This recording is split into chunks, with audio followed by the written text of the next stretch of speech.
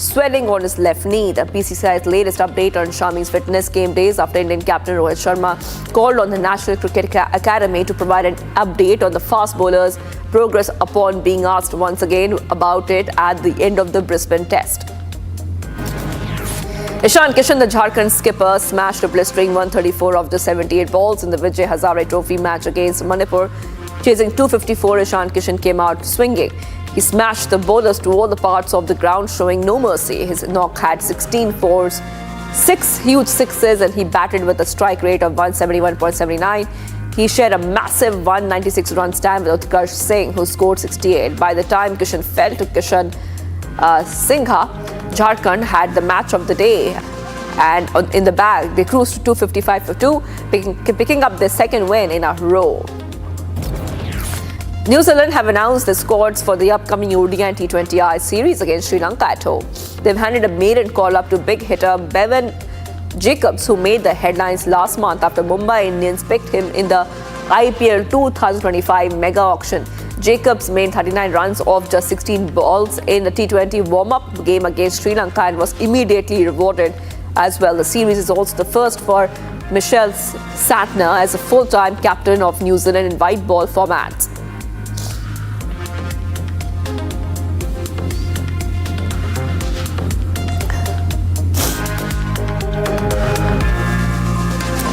And tracking on the buzz, it's time to move on to the world of entertainment. We bring you the highlights from the world of cinema and we unravel all the updates coming in from the world of Hollywood, Bollywood and other entertainment news. Let's get started.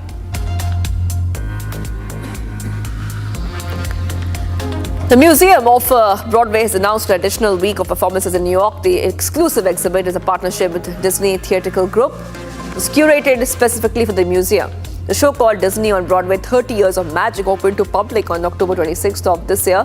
The museum includes exhibits and artifacts of celebrated film movies like The Lion King, Frozen, Mary Poppins, Aladdin, Beauty and the Beast and many more. The exhibit will be on display till Jan 5th, 2025.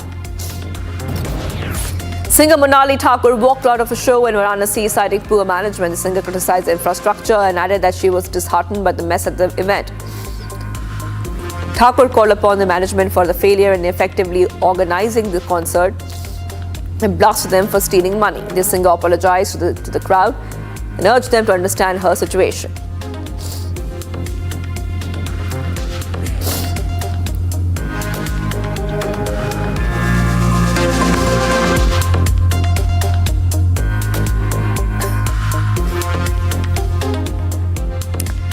Viewers, that's all we have on Quick Morning. We will be right back with much more and all the breaking news updates only on India's #1 news channel, Republic TV.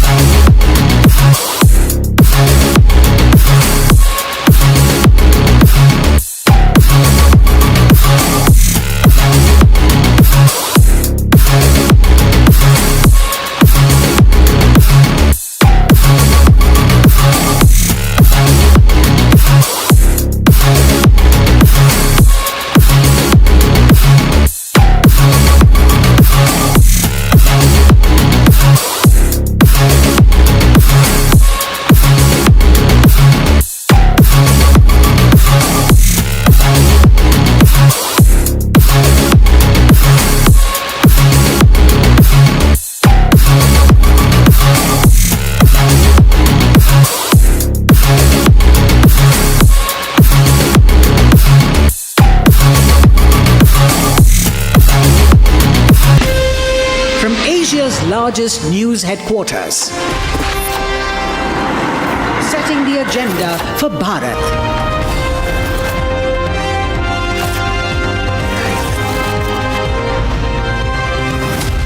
You're watching Republic.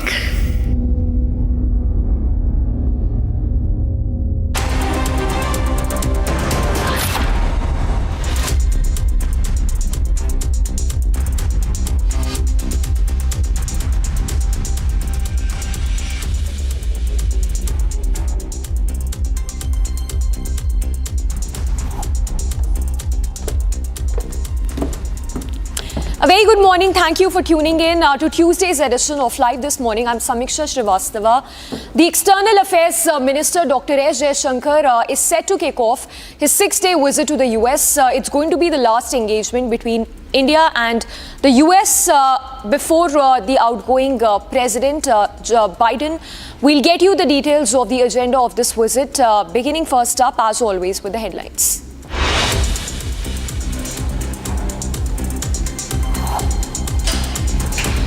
Actor Allu Arjun summoned by Revant Reddy's corps to reach police station at 11 a.m.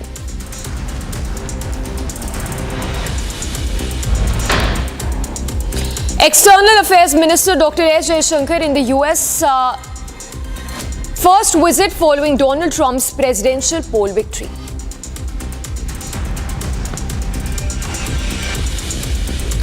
Veteran filmmaker Shyam Benegal passes away at 90. Tributes pour in from all corners of the nation.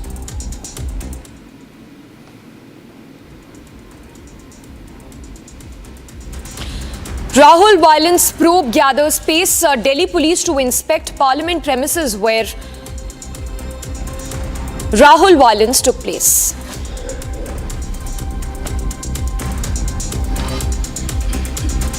United States Central Command prepares to strike Houthi targets in Yemen. Sailors aboard USS Harry S. Truman on high alert.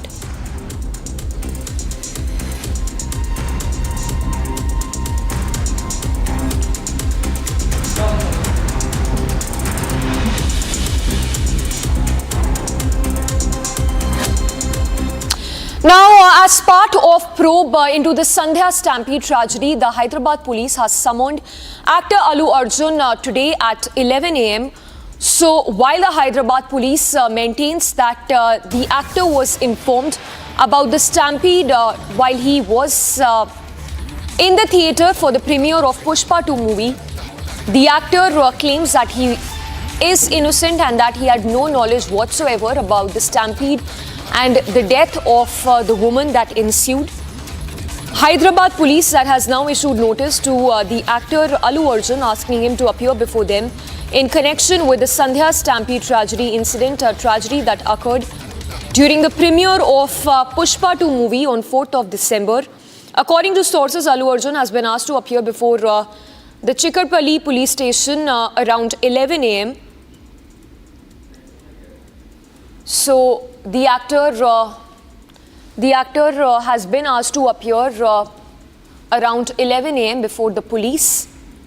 The Hyderabad police maintains that the manager of the actor was conveyed about the stampede-like situation on 4th of December. However, it was not paid heed to, something which has been countered by the actor claiming that he is innocent. He had absolutely no knowledge about the death of the woman during the premiere of the movie. Let's first up go across to Aneri joining us with the latest on that. Aneri, good morning. The actor has been summoned at 11 a.m. by the police. Once again, if you can run us through the pointed charges that have been made by the Hyderabad police on how the actor's manager was informed about the stampede situation on 4th of December.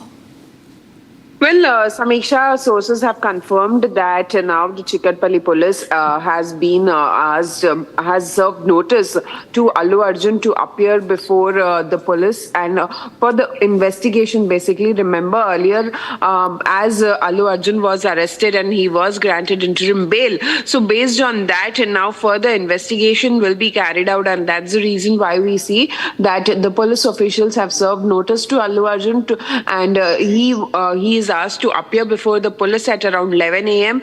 He is asked to come to Chikatpalli police station for further questioning. Well, this has been going on since the time when we see that the incident that had taken place on 4th of December, where one woman lost her life and her son is still undergoing treatment at the hospital. But yes, now further investigation will be taken up into this matter, as we also see that the police officials have released a video, CCTV video of 4th of December, where Yes. the police has been claiming that there was a huge crowd. The bouncers of Allu Arjun were seen pushing the crowd, and that led to a stampede-like situation there.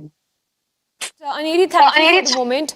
We will keep coming back to you for more updates. For now, let's also tell our viewers about the vandalism at the actor's residence days after the Sandhya Stampede tragedy. Of the 6 vandals who were booked by the Telangana police, 2 of them are said to be linked to the Congress. In fact, one of the vandals is said to be the Kodangal district Congress chief. So clearly, heat that the Congress government is facing in Telangana for alleged link to the vandals who were involved in the violence at the actor's residence on Sunday. The politics over Pushpa 2 star Allu Arjun's arrest is only snowballing. A day after Allu's residence was vandalized, the BRS claimed that the attacker is an aide of the Chief Minister Revanth Reddy. BRS strongly condemned the attack on film star Allu Arjun's house. What is more shocking is that one of the accused belongs to Congress party. He is an elected leader of their youth wing, and Congress encouraging such acts are not correct, and we strongly demand the police should take strong action on these people who have done this vandalism. Violence has no space in democracy, and especially once after the cases are filed, the film star already is facing the cases, gave his side of version, and politicizing this, going to the personal egos, is not at all correct in this kind of situation.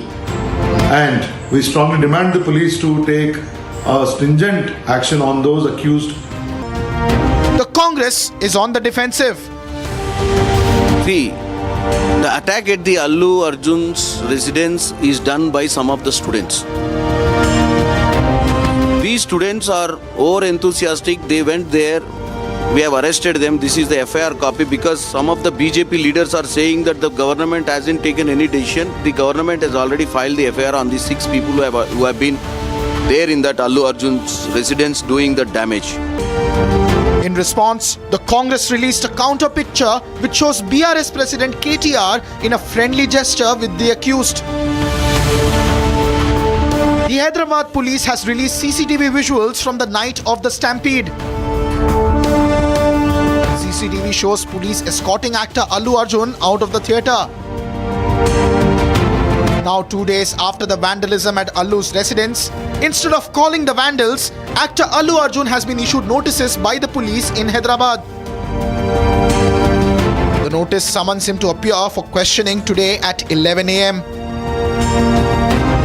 The summons are related to the tragic stampede incident that occurred on December 4th at the Sandhya Theatre during the premiere of Pushpa 2.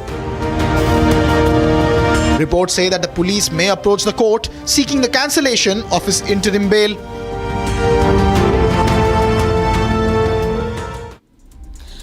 And yes, we are closely tracking the visit of the External Affairs Minister Dr. S. Jaishankar to the US. He is set to kick off the 6-day visit to the US starting today until the 29th of December. A very crucial visit by the External Affairs Minister Dr. S. Jaishankar, who will be holding meet with his counterpart Antony Blinken. And the discussions will be centered around bilateral, regional and global issues as well. The External Affairs Minister will also chair a conference of the Consul General of India in the US and will hold talks with his, like we told you, US counterpart Antony Blinken and other officials in what is likely to be the last engagement between India and the outgoing Biden administration. We have guests joining us on the broadcast this morning. We have Mark D. Ivanyo. He is a foreign affairs expert and executive director of Republicans for National Renewal. He's joining us from the US. Mr. Ivanyo, appreciate you joining us on the broadcast. If you can tell us first up where you are live from in the US. And also we have Patikrit Ben, who's joining us. He's a geopolitical strategist joining us live from the national capital. Mr. Ivanyo, good morning. If you can first up talk to us about the ties between India and US during the Biden administration, because this visit by the External Affairs Minister, Dr. S. Jaishankar, is more like a seal when it comes to the relationship between the two countries during the tenure of the Biden administration. Well, look, good morning to you all and good evening. I am actually here live in the great state of Texas, and so it is 7:40 p.m. for me. But very happy to join you. Thank you for inviting me here. In regard to your question, with the Biden administration, and I've mentioned this before on Indian media, but they've kind of operated the same in a lot of countries in that they push their liberal globalist agenda through the State Department. And so I think the relationship between the United States and India during the Biden administration has been one where the State Department has pushed for George Soros NGOs funding. They've pushed for the liberals, the communists. And so it's been kind of a one-sided relationship, I would say, in many different ways. So that's why we're looking forward to President Trump taking over, and we'll see a little better cooperation, especially between the United States and India. President Trump is a great friend of Prime Minister Modi.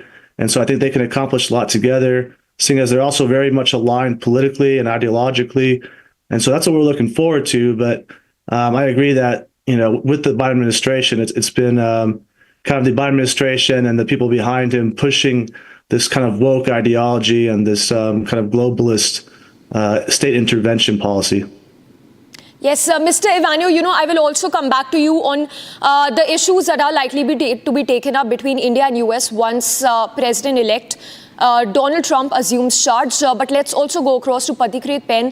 Mr. Pen, if you were to talk about the two issues which predominantly dominated the issues between India and US during Biden administration, what will those issues be, particularly regarding the tariff policies between India and US?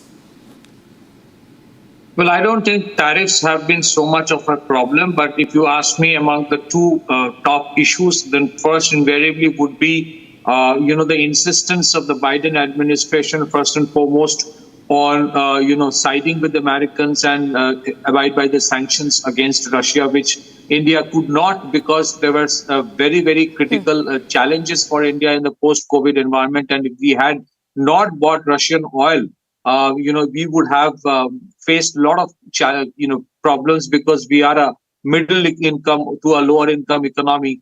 And so if you look at from that perspective, India's decision of not abiding by the American sanctions against Russia also indeed helped the American and the European economies, because a lot of oil from India, which was coming to get refined in India from Russia, was eventually exported there also to United States. The other issue invariably, as Mark rightly mentioned, that even though, we are a strategic partner of United States, there are many areas of convergence, and some positive work things also did happen during Biden administration. But there has been too much of, the George Soros affair. There has been too much of interference. There has been too much of finger pointing in, allegations, deliberate false allegations, maligning of our industrialists. There has been these reports by United States Commission for International Religious Freedom to target us, by projecting that we are a majoritarian country, even though we are one of the most vibrant democracies of the world. There has been too much of interference in terms of, there are allegations of interference even during election by certain big tech companies. There are allegations of, funding of civil unrest, and with the ultimate objective of creating anarchy. So there has been challenges where, there have been people like Gurupatpan Singh Pannu, who has been is a designated terrorist, and he is being used from United States by the Biden administration. Yes, to be a Patikrit, problem in important India. that you mentioned here about the deep state link which has surfaced. We will discuss that in detail, but let's go across to Evanio again. Mr. Evanio, your thoughts on those two issues that will predominantly be taken up during Biden's administration when we talk about trade policies and, beg your pardon, during Donald Trump's administration when it comes to the trade policies, and also talking about the other issue being the Bangladesh minorities issue, how minorities are being subjected to such atrocities. Do you think that is one issue that is going to be taken up strongly by Donald Trump, given that he's been very vocal about the atrocities against minorities under Yunus administration? Yes, well, to begin with your first question in regard to U.S.-India trade, India is, or the United States is India's second largest trading partner.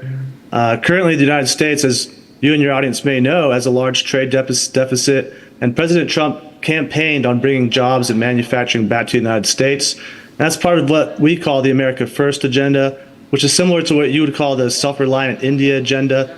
And President Trump will probably ask that the Indian market be opened up more for United States companies in certain sectors.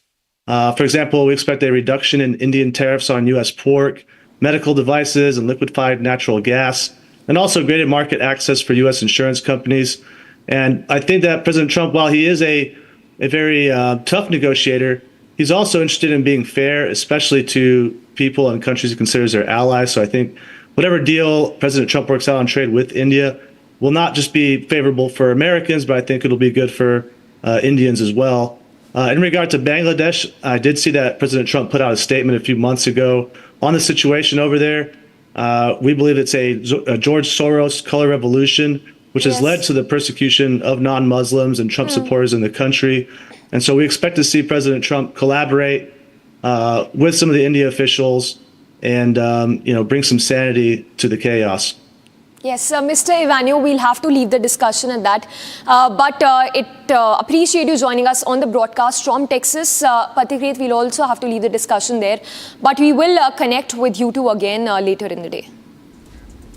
And let's track the other big story that we've been tracking. This is, of course, Sheikh Hasina's ouster. The Yunus administration has officially communicated to India that they would want the country to extradite Sheikh Hasina at the earliest, something which the Ministry of External Affairs has taken up. They've confirmed, the Ministry of External Affairs has confirmed that a diplomatic communication has been received from the Yunus administration regarding the extradition of the ousted Prime Minister Sheikh Hasina, saying that it has no comments to offer at the moment on the matter.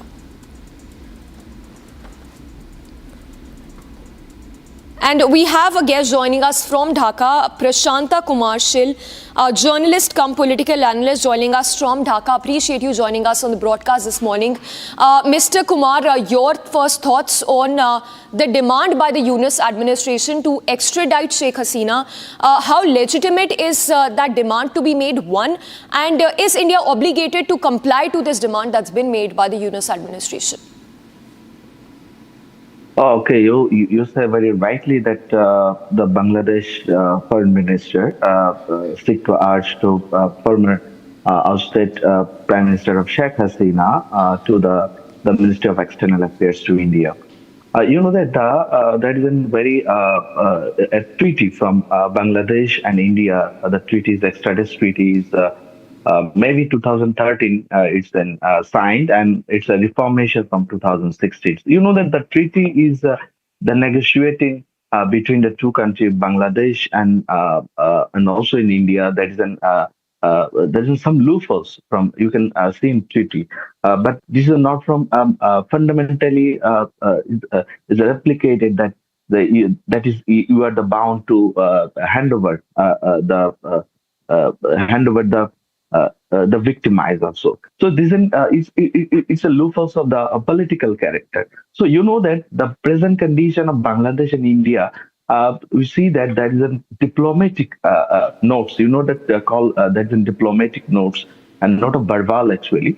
So the Bangladesh government sent to the Indian government to diplomatic notes yesterday. So you thought that the diplomacy is a very sophisticated area, and sophisticated mind, and sophisticated closed discussions. You can ask them something, seek something, and you can just want something. But we see that the thoughts is come from the media. That's why we see that the diplomacy, India and Bangladesh, between the diplomatical thoughts is not stabilized. So that's why it's come from the media. So we know that the role of the thought of diplomacy, that is some diplomatical term, that is in public diplomacy, that is a media diplomacy, and one is media broker diplomacy. So we see that in the very wide glance, the Bangladesh between Indian diplomacy is now in swing. That's why it goes to the media. Media, we have to see that everything is judgmented by the media. So that is very much shocking for any thinking. From the also in the this is not for solution from come from the media. The diplomacy bargaining situation from country to country, person to person, and diplomat to diplomat. So I think it's a very very new reformation. My observation, new reformation found in from Bangladesh and Indian relations present time. Mr. Kumar, just a quick follow-up question. Last visit by India's foreign secretary was by Vikram Misri to Dhaka. India strongly took up the issue of atrocities of minorities, be it Hindus or even Buddhists in Bangladesh. How do you think Bangladesh interim government has responded to this? Because India's stand has been very firm about it, that India will rebel and will take up this issue with the Dhaka officials regarding how atrocities are being treated under the Yunus administration. You know that the minority issues in Bangladesh, not from the issues is talk about from Bangladesh, is an world concepting issues. You know that there is in minorities in Bangladesh is targeting not from 2024. It's starting from 1947. So that's a radically they are decreasing the minorities in Bangladesh. So that's my observations. Why minority is reducing in this belt? Why the minorities targeting the political manifestations? They are not from the political desireless, but they are also targeting some specific forms. That's why the people, the government of people are not from focusing in these issues. Now it's a topics from the world topics. Because why you know that the minorities in those, they are not from a desirations, from aspirations, from ruling something here. But you know that the situation from 5th August, you know that outside former Prime Minister Sheikh Hasina, there is some law and order situations. And law and order situations is not in controlling some moment, and we see that is in targeting, the sophisticated targeting, meticulously designed from that targeting the Hindus minorities, their homes, their livestock, their lives, and everything. So you know that this is a very concerning issue. There is a fundamental issues and the humanitarian issues. Why the minorities are in targeting for this? So it's a pathetic. It's a pathetic Yes. for everyone. You know Kumar, that. Mr. Kumar, we will leave the discussion at that, but we expected a stronger stand, when it comes to the atrocities against minorities, given that there is clearly no denial that the Hindus, the Christians, and even the Buddhists are being persecuted in Bangladesh under Yunus administration. And let's now shift to the other global story that we are tracking. This is the terror attack in German city.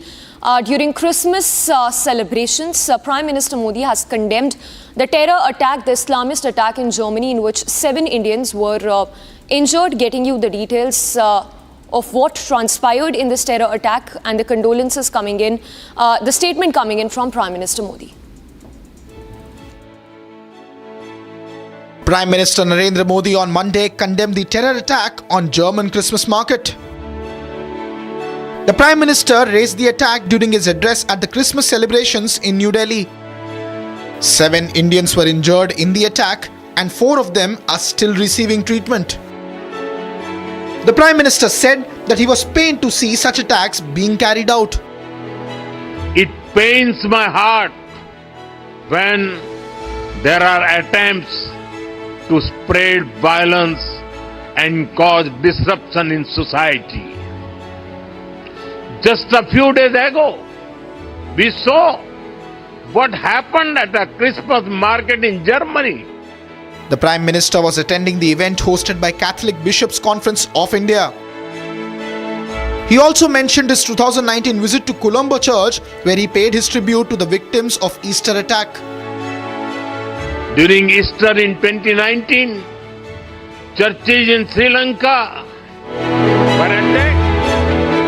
I went to Colombo to pay homage to those who lost in the bombings. The Prime Minister said that while other nations only lecture on human rights, only India steps forward. He added that India has been a good Samaritan supplying vaccines and medicines during the COVID pandemic. During the event, the Prime Minister interacted with key leaders of the Christian community. He extended Christmas greetings to the Christian community. Now, condolences have been pouring in for veteran filmmaker Shyam Benegal, who breathed his last on Monday. We get you this report on the life and times of the veteran filmmaker Shyam Benegal. Shyam Benegal, the legendary filmmaker who revolutionized Indian cinema, passed away on Monday at the age of 90. Benegal had been unwell for some time as he was suffering from a kidney ailment. He was frequently visiting the hospital and was on dialysis. Benegal's career spanned over 5 decades, during which he made movies highlighting issues of gender, caste, and societal norms. Born on December 14, 1934 in Hyderabad, Shyam Benegal grew up in a household that made him aware and sensitive towards various social issues. His phenomenal and unforgettable debut movie Ankur is considered as one of the masterpieces of Indian parlor cinema. Over the years, Benegal directed movies like Nishant, Manthan, Bhumika and Mandi. These films were not only masterpieces but also introduced actors like Smita Patil, Nasiruddin Shah and Om Puri. Not only cinema, Benegal also revolutionized television with projects like Bharat Ek Khoj and Samvidhan. Benegal was a recipient of numerous national and international awards. He was awarded Padma Shri in 1976, the Padma Bhushan in 1991 and the Dada Saheb Phalke Award in 2005. Benegal is survived by his wife Neera Benegal and daughter Pia. His funeral will be held in Mumbai today with his family, friends and admirers in attendance. As nation bids goodbye to one of its greatest directors, Shyam Benegal's stories will continue to live on.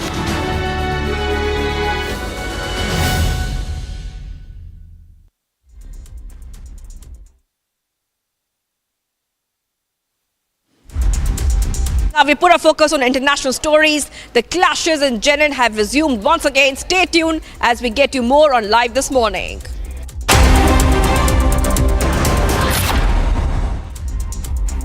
Amity has been ranked India's #1 not-for-profit private university for 11th year, with top 10 ranked institutions in management, engineering, biotech, law, mass comm, telecom, hospitality, fashion and more. Yet another top ranking for Amity University.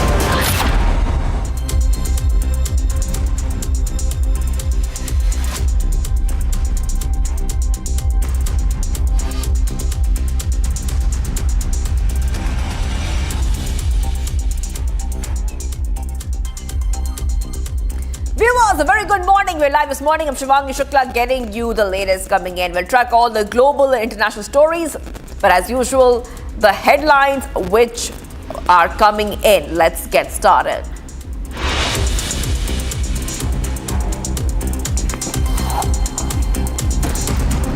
U.S. Central Command prepares to strike Houthi targets in Yemen. Sailors are aboard USS Harry S. Truman on high alert. External Affairs Minister S. Jaishankar in U.S. for 5-day visit. EAM's first visit following Donald Trump's presidential poll victory. French President Emmanuel Macron announces a new government appoints a team under PM to pull out France out of the political crisis. Sudan's southern region battered with floods. Over 370,000 people have been displaced. Roads infrastructure are severely affected.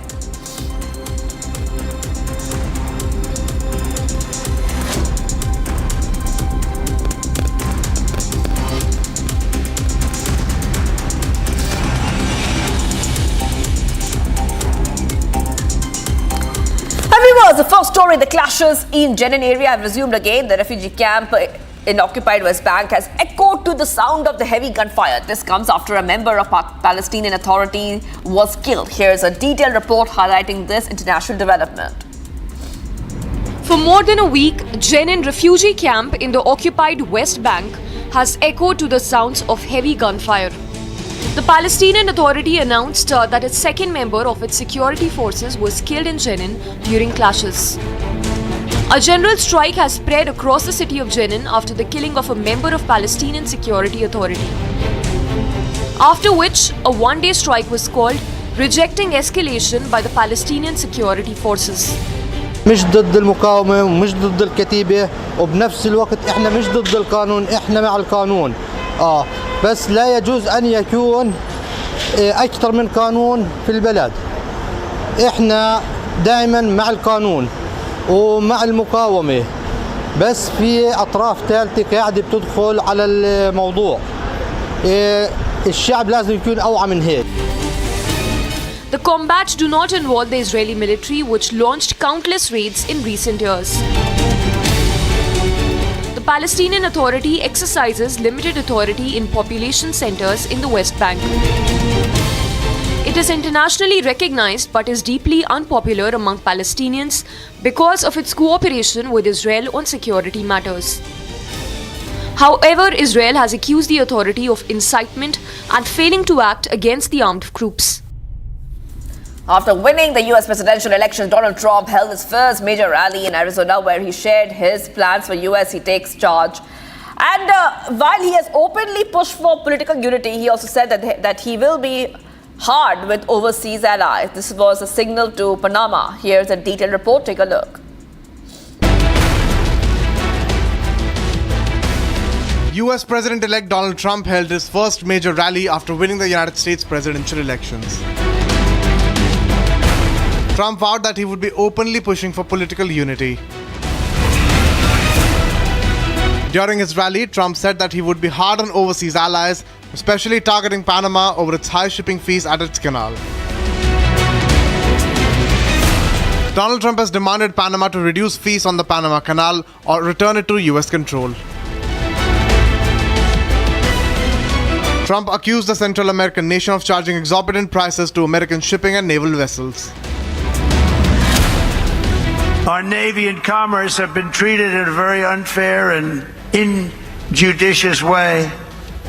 The fees being charged by Panama are ridiculous, highly unfair, especially knowing the extraordinary generosity that has been bestowed to Panama, I say very foolishly, by the United States.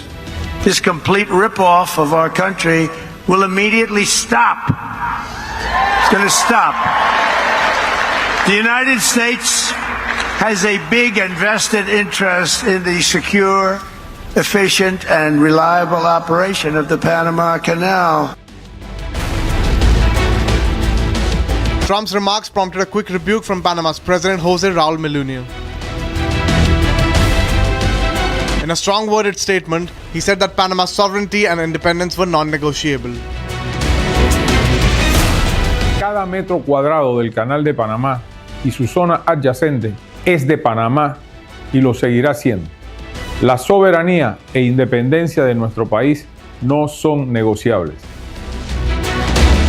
President Mulino further said that all the fees for ships crossing canals are set by experts who take the operational costs and supply-demand factors in account. Mulino was elected as president in April this year and is known for his alignment with Trump on various issues. The United States built Panama Canal in the early 1900s and it helped the transit of commercial and military vessels between its coasts. Colombia controlled Panama until 1903 when US backed the coup and helped Panama achieve independence. After a period of joint control, Panama took sole control in 1999. The 51-mile Panama Canal cuts across the Central American nation and is the main link between Atlantic and Pacific Oceans.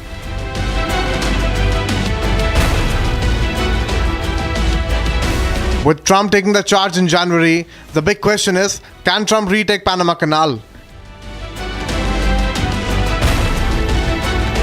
Nigeria is grappling with recurring oil spills. This comes in just a day after a deadly stampede killed more than 30 people on December 22nd. The country is going through a humanitarian crisis and continues to seek aid from abroad. Here's a detailed report. Take a look.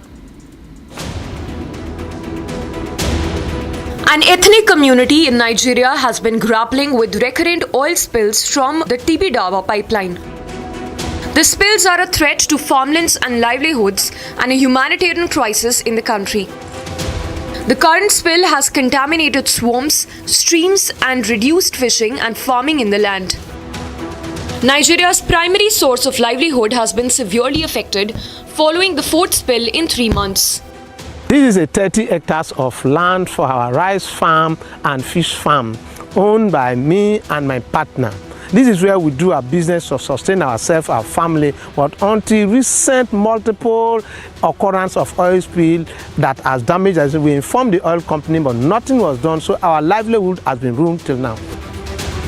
The community is seeking long-term solution to prevent further spills and safeguard the environment. This comes just as the community is recovering from a devastating loss. There is hungry in this Nigeria. Everybody needs food. Every Nigerian needs food. We need help. We need help. Come and see a lot of people that die. The woman. They just opened the gate.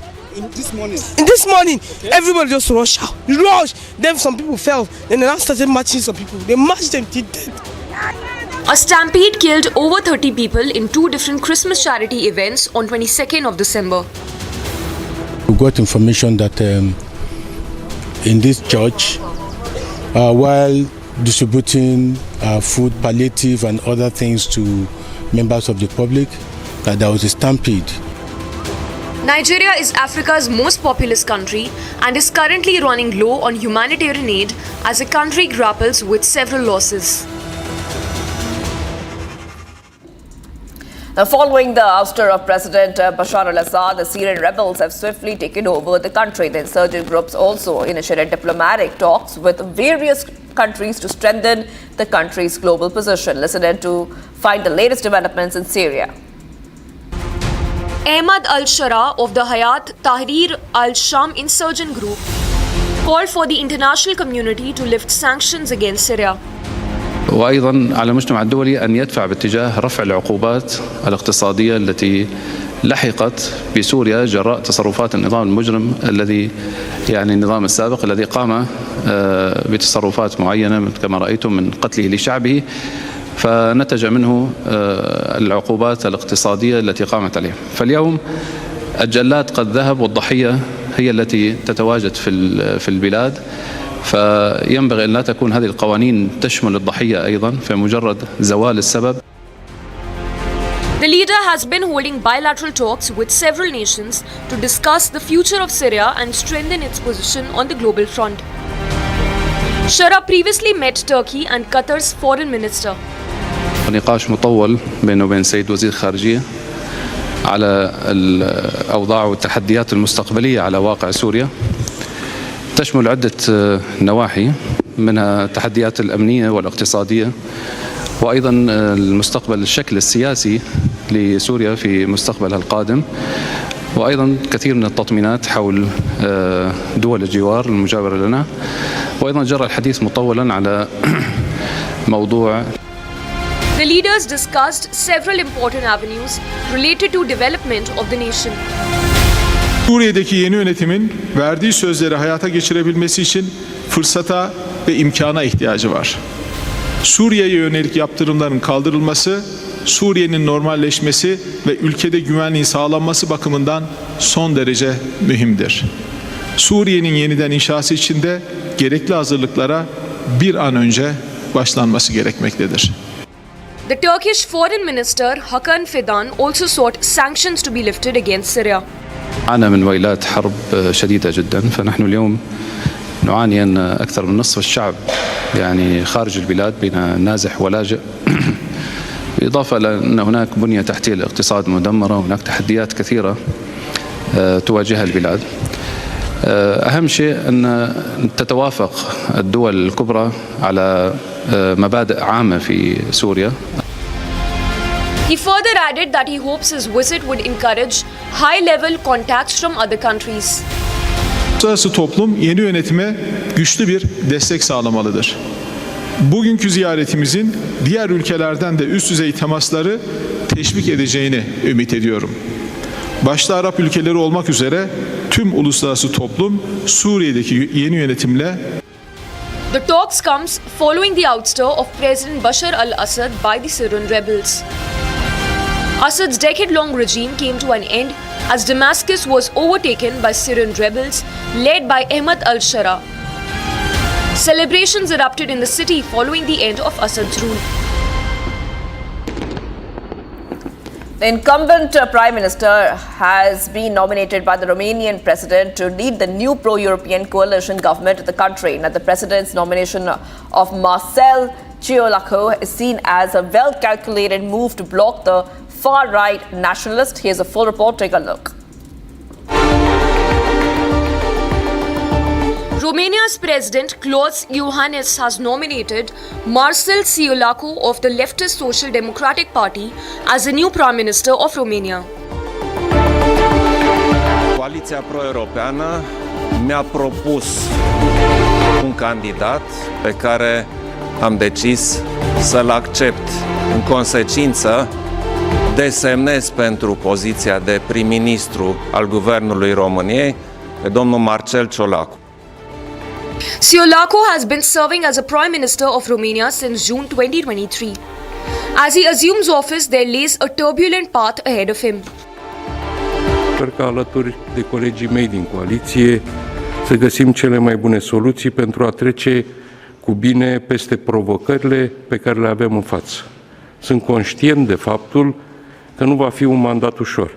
Esențial este ca acest guvern să restabilească încrederea investitorilor și să asigure un climat predictibil pentru mediul de afaceri. Ciolacu's victory came in the midst of a political deadlock as elections were annulled due to the allegations of electoral violations against Călin Gheorghiu, an outsider from the far right who won the first round. Further allegation of Russian interference over ballots emerged after plummeting Romanian election into a turbulent affair. The parliamentary election followed a presidential election in which Ciolacu finished third. Marcel Ciolacu's nomination will further be ratified by the lawmakers. Now, PSD, the central-right National Liberal Party, the small ethnic Hungarian UDMR party and national minorities are expected to be part of the new pro-European coalition. Meanwhile, new dates will be announced against the revoked presidential elections, with the three parties unanimously choosing a candidate for the same. This action is thought to be a calculated attempt to ward off influence of far-right factions from parliamentary affairs and expose anti-establishment sentiment in both EU and NATO member states.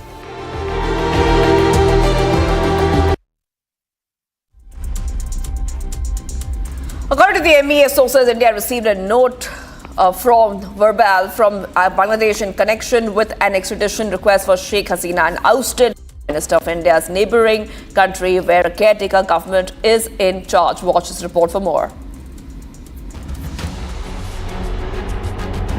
Amid the straining India-Bangladesh ties, the interim government in Bangladesh has sent a diplomatic note to India. The Yunus-led interim government has urged India to send deposed Prime Minister Sheikh Hasina back to Dhaka. MEA sources have confirmed receiving a formal letter from the Bangladesh High Commission. The development comes after Bangladesh sent a letter to the Foreign Ministry to facilitate Sheikh Hasina's extradition from India. Earlier in September, Mohammad Yunus stated that no one likes Sheikh Hasina speaking while sitting in India. I think the government has said right from the very beginning, we are prepared to work with the current government. But we have told them now during the talks on 9th of December that there has to be an elected government. We will do serious business only when there is an elected government. Otherwise, it is just routine business, humanitarian aid and so on. So we hope that the Bangladesh government will, the interim regime, the interim administration will take note of this, will arrange for early elections, will actually, there will have to be a new interim regime because this regime is completely illegal. And they have put in, all kinds of Islamists and other people in this group who are not able to really run the administration at all. Under the extradition treaty between Bangladesh and India, Yunus's administration plans to bring Hasina back to face the charges. These charges include allegations of mass killings during the protests.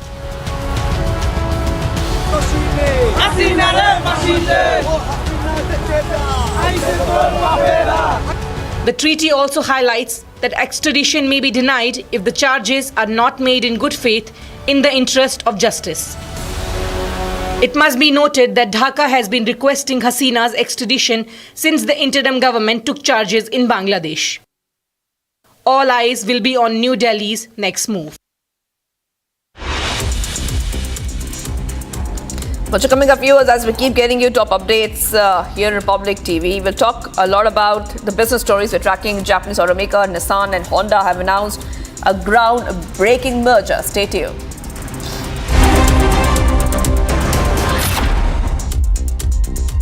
उस दिन sunset देखने छज्जे पे चढ़ा, टूट गया। हाँ, तो किसने बोला घर की दीवार पे रॉक क्लाइंबिंग करने को? सफीना बदतमीजी। समझ गया। मेरे पास आप दोनों की प्रॉब्लम की मेडिसिन है।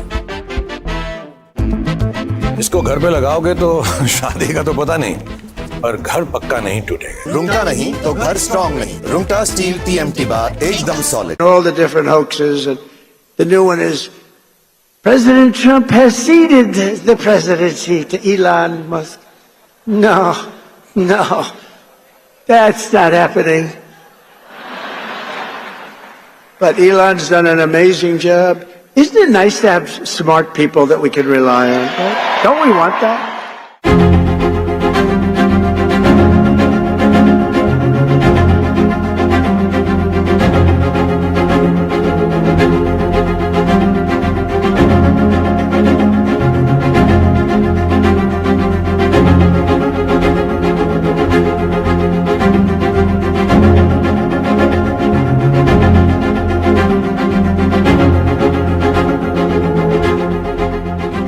All the different hoaxes, and the new one is President Trump has ceded the presidency to Elon Musk. No, that's not happening. But Elon's done an amazing job. Isn't it nice to have smart people that we can rely on? Right? Don't we want that? And he supplied Starlink for North Carolina when they had no form of communication. They said, sir, do you know Elon Musk? Yeah. Well, we can't get Starlink. It's very hard to get. And I called Elon, we have to get some up there. You got to get some up there. And he got over 2,000 units. It's a lot. And they flooded it with Starlink, and it was so good. It saved a lot of lives, so we want to thank him. But no, he's not going to be president, that I can tell you. And I'm safe. You know why? He can't be. He wasn't born in this country.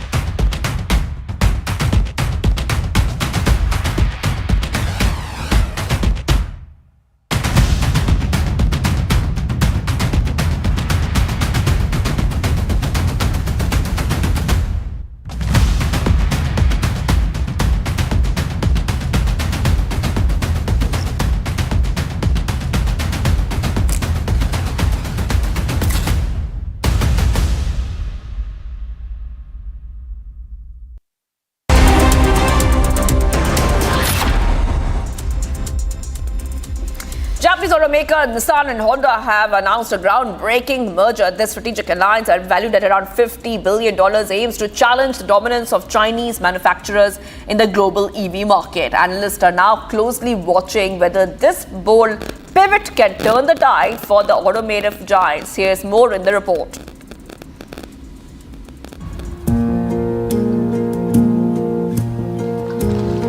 It's a pivotal moment in EV industry. Legacy Japanese automakers Honda and Nissan have announced the plan to merge, resulting in a joint venture creating a third entity that will be the world's number 3 EV maker. 一方、両社のトップマネージメントの間では、現在すでに顕在化しつつある自動車産業の地殻変動を将来にわたって見通したときに、これからのモビリティは従来のハードウェアの差別化ではなくて、それに加えて知能化電動化を中心にそのありようが大きく変わっていくだろうという認識をさらに。The new venture will be led by Honda's management initially and will go live on the Tokyo Stock Exchange by 2026. Nissan Alliance member Mitsubishi Motors also agreed to join the talks on integrating its business. Analysts say that the merger of three could result in a market cap of more than $50 billion. The announcement comes at a time when the global EV market is facing slump due to sanctions and bottlenecks in quality assurances. こうした議論の結果、その実現方法としては、両社の経営統合の検討を行うことが最も合理的ではないかと考え、それに向けた検討を正式に開始するという本日の基本合意に至った次第です。Earlier this year, Nissan announced plan to downsize 20% of its global production capacity by cutting down 9,000 jobs. Post-sales dipped in key China and US markets. Meanwhile, Honda's revenue reeled under pressure due to downward sales in China. Renault, Nissan's largest shareholder, said it would discuss with Nissan and consider all options, possibly giving the merger a nod. The announcement also surged the shares of three companies by over 2% and 3.8%. It remains to be seen whether or not the merger will succeed in offsetting Chinese sales as envisioned or trudge down like the Nissan and Renault joint venture. What's coming up, viewers, as we are live this morning, we'll put a focus on the other stories coming in, especially the sports stories, as Mohammad Shami will not be considered for the fourth and fifth tests of the ongoing Border Gavaskar Trophy due to swelling on his left knee. Stay tuned.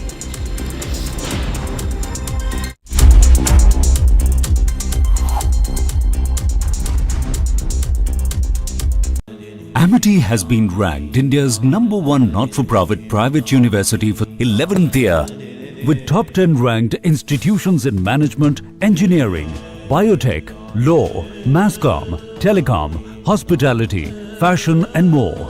Yet another top ranking for Amity University.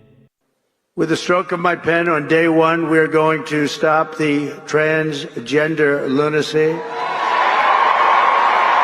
Under the Trump administration, it will be the official policy of the United States government that there are only two genders, male and female.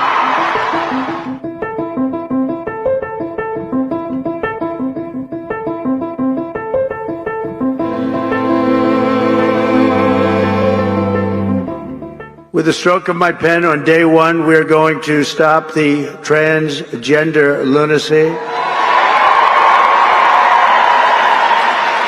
And I will sign executive orders to end child sexual mutilation, get transgender out of the military and out of our elementary schools and middle schools and high school.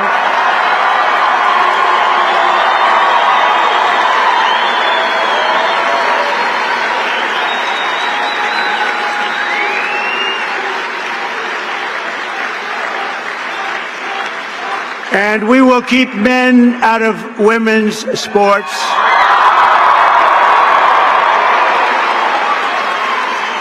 And that will likewise be done on day one.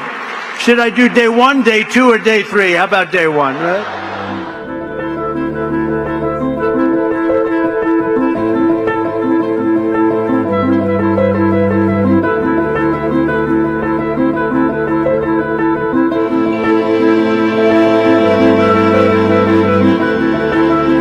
Under the Trump administration, it will be the official policy of the United States government that there are only two genders, male and female.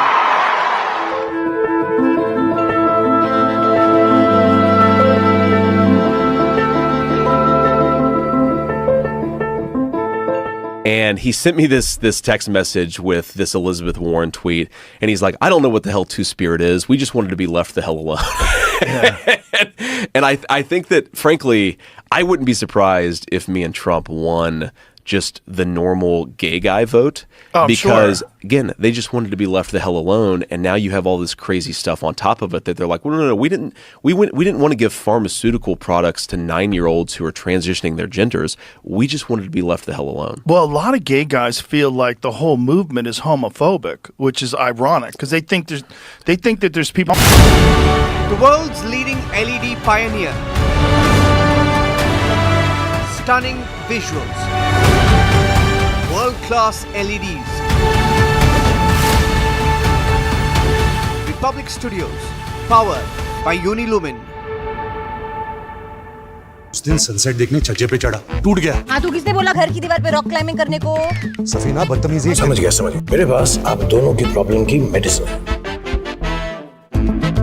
इसको घर पे लगाओगे तो शादी का तो पता नहीं, पर घर पक्का नहीं टूटेगा। रुंगटा नहीं तो घर स्ट्रॉन्ग नहीं। रुंगटा स्टील TMT बार एकदम solid.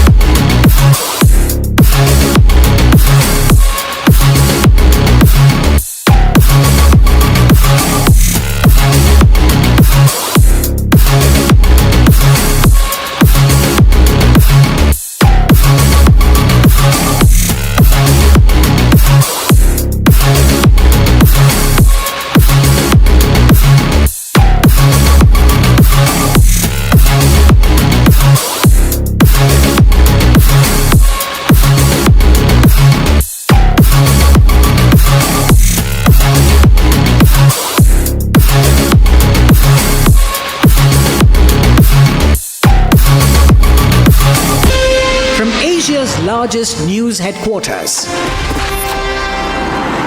setting the agenda for Bharat.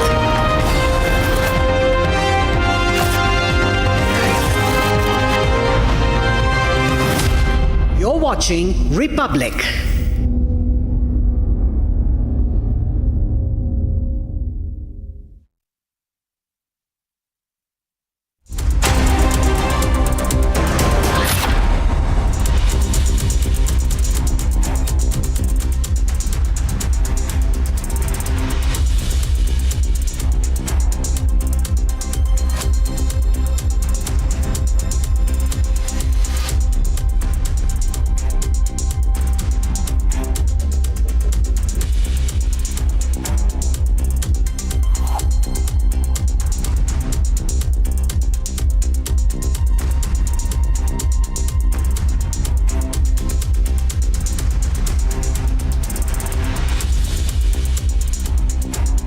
Amity has been ranked India's #1 not-for-profit private university for 11th year, with top 10 ranked institutions in management, engineering, biotech, law, masscom, telecom, hospitality, fashion and more.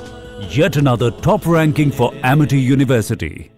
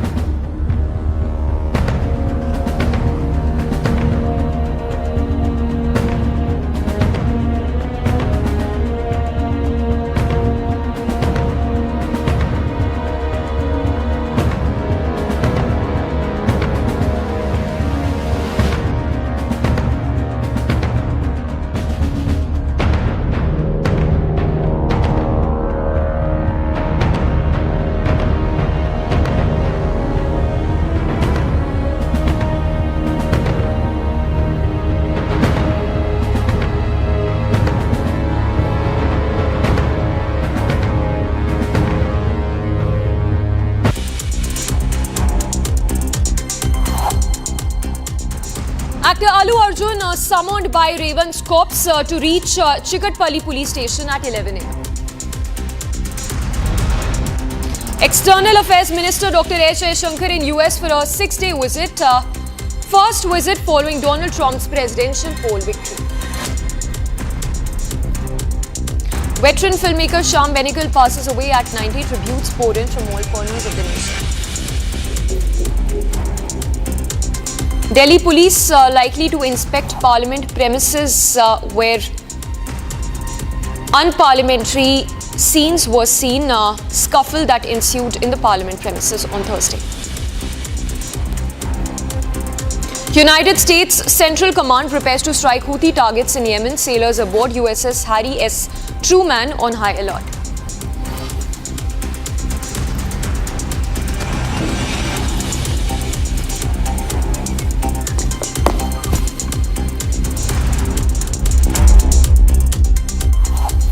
Very good morning. It's 8 a.m. I'm Samiksha Srivastava. We begin first up with the latest in the ongoing probe in Sandhya Stampede tragedy. The Hyderabad police has issued a notice to actor Allu Arjun to appear before the police station at 11 a.m. This in the backdrop of the Hyderabad police issuing a statement claiming that the actor's team was informed about the stampede on 4th of December. Despite that, his team did not pay heed to the situation in the Sandhya theatre. All those details in this report. The politics over Pushpa 2 star Allu Arjun's arrest is only snowballing. A day after Allu's residence was vandalized, the BRS claimed that the attacker is an aide of the Chief Minister Revanth Reddy. BRS strongly condemned the attack on film star Allu Arjun's house. What is more shocking is that one of the accused belongs to Congress party. He is an elected leader of their youth wing, and Congress encouraging such acts are not correct, and we strongly demand the police should take strong action on these people who have done this vandalism. Violence has no space in democracy, and especially once after the cases are filed, the film star already is facing the cases, gave his side of version, and politicizing this, going to the personal egos is not at all correct in this kind of situation. And we strongly demand the police to take stringent action on those accused. The Congress is on the defensive. See, the attack at the Allu Arjun's residence is done by some of the students. These students are over enthusiastic. They went there. We have arrested them. This is the FIR copy because some of the BJP leaders are saying that the government hasn't taken any decision. The government has already filed the FIR on the 6 people who have been there in that Allu Arjun's residence doing the damage. In response, the Congress released a counter picture which shows BRS President KTR in a friendly gesture with the accused. The Hyderabad police has released CCTV visuals from the night of the stampede. CCTV shows police escorting actor Allu Arjun out of the theatre.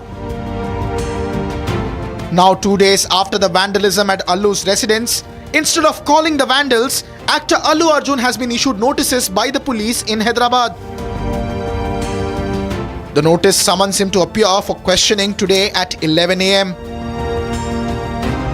The summons are related to the tragic stampede incident that occurred on December 4th at the Sandhya Theatre during the premiere of Pushpa 2. Reports say that the police may approach the court seeking the cancellation of his interim bail. Now, the US administration has issued an official communique to the Indian government asking the Indian officials to expedite the process of extradition of Sheikh Hasina, who is ousted from power this year. Getting you the details of that communique by the US administration and the response coming in from the Ministry of External Affairs on the extradition demand by the US administration. Amid the straining India-Bangladesh ties, the interim government in Bangladesh has sent a diplomatic note to India. The Yunus-led interim government has urged India to send deposed Prime Minister Sheikh Hasina back to Dhaka. MEA sources have confirmed receiving a formal letter from the Bangladesh High Commission. The development comes after Bangladesh sent a letter to the Foreign Ministry to facilitate Sheikh Hasina's extradition from India. Earlier in September, Mohammad Yunus stated that no one likes Sheikh Hasina speaking while sitting in India.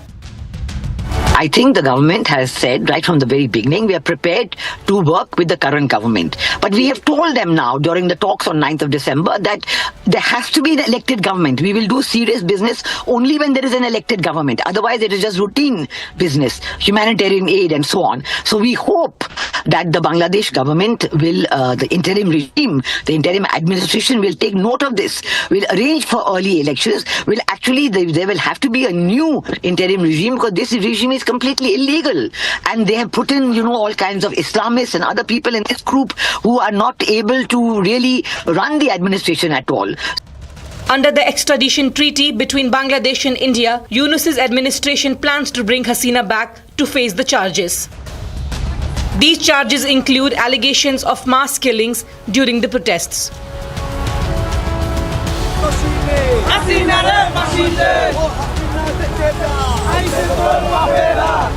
The treaty also highlights that extradition may be denied if the charges are not made in good faith in the interest of justice. It must be noted that Dhaka has been requesting Hasina's extradition since the interim government took charges in Bangladesh. All eyes will be on New Delhi's next move.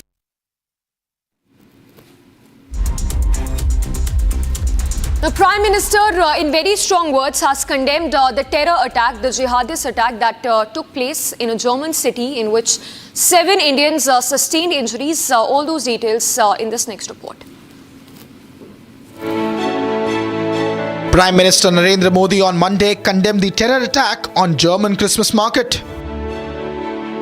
The Prime Minister raised the attack during his address at the Christmas celebrations in New Delhi.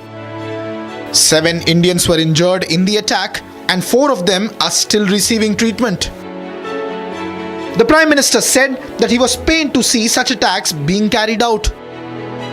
It pains my heart when there are attempts to spread violence and cause disruption in society.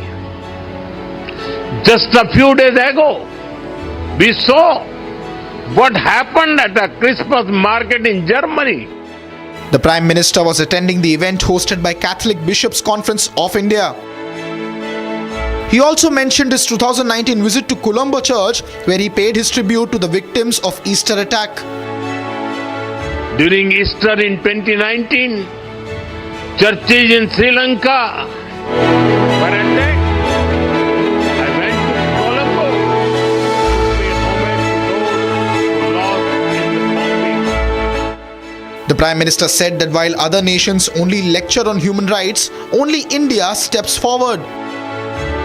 He added that India has been a good Samaritan supplying vaccines and medicines during the COVID pandemic. During the event, the Prime Minister interacted with key leaders of the Christian community. He extended Christmas greetings to the Christian community. Now, as crackdown on Khalistani terror continues, the police has arrested, it's the National Investigation Agency that has arrested Jatinder Singh, a key terrorist aide from Mumbai. All those details in this next report. In a big breakthrough, the NIA arrested a key terrorist aide from Mumbai in the Punjab terror conspiracy case. Key aide of Khalistani terrorist Lakhbir Singh Landa and gangster Pavitar Batala named Jatinder Singh was arrested. Jatinder Singh was involved in many terrorist conspiracies in Punjab. He has been smuggling weapons from Madhya Pradesh and using them in Punjab. The arrest came following the encounter killing of 3 Khalistani terrorists in a joint operation by the UP and Punjab police. दिनांक 18/12/2024 को पंजाब में जिला है गुरदासपुर, वहाँ का थाना कलानौर है और चौकी बख्शीवाल है। वहाँ पे ग्रेनेड से हमला हुआ था, मुठभेड़ हुई, जिसमें 3 लोग हैं। ये इनके इलाज के लिए भेजा गया, उपचार के लिए भेजा गया, उसमें इनकी अंत में जाके यहाँ पे डेथ हुई है। इनके कब्जे से 2 AK मॉडिफाइड मिली हैं, 2 विदेशी ग्लॉक पिस्टल्स हैं, काफ़ी भारी मात्रा में कारतूस हैं। Republic was the only channel reporting live from the encounter site in Pilibhit's Puranpur area. That those 3 terrorists have links with Khalistani Zindabad Force, KZF. So at this point in time, what has happened that the Punjab police has got some crucial inputs that they are residing in the Pilibhit area. Here you can see what has happened, that this is the Churanpur area from where the security forces was coming, and from this very side, those 3 accused were arriving on a bike. So at that point in time, what happened that the Punjab police and the UP police has basically requested them to stop there, but they didn't listen, and then they found out a safe way to move from this very direction through a farmland. Here you can see this is a farmland where they have tried to enter and escape from this very route. At that point in time, they tried to attack the cops, and here you can see, I would like to request my VJ to show you the visual when they basically started firing at the police, the vehicle which the police was using at that point in time. The front shield of the glass of that vehicle was basically shattered, and after that, then again the police team have requested them to surrender, but they kept on firing on the security forces. Those white spots which has been basically identified and basically marked by the security forces at this point in time. So in that incident, what we have seen that 3 terrorists of age group 18 to 25 have been identified by the security forces, which have been identified as Varinder Singh alias Ravi. Second one has been identified as Gurvinder Singh, and third one has been identified as Jaishankar Singh alias Pratap. So at this point in time, this is a very big win for the security forces. Meanwhile, the Congress questioned the AAP government in Punjab over the law and order situation in state. Punjab के हालात तो खराब हैं, ये तो गृह मंत्री ने भी माना था जब गुजरात के चुनाव थे। पता नहीं इसके ऊपर ध्यान क्यों नहीं देते, जब ये माना है गृह मंत्री ने कि पंजाब में सब कुछ ठीक नहीं है, हैंड ग्रेनेड की घटनाएं निरंतर होती जा रही है और पुलिस स्टेशन तक सुरक्षित नहीं है। और आपने कहा कि सुरक्षा बल और बढ़ाए गए हैं डीजीपी के ऑफिस के, बल्कि डीजीपी के हेडक्वार्टर पर, तो आप समझ लो कि मामला तो गड़बड़ है। Congress MP Sukhjinder Singh Randhawa also wrote to the Union Home Minister.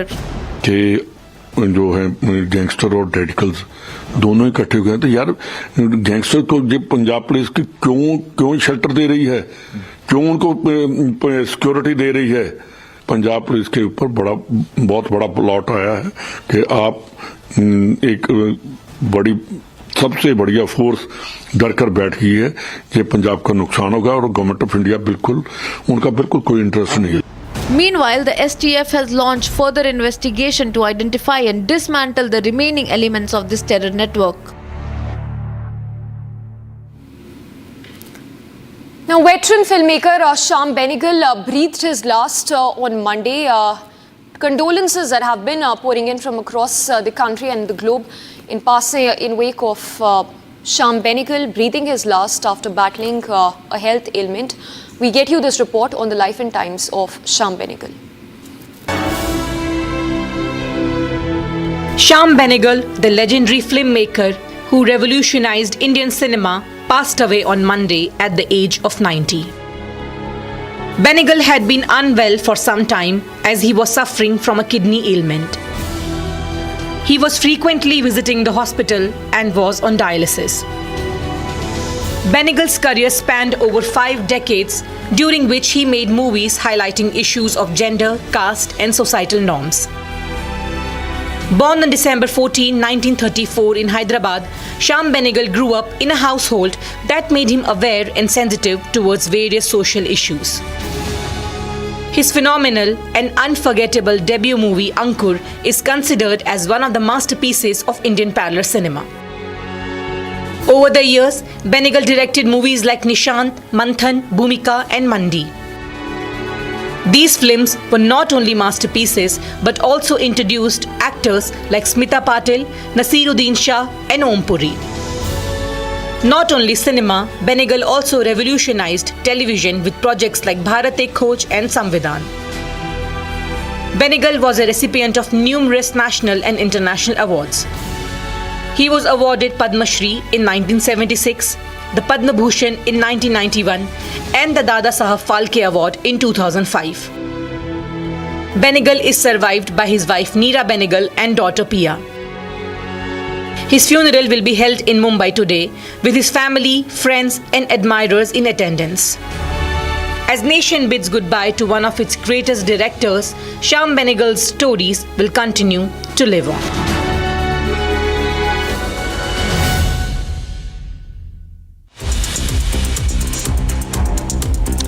And a quick look at other stories in brief. External Affairs Minister Dr. S. Jaishankar will kick off his 6-day visit to the US starting today. This is his first high-level trip from India after Trump won the US presidential elections. Jaishankar will meet his counterpart Antony Blinken to discuss bilateral, regional and global issues. The visit aims to strengthen bilateral ties between the two countries, also expected to chair a conference of Consul General of India in the US. Actor Allu Arjun has been summoned by the Hyderabad police in connection with the death of a woman in stampede. During his film Pushpa 2 premiere, the actor was previously arrested from his residence but was granted bail by Telangana High Court. Been politicized. BRS party, BJP party wanted to take undue advantage of Allu's episode. Allu's episode is totally different from film industry. Congress party is the main party. Former Congress Chief Ministers Vengal Rao and Channa Reddy have encouraged film industry. That is the reason why Ramanad Studio and Padmalaya Studio have been established in Hyderabad. Lands were given at cheaper rate. Many facilities were given by the Congress party to the Telugu film industry. The Ministry of External Affairs confirmed that diplomatic communication has been received from the Bangladesh interim government regarding the extradition of ousted Prime Minister Sheikh Hasina. India has not commented on the matter as of now. UNIS government said that it has sent a communique to India to initiate the extradition process of Hasina to Dhaka. Navi Mumbai police arrested 16 people and seized drugs worth 12 crore in a major operation. Earlier, 70 African nationals were detained and significant narcotics were seized. हमारे नवी मुंबई में foreign nationals करते हैं, उसके ऊपर हमने already कार्रवाई शुरू की। इसमें से पहली बड़ी कार्रवाई हमने 12 दिसंबर को की, जिसमें करीब 70 के करीब अफ्रीकन नेशनल्स हमने पकड़ के लाए जो ड्रग्स जैसे एक्टिविटी में इन्वॉल्व थे।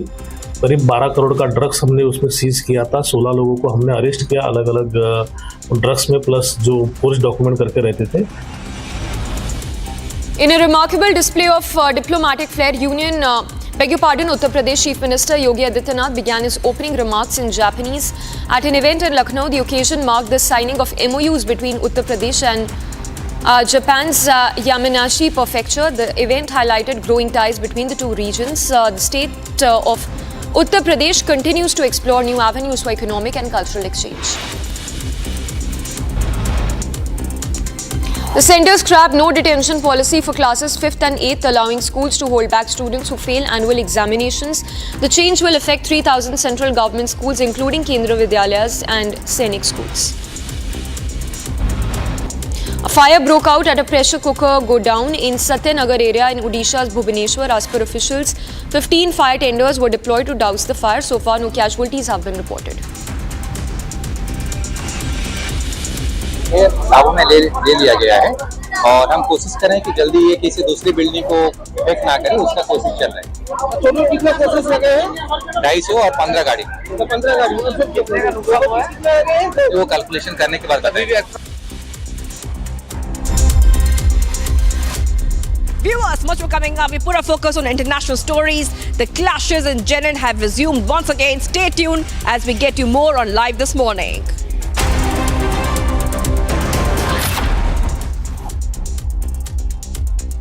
उस दिन सनसेट देखने छज्जे पे चढ़ा, टूट गया। हाँ, तू किसने बोला घर की दीवार पे रॉक क्लाइंबिंग करने को? सफीना बदतमीजी। समझ गया। मेरे पास आप दोनों की प्रॉब्लम की मेडिसिन है। इसको घर पे लगाओगे तो शादी का तो पता नहीं, पर घर पक्का नहीं टूटेगा। रुंगटा नहीं तो घर स्ट्रॉन्ग नहीं। रुंगटा स्टील TMT बार एकदम solid.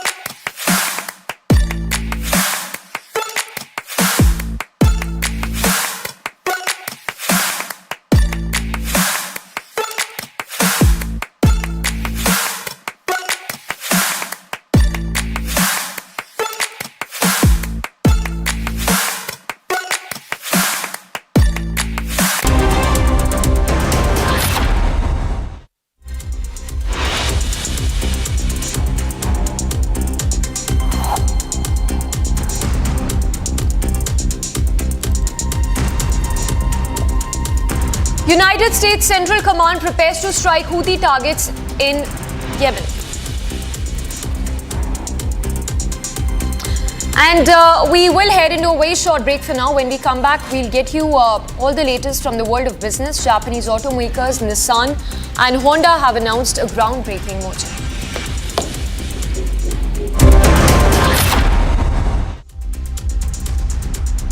Amity has been ranked India's #1 not-for-profit private university for 11th year, with top 10 ranked institutions in management, engineering, biotech, law, masscom, telecom, hospitality, fashion and more.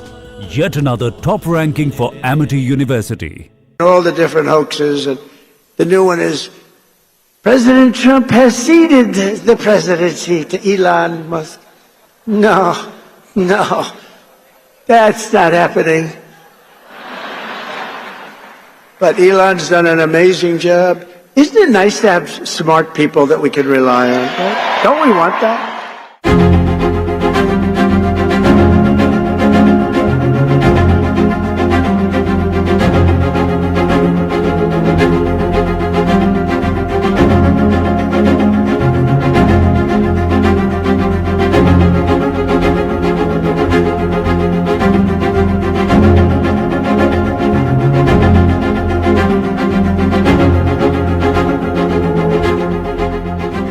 All the different hoaxes, and the new one is President Trump has ceded the presidency to Elon Musk.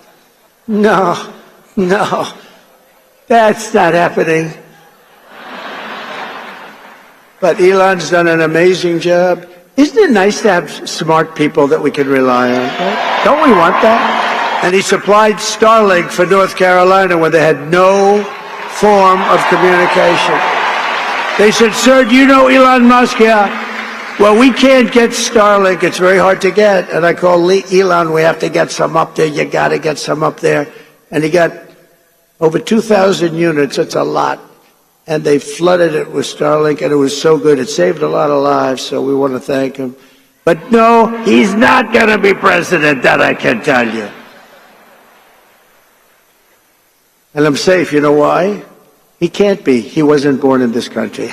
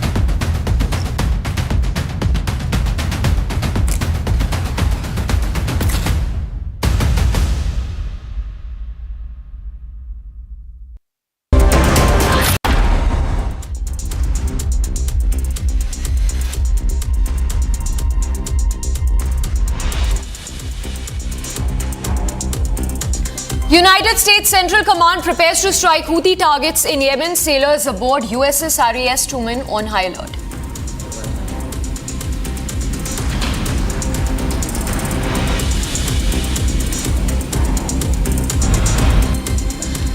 External Affairs Minister Dr. Jaishankar in US for a 6-day visit. External Affairs' first visit following Donald Trump's presidential poll victory.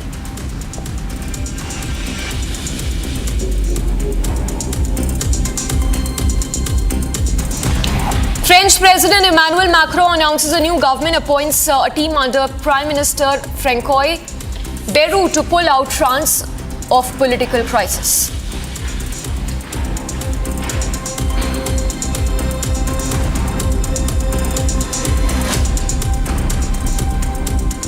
Sudan's southern region battered with floods. More than 370,000 people displaced. Roads infrastructure severely affected.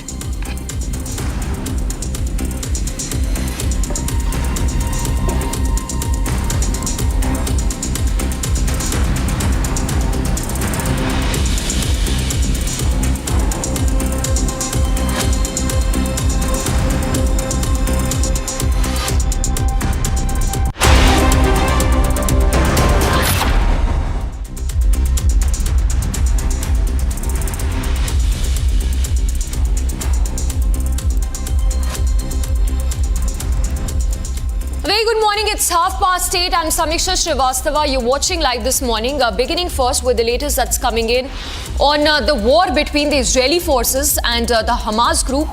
The people living along the West Bank have been at the receiving end in wake of the ongoing gunfire between the IDF and the Hamas terror group along the West Bank and the refugee camps along the Gaza Strip. All those details and highlights in this next report. For more than a week, Jenin refugee camp in the occupied West Bank has echoed to the sounds of heavy gunfire. The Palestinian Authority announced that its second member of its security forces was killed in Jenin during clashes.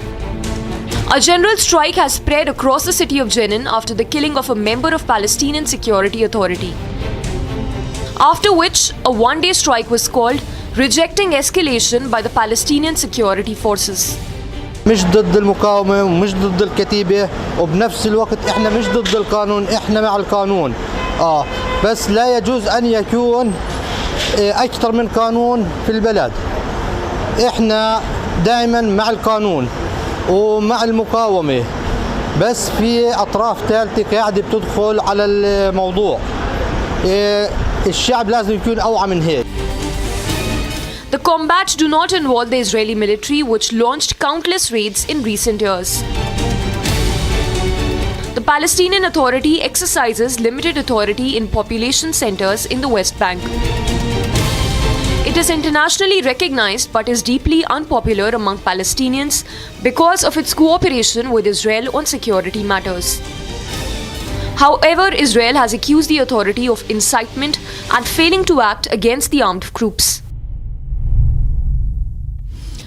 Now, after winning the US presidential elections, Donald Trump held his first major rally in Arizona, where President-elect Donald Trump shared plans for US after he takes charge. While he has openly pushed for political unity, Donald Trump has also said that he will be hard with overseas allies. This was a signal to Panama, getting you the highlights from President-elect Donald Trump's speech in this next report. US President-elect Donald Trump held his first major rally after winning the United States presidential elections. Trump vowed that he would be openly pushing for political unity. During his rally, Trump said that he would be hard on overseas allies, especially targeting Panama over its high shipping fees at its canal. Donald Trump has demanded Panama to reduce fees on the Panama Canal or return it to US control. Trump accused the Central American nation of charging exorbitant prices to American shipping and naval vessels. Our Navy and commerce have been treated in a very unfair and injudicious way. The fees being charged by Panama are ridiculous, highly unfair, especially knowing the extraordinary generosity that has been bestowed to Panama, I say very foolishly, by the United States. This complete ripoff of our country will immediately stop. It's going to stop. The United States has a big and vested interest in the secure, efficient, and reliable operation of the Panama Canal. Trump's remarks prompted a quick rebuke from Panama's President Jose Raul Mulino. In a strong-worded statement, he said that Panama's sovereignty and independence were non-negotiable. Cada metro cuadrado del Canal de Panamá y su zona adyacente es de Panamá y lo seguirá siendo. La soberanía e independencia de nuestro país no son negociables. President Mulino further said that all the fees for ships crossing canals are set by experts who take the operational costs and supply-demand factors in account. Mulino was elected as president in April this year and is known for his alignment with Trump on various issues. The United States built Panama Canal in the early 1900s, and it helped the transit of commercial and military vessels between its coasts. Colombia controlled Panama until 1903, when US backed the coup and helped Panama achieve independence. After a period of joint control, Panama took sole control in 1999. The 51-mile Panama Canal cuts across the Central American nation and is the main link between Atlantic and Pacific Oceans.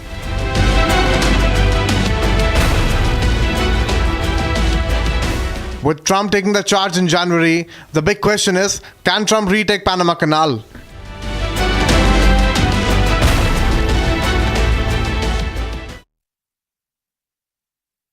Nigeria has been grappling with recurring oil spills, which comes in just a day after deadly stampede that killed more than 30 people on 22nd of December. Note that Nigeria has been going through turbulent times, especially the humanitarian crisis in the country, and continues to seek aid from abroad.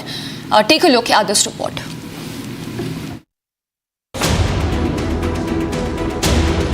An ethnic community in Nigeria has been grappling with recurrent oil spills from the Tibidawa pipeline. The spills are a threat to farmlands and livelihoods and a humanitarian crisis in the country. The current spill has contaminated swamps, streams, and reduced fishing and farming in the land. Nigeria's primary source of livelihood has been severely affected following the fourth spill in 3 months. This is a 30 hectares of land for our rice farm and fish farm, owned by me and my partner. This is where we do our business to sustain ourselves, our family, but until recent multiple occurrence of oil spill that has damaged us, we informed the oil company, but nothing was done, so our livelihood has been ruined till now. The community is seeking long-term solution to prevent further spills and safeguard the environment. This comes just as the community is recovering from a devastating loss. There's hungry in this Nigeria. Everybody needs food. Every Nigerian needs food. We need help. We need help. Come and see a lot of people that die. The woman. How did it happen? They just opened the gate. In this morning? In this morning, everybody just rushed out. Rush. Then some people fell. Then they now started marching some people. They marched them to death. A stampede killed over 30 people in two different Christmas charity events on 22nd of December. We got information that in this church, while distributing food, palliative and other things to members of the public, that there was a stampede. Nigeria is Africa's most populous country and is currently running low on humanitarian aid as the country grapples with several losses. Now, following the ouster of President Bashar al-Assad, the Syrian rebels have swiftly taken over the country. The insurgent groups have also initiated diplomatic talks with various countries to strengthen the country's global position. Listen in to find out the latest developments in Syria after the fall of Assad regime. Ahmad al-Shara of the Hayat Tahrir al-Sham insurgent group called for the international community to lift sanctions against Syria. وأيضا على المجتمع الدولي أن يدفع باتجاه رفع العقوبات الاقتصادية التي لحقت بسوريا جراء تصرفات النظام المجرم الذي النظام السابق الذي قام بتصرفات معينة كما رأيتم من قتله لشعبه فنتج منه العقوبات الاقتصادية التي قامت عليه. فاليوم الجلاد قد ذهب والضحية هي التي تتواجد في البلاد فينبغي أن لا تكون هذه القوانين تشمل الضحية أيضا فمجرد زوال السبب. The leader has been holding bilateral talks with several nations to discuss the future of Syria and strengthen its position on the global front. Shara previously met Turkey and Qatar's foreign minister. نقاش مطول بينه وبين السيد وزير الخارجية على الأوضاع والتحديات المستقبلية على واقع سوريا تشمل عدة نواحي منها التحديات الأمنية والاقتصادية وأيضا المستقبل الشكل السياسي لسوريا في مستقبلها القادم وأيضا كثير من التطمينات حول دول الجوار المجاورة لنا وأيضا جرى الحديث مطولا على موضوع. The leaders discussed several important avenues related to development of the nation. Suriye'deki yeni yönetimin verdiği sözleri hayata geçirebilmesi için fırsata ve imkana ihtiyacı var. Suriye'ye yönelik yaptırımların kaldırılması, Suriye'nin normalleşmesi ve ülkede güvenliğin sağlanması bakımından son derece mühimdir. Suriye'nin yeniden inşası için de gerekli hazırlıklara bir an önce başlanması gerekmektedir. The Turkish Foreign Minister Hakan Fidan also sought sanctions to be lifted against Syria. عانى من ويلات حرب شديدة جدا فنحن اليوم نعاني أن أكثر من نصف الشعب خارج البلاد بين نازح ولاجئ بالإضافة إلى أن هناك بنية تحتية للاقتصاد مدمرة وهناك تحديات كثيرة تواجهها البلاد. أهم شيء أن تتوافق الدول الكبرى على مبادئ عامة في سوريا. He further added that he hopes his visit would encourage high-level contacts from other countries. Uluslararası toplum yeni yönetime güçlü bir destek sağlamalıdır.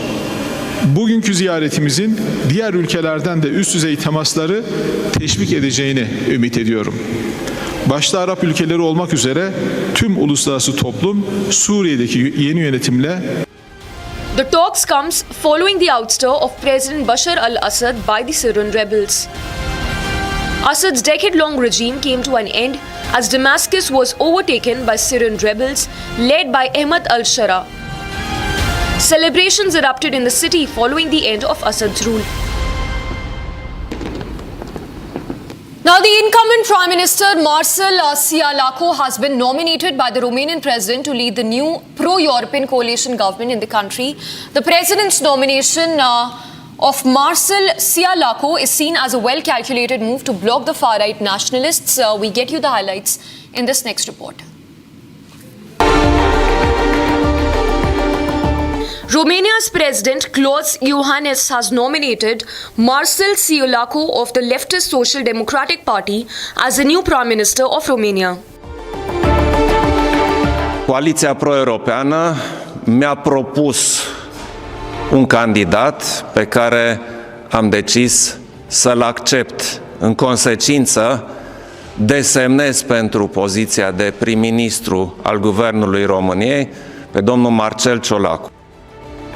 Ciolacu has been serving as a Prime Minister of Romania since June 2023.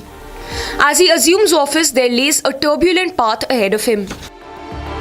Sper că alături de colegii mei din coaliție să găsim cele mai bune soluții pentru a trece cu bine peste provocările pe care le avem în față. Sunt conștient de faptul că nu va fi un mandat ușor. Esențial este ca acest guvern să restabilească încrederea investitorilor și să asigure un climat predictibil pentru mediul de afaceri.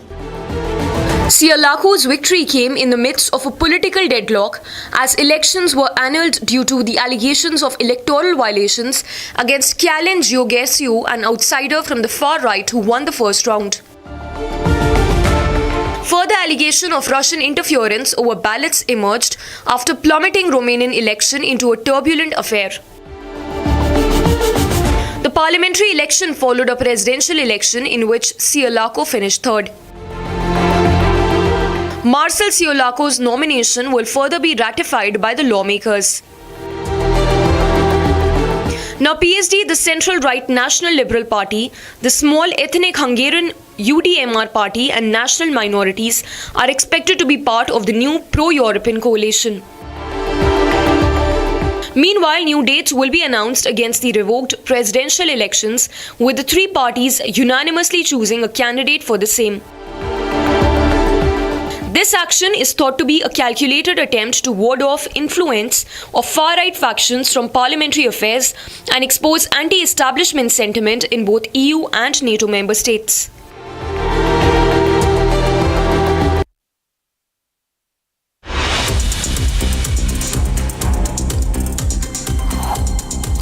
For now, we head into a very short break. When we come back, we will get you the latest on from the world of sports. Mohammad Shami to not be considered for the 4th and 5th tests of the ongoing Border Gavaskar Trophy. More on that after we come back.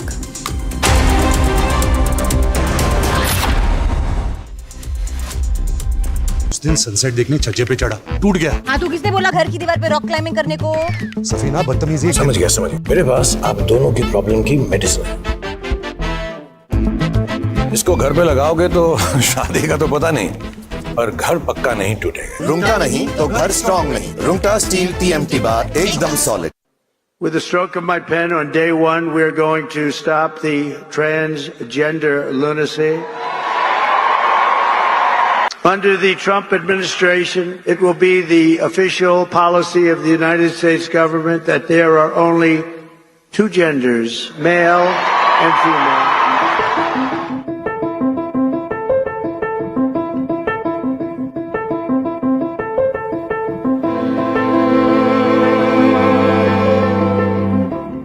With the stroke of my pen on day one, we're going to stop the transgender lunacy.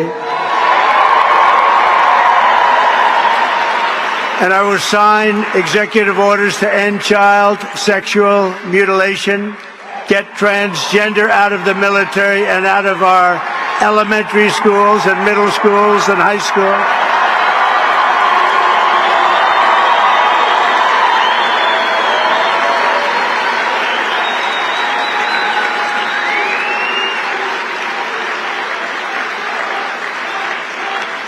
And we will keep men out of women's sports.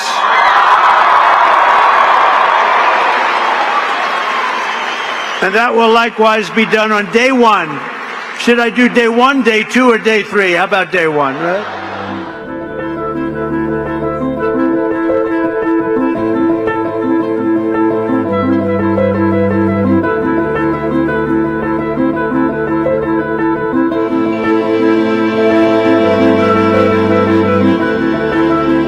Under under the Trump administration, it will be the official policy of the United States government that there are only two genders, male and female.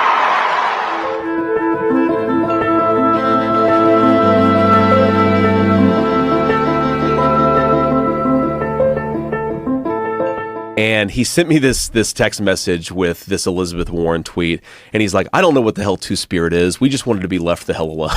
Yeah. And I think that, frankly, I wouldn't be surprised if me and Trump won just the normal gay guy vote. Oh, because, sure. again, they just wanted to be left the hell alone, and now you have all this crazy stuff on top of it that they're like, well, no, we didn't want to give pharmaceutical products to 9-year-olds who are transitioning their genders. We just wanted to be left the hell alone. Well, a lot of gay guys feel like the whole movement is homophobic, which is ironic because they think that there's people think there's something wrong with being gay, so what you really are is a girl. Yes. And they think that a lot of this is being given, these thoughts are being given to gay kids.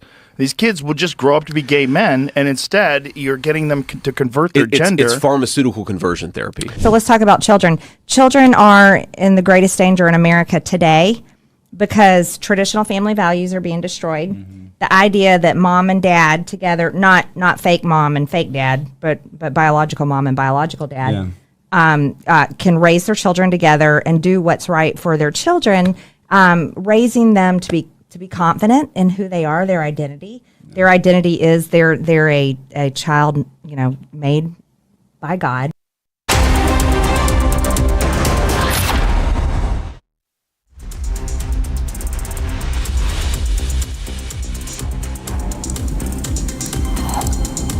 PV Sindhu, a two-time Olympic medalist and former world champion in badminton, tied the knot in Udaipur. Fresh from a triumph at the Syed Modi International in Lucknow, where PV Sindhu broke a leg-long championship drought. Sindhu is now married to Venkata Datta Sai, an executive director from Hyderabad-based Posidex Technologies.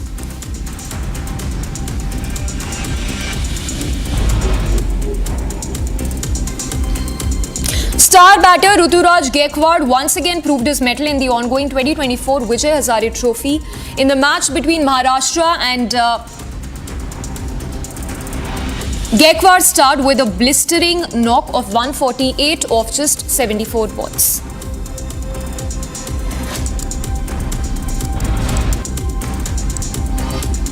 Mohammad Shami will not be considered for the 4th and 5th test of the ongoing Border Gavaskar Trophy due to swelling on his left knee. The BCCI's latest update on Shami's fitness came days after Indian captain Rohit Sharma called on the National Cricket Academy to provide an update on the fast bowler's progress upon being asked once again about it at the end of the Brisbane test. Ishan Kishan, the Jharkhand skipper, smashed a blistering 134 off just 78 balls in the Vijay Hazare Trophy match against Manipur. Chasing 254, Ishan Kishan came out swinging. He smashed the bowlers to all parts of the ground, showing no mercy.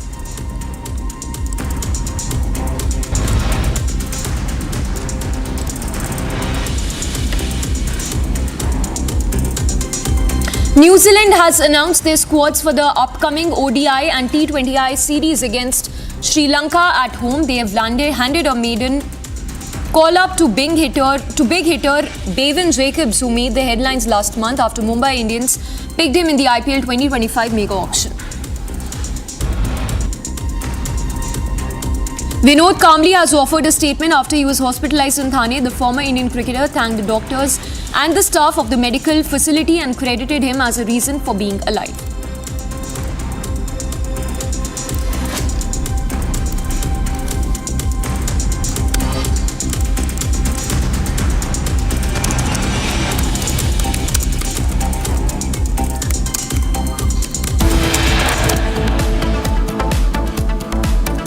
And for now, we head into a very short break. The big story that we're tracking is the stampede tragedy in Hyderabad. Actor Allu Arjun to appear before police station at 11 a.m. along with his lawyer.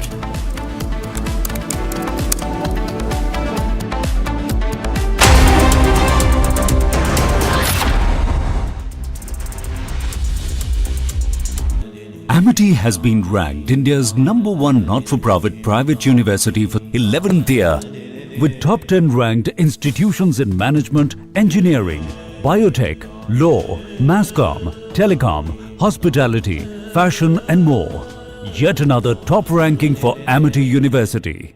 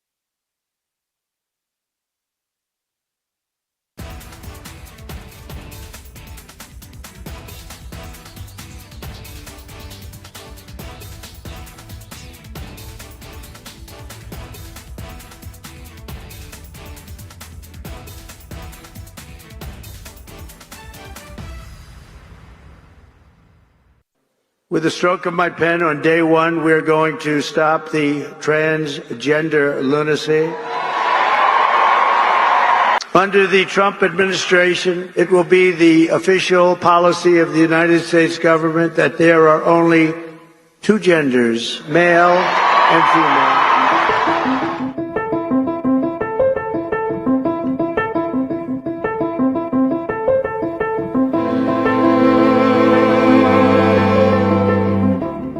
With the stroke of my pen on day one, we're going to stop the transgender lunacy.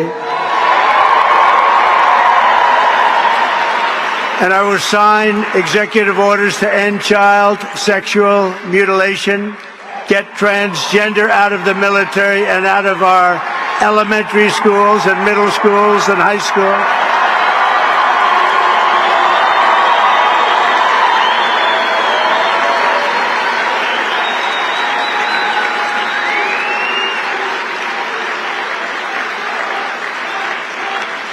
And we will keep men out of women's sports.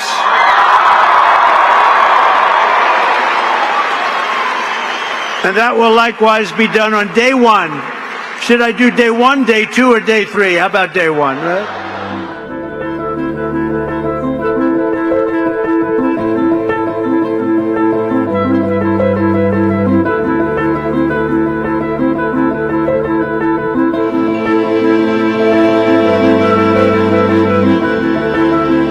Under the Trump administration, it will be the official policy of the United States government that there are only two genders, male and female.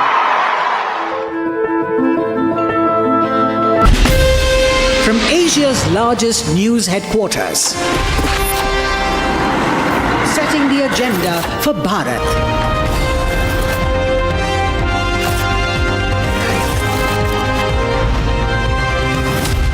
You're watching Republic.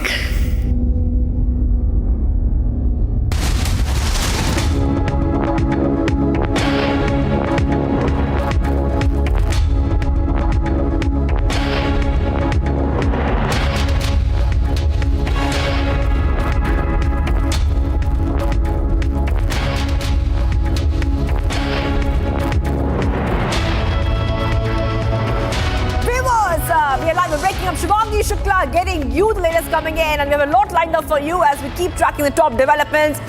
As we count down to Trump's swearing in, we see that the External Affairs Minister S. Jaishankar will be on a visit to the US, where he'll be holding talks with high officials and discussing a lot of issues, whether it be global, bilateral, economy, and everything in between. We'll get to all those details and what we can expect. But as usual, the headlines. Let's get started.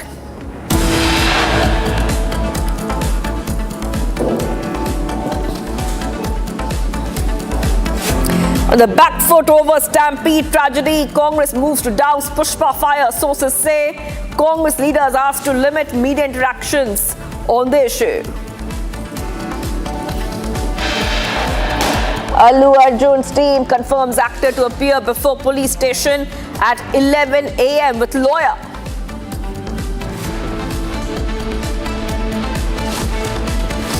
Major racket facilitating illegal immigration of Bangladeshi nationals busted in the national capital.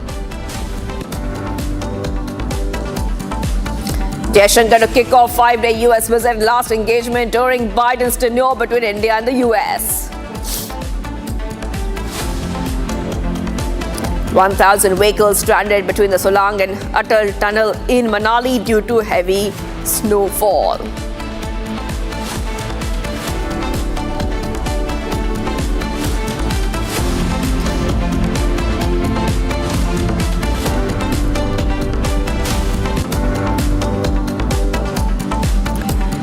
We'll start off with a big update coming in right now. Like we told you that at 11 a.m. today, Allu Arjun would be appearing before the police station. He has been summoned by the Hyderabad police and he'll be coming with his lawyer. Actor Allu Arjun is set to appear at the Chikadapalli police station today. Allu Arjun will appear for questioning at 11 a.m. with his lawyer. Remember, the actor was issued a notice by Hyderabad police asking him to appear before them in connection with the Sandhya theatre incident that occurred during the premiere of Pushpa 2 movie on December 4th. That is a big update coming in right now, viewers. And remember that this is a big update, especially when we talk about what exactly has been happening in terms of the war of words and the political face-off over this issue.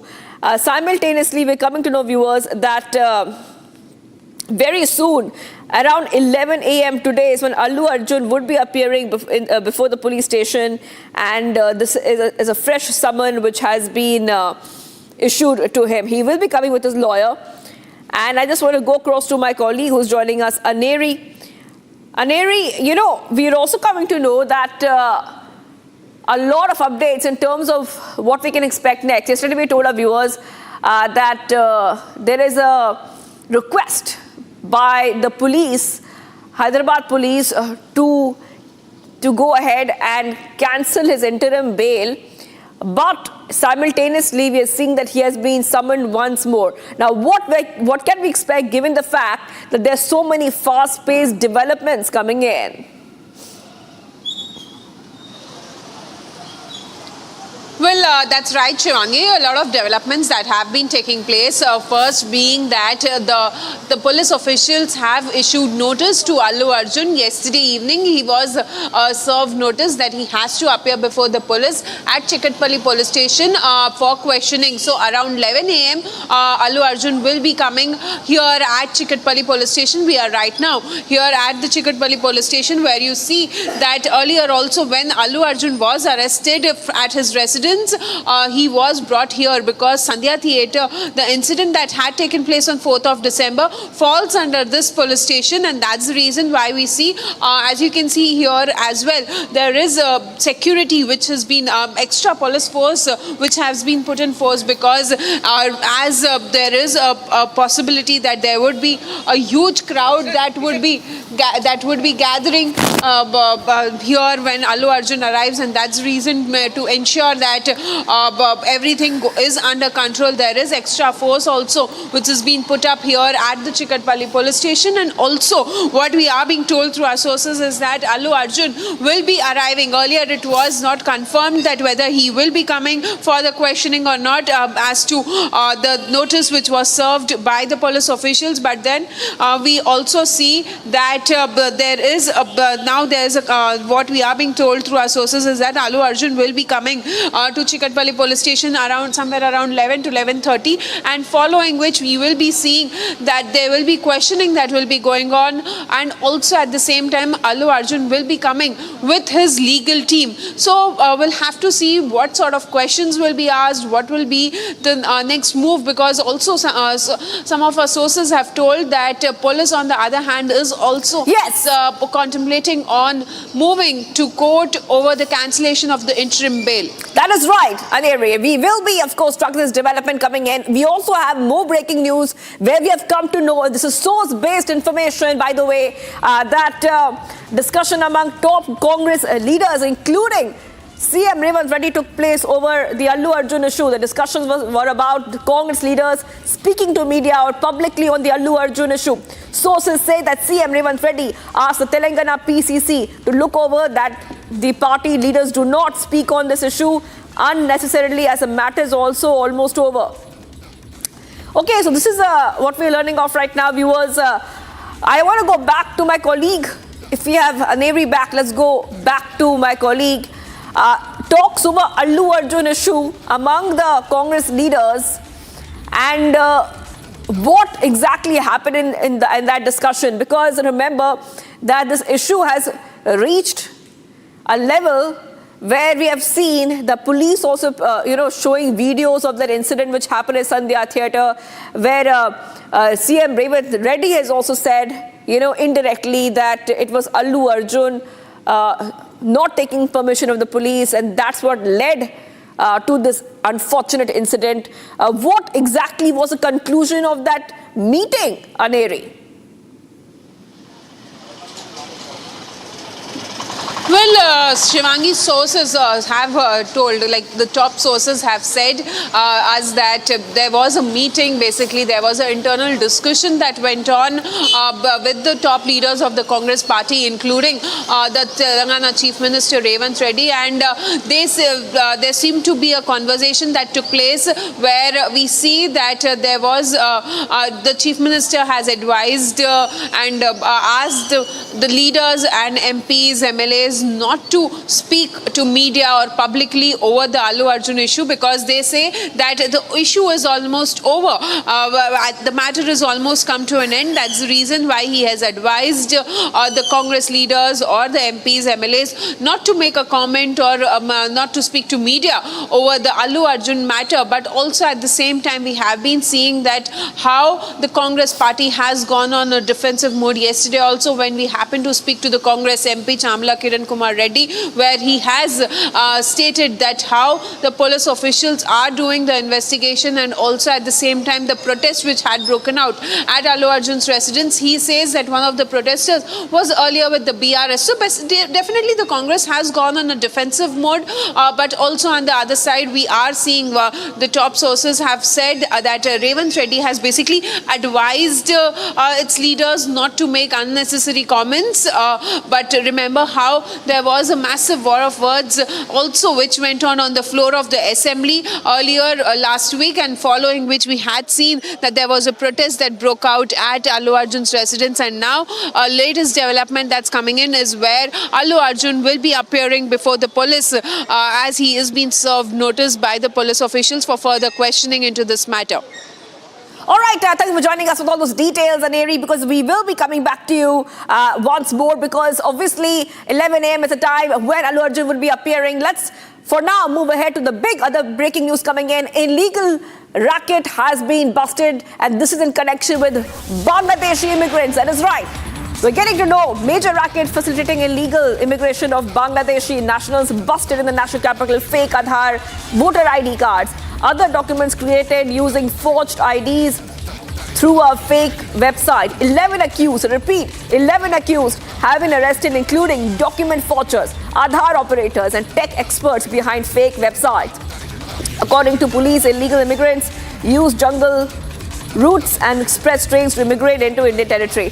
Big update coming in. Bangladesh illegal, I repeat, Bangladesh illegal immigration racket has been busted, and those are the pictures as well. You can see those are the pictures coming in as well. Crack down on illegal infiltration, and the immigration racket has been busted, and clearly there has been some recoveries made as well. I repeat, fake Aadhaars, fake Aadhaars, voter ID cards, other documents created using forged IDs through a fake website.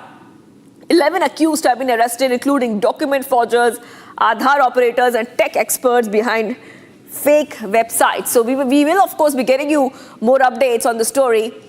But there has been a huge crackdown on illegal infiltration, whether it be Bangladeshi immigrants who are here illegally using fake identities to hide their real identity. And we've also seen similar cases down south, where Pakistani nationals have been using fake Aadhaar IDs and other IDs. I want to go across to my colleague joining us, Piyush Johri. And Piyush, if you could take our viewers through this latest coming in, because we have seen a big effort on making sure that people with fake identities, they should, of course, be under the scanner. They should be moved out. And that's what we have seen here, where some fake IDs have been recovered, fake Aadhaar cards, fake voter IDs, a huge bust when it comes to illegal immigration. Go ahead. So yes, good morning, Shivangi. Good morning to all our viewers who are viewing us at the moment. And this is a major bust that has been done by the Delhi police. More specifically, it has been the bust that has been done by the Delhi police Southern Range, wherein they have been able to arrest some Bangladeshis and most possibly also some Indian agents who were helping them. Now, as what we have been told by the sources right now is that this arrest have been made from the Sangam Vihar area of South Delhi. And those who know about the topography of Delhi specifically know that how densely populated Sangam Vihar area is, how Sangam Vihar area is very close to the very posh areas of South Delhi. And it is over here that these Bangladeshis were staying illegally. They were staying over here as scrap dealers, and they were working as scrap dealers, and in the garb of that also were involved in lot of criminal activities. Now, worryingly, what we have been told by the sources right now is that they were held by the Indian agents first to get them from northeastern states into several cities using rail routes, and then when they were coming to several cities, that also included Delhi, a fake Aadhaar card was being made from them, and also there was a fake website that was created in order to make these citizens of Bangladesh be called as citizens of Bharat. So yes, there is going to be a formal press conference that is also going to be done by the Delhi police in this matter, but we are also going to be reporting from the place where these Bangladeshis have been taken into custody, and worryingly, it shows that there is a sinister connivance where these Bangladeshis are being brought from Bangladesh to India by several Indian agents, and there is a lot of corruption which is at play, and there is also a lot of anti-national activity which is also being done by the Indian agents. We have asked specifically that have there been some Indian agents that have been arrested? As of now, the investigation of these Indian agents are being done by the Delhi police, but yes, it does bring a worrying aspect also into play that how these Bangladeshis are being made to come from Bangladesh into India by these corrupt Indian agents, and we hope that action is also going to be taken against these Indian agents as well. Back in the studio. Right. Okay, and also, take our viewers through once more, if you could, Piyush, about the other information that Republic TV has got. According to the police, these illegal immigrants have used all kind of sneaky ways to get into the country, using jungle routes, for example. What kind of route are they taking? How are they sneaking in? So as what we've been told by the sources is, Shivangi, that these people, these Bangladeshis, mostly come to India through northeastern states. In fact, if you remember, Hemanta Biswa Sarma, the Chief Minister of Assam, has taken a very stern action against these Bangladeshi infiltrators. Most of these Bangladeshi infiltrators who have been trying to sneak into India through the route of Assam have been caught and then deported back to the country. But yes, worryingly, as what we have been told is that most of these Bangladeshis are coming into India through northeastern states. From northeastern states, then there are again certain Indian agents who make them come into different cities that also include Delhi through the rail routes. For that also there is a specific Indian agency that is helping them come to several cities through rail routes. After they come to these metros, what is being done is that they are being made to be represented as citizens of Bharat through very fake Aadhaar cards and other documentation. For that also, there is an Indian agency. And what can be even worrying is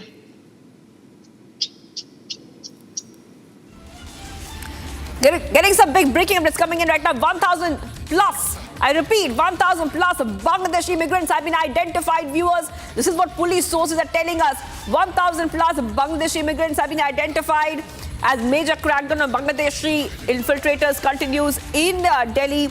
11 accused have also been arrested for forging documents and providing the fake IDs. If I can go back to my colleague, Piyush Ori. Piyush, 1,000 plus, I repeat, 1,000 plus illegal immigrants identified. But who are these people who right now have been also arrested for helping these immigrants with fake identity papers? Piyush. So yes, Shivangi, what I can tell you is that there have been 1,000 plus Bangladeshi immigrants that have been identified, and this is in continuation of the process of the crackdown by the Delhi police after they were told to do so by the Lieutenant Governor of several illegal Bangladeshi immigrants that are staying in several parts of Delhi. The place where right now we have been going to, and the place where the Delhi police southern range have busted this major crackdown, is in the Sangam Vihar area of the southern Delhi area. And unfortunately, it is not only these Bangladeshi nationals who are coming into over here. What we have also been told by the sources is that there are several Indian agents, the corrupt Indian agents that are involved, who first make them come from the northeastern states into several metros using the rail route. There are several corrupt Indian agents who use fake Aadhaar cards to make them represent as the citizens of Bharat. And what is even more worrying is that there is also certain Bangladeshi diplomats that have been involved. However, because of the diplomatic immunity which they have, unfortunately, there's no legal action that has been taken against them. So it's a sinister connivance, it's a sinister process indeed that needs to be unraveled. Back to the studio. Getting some back-to-back updates coming in right now, viewers. Immigrants use jungle routes to infiltrate. This is what we were talking about, that they've used jungle routes to infiltrate. And they'll also be using express trains. I repeat, express trains as well, viewers. Big update coming in right now. I just want to go back to Piyush. Piyush, like we were speaking about this, and 1,000 plus immigrants have been identified. They are using jungle routes. And this is coming in the backdrop of the city-wide drive to identify an action against illegal immigrants residing in Delhi. So this operation has been going on for quite a while now, Piyush. This operation is going for a lot of, it has taken a lot of time now for this operation to continue. And unfortunately, Shivangi, this process had to be taken much earlier, because as what we have been told by the sources is that there is a large presence of Bangladeshis who are staying over here in Delhi, and this has been done for a long, like they have been staying over here for a long time. In fact, the area from where the southern Delhi police have busted this entire nexus is an area where these Bangladeshis have been staying for a long. In fact, what we also been told is that most of these Bangladeshis in Sangam Vihar area work as scrap dealers, but in the garb of that, they are also involved in several crime activities. And we now hope that after this nexus has been unraveled by the Delhi police, we are also going to see a lot of Indian agents who have been helping these Bangladeshis cross into India, use the rail routes to come into several cities, and also use fake Aadhaar cards to be made as citizens of Bharat. We also acted very firmly against. Back in the studio. That is right. Thank you for joining us, Piyush Shori. With all those details, we'll be coming back to you as we see the operation against illegal immigrants continues in the national capital. We see a huge racket being busted. We have to move ahead right now to some more big update coming in right now. Delhi police will recreate the scenes on that day of the Parliament winter session where we saw assault gate. Those are big allegations which had come in where two BJP MPs say that they were assaulted, that they were pushed. Delhi police will be very likely to recreate scenes when Rahul Gandhi allegedly attacked two BJP MPs in the parliament premises. The Delhi police also sought permission from Lok Sabha Speaker Om Birla to recreate the altercation that had taken place at Makadwar at parliament between the Congress party and the BJP, where two BJP MPs sustained serious injuries. Back-to-back updates coming in right now, viewers. And we will once again play out those pictures on your screen. You can see it already, where those are the moments when those chaotic scenes took place. Remember that BJP MPs Pratap Sarangi and Mukesh Rajput were injured during a showdown between the BJP and the Congress in the parliament. And then they said it was Rahul Gandhi that pushed him. So these are top updates coming in. Delhi police will recreate those scenes. That will happen very likely today itself, or it might happen soon. But this is what we are seeing right now on Republic TV. We'll be getting you all those top updates as more news comes in. Remember, Rahul Gandhi has also been asked to apologize for this behavior. Let's move ahead right now, viewers, to some of the other stories we're tracking in our next segment, Bharat in 2 minutes. Heavy snowfall in Himachal Pradesh has caused a massive traffic jam between Solang and Atal Tunnel, and local police, they're working with locals to clear out traffic amid snowfall and threat of slippery roads. Nearly 1,000 vehicles have been stuck as 700 tourists have been rescued safely. Further rescue operations are underway.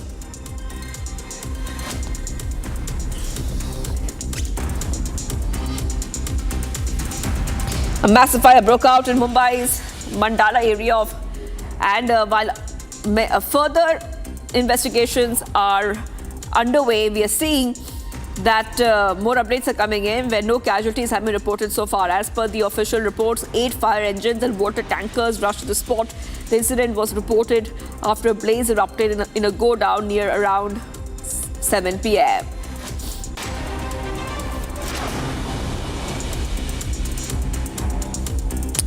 Ministry of External Affairs confirmed that diplomatic communication has been received from the Bangladesh interim government regarding the extradition of ousted PM Sheikh Hasina. India has not yet commented. The US government has sent a verbal note to India to initiate the extradition of Hasina. The former Prime Minister sought asylum in India after student-led protests in Bangladesh led to the fall of Hasina's regime in Bangladesh. 2 men were allegedly stabbed multiple times in Delhi's northwest area of Jahangir Puri. 2 juveniles were apprehended in connection to the case and have been sent to judicial custody. The victims, identified as Pawan and Aman, were attacked by the accused amid a previous enmity. The victims were rushed to the hospital as a duo sustained severe injuries. However, police reports share that Aman succumbed to the wounds.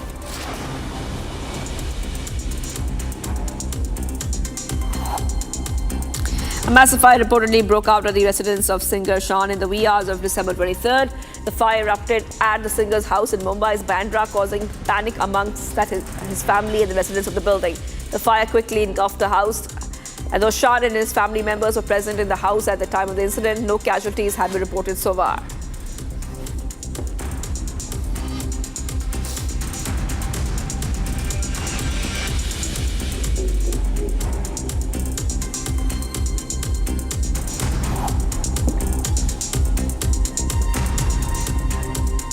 All right, viewers, let's move ahead right now to some of the other stories we are tracking. Now we are coming to know the MEA says that India has received a note verbal from Bangladesh in connection to extradition of Sheikh Hasina, the former Prime Minister, the former ousted Prime Minister of Bangladesh. Take a look at this report as we highlight the biggest developments coming in.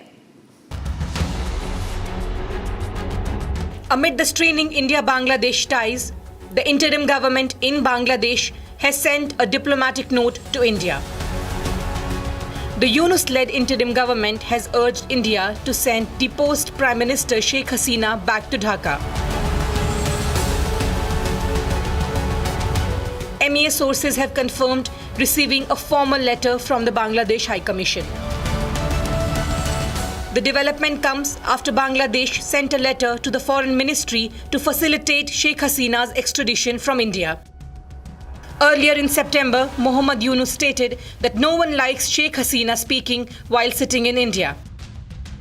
I think the government has said right from the very beginning, we are prepared to work with the current government. But we have told them now during the talks on 9th of December that there has to be an elected government. We will do serious business only when there is an elected government. Otherwise, it is just routine business, humanitarian aid and so on. So we hope that the Bangladesh government will, the interim regime, the interim administration will take note of this, will arrange for early elections, will actually, there will have to be a new interim regime because this regime is completely illegal, and they have put in, all kinds of Islamists and other people in this group who are not able to really run the administration at all. Under the extradition treaty between Bangladesh and India, Yunus's administration plans to bring Hasina back to face the charges. These charges include allegations of mass killings during the protests.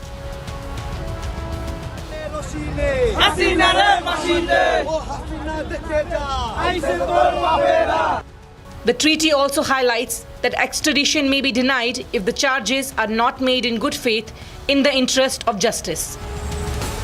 It must be noted that Dhaka has been requesting Hasina's extradition since the interim government took charges in Bangladesh. All eyes will be on New Delhi's next move.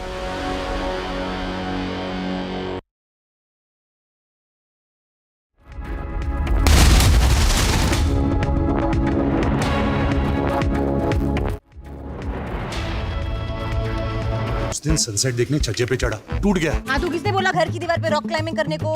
Safina बदतमीजी। समझ गया। मेरे पास आप दोनों की problem की medicine है। इसको घर पे लगाओगे तो शादी का तो पता नहीं, पर घर पक्का नहीं टूटेगा। रुंगटा नहीं तो घर स्ट्रॉन्ग नहीं। रुंगटा स्टील TMT बार एकदम solid.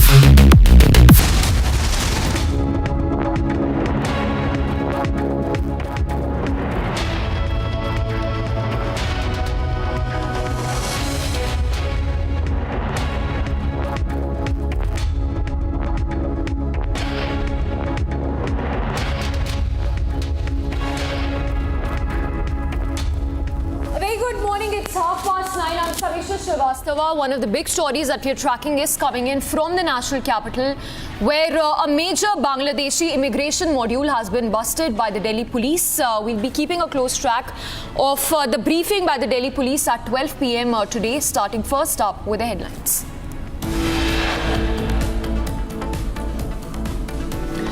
On the back foot over Stampede tragedy, Congress now moves to douse Pushpa fire. Sources say Congress leaders asked to limit media interactions on Allu Arjun incident.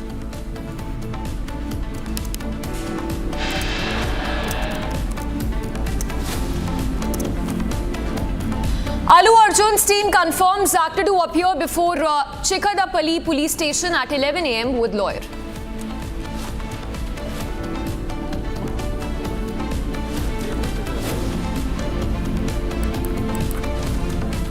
Major racket facilitating illegal immigration of Bangladeshi nationals busted in the national capital.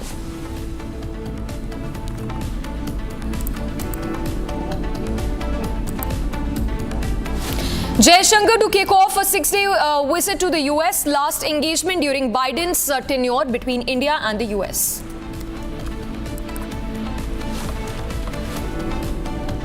$1,000 vehicles stranded between Solang and Atal Tunnel in Himachal Pradesh, Manali due to heavy snowfall.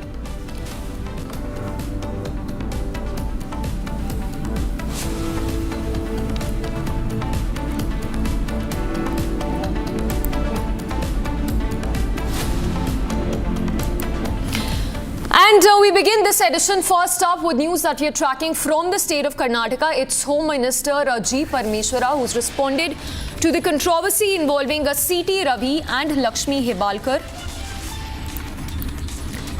The Karnataka Home Minister has said that investigation is ongoing in the case involving Minister Lakshmi Hebalkar, adding that the case has already been handed over to the CID for a thorough investigation, while also acknowledging that there may be some delays in the process, but refrain from making additional statements.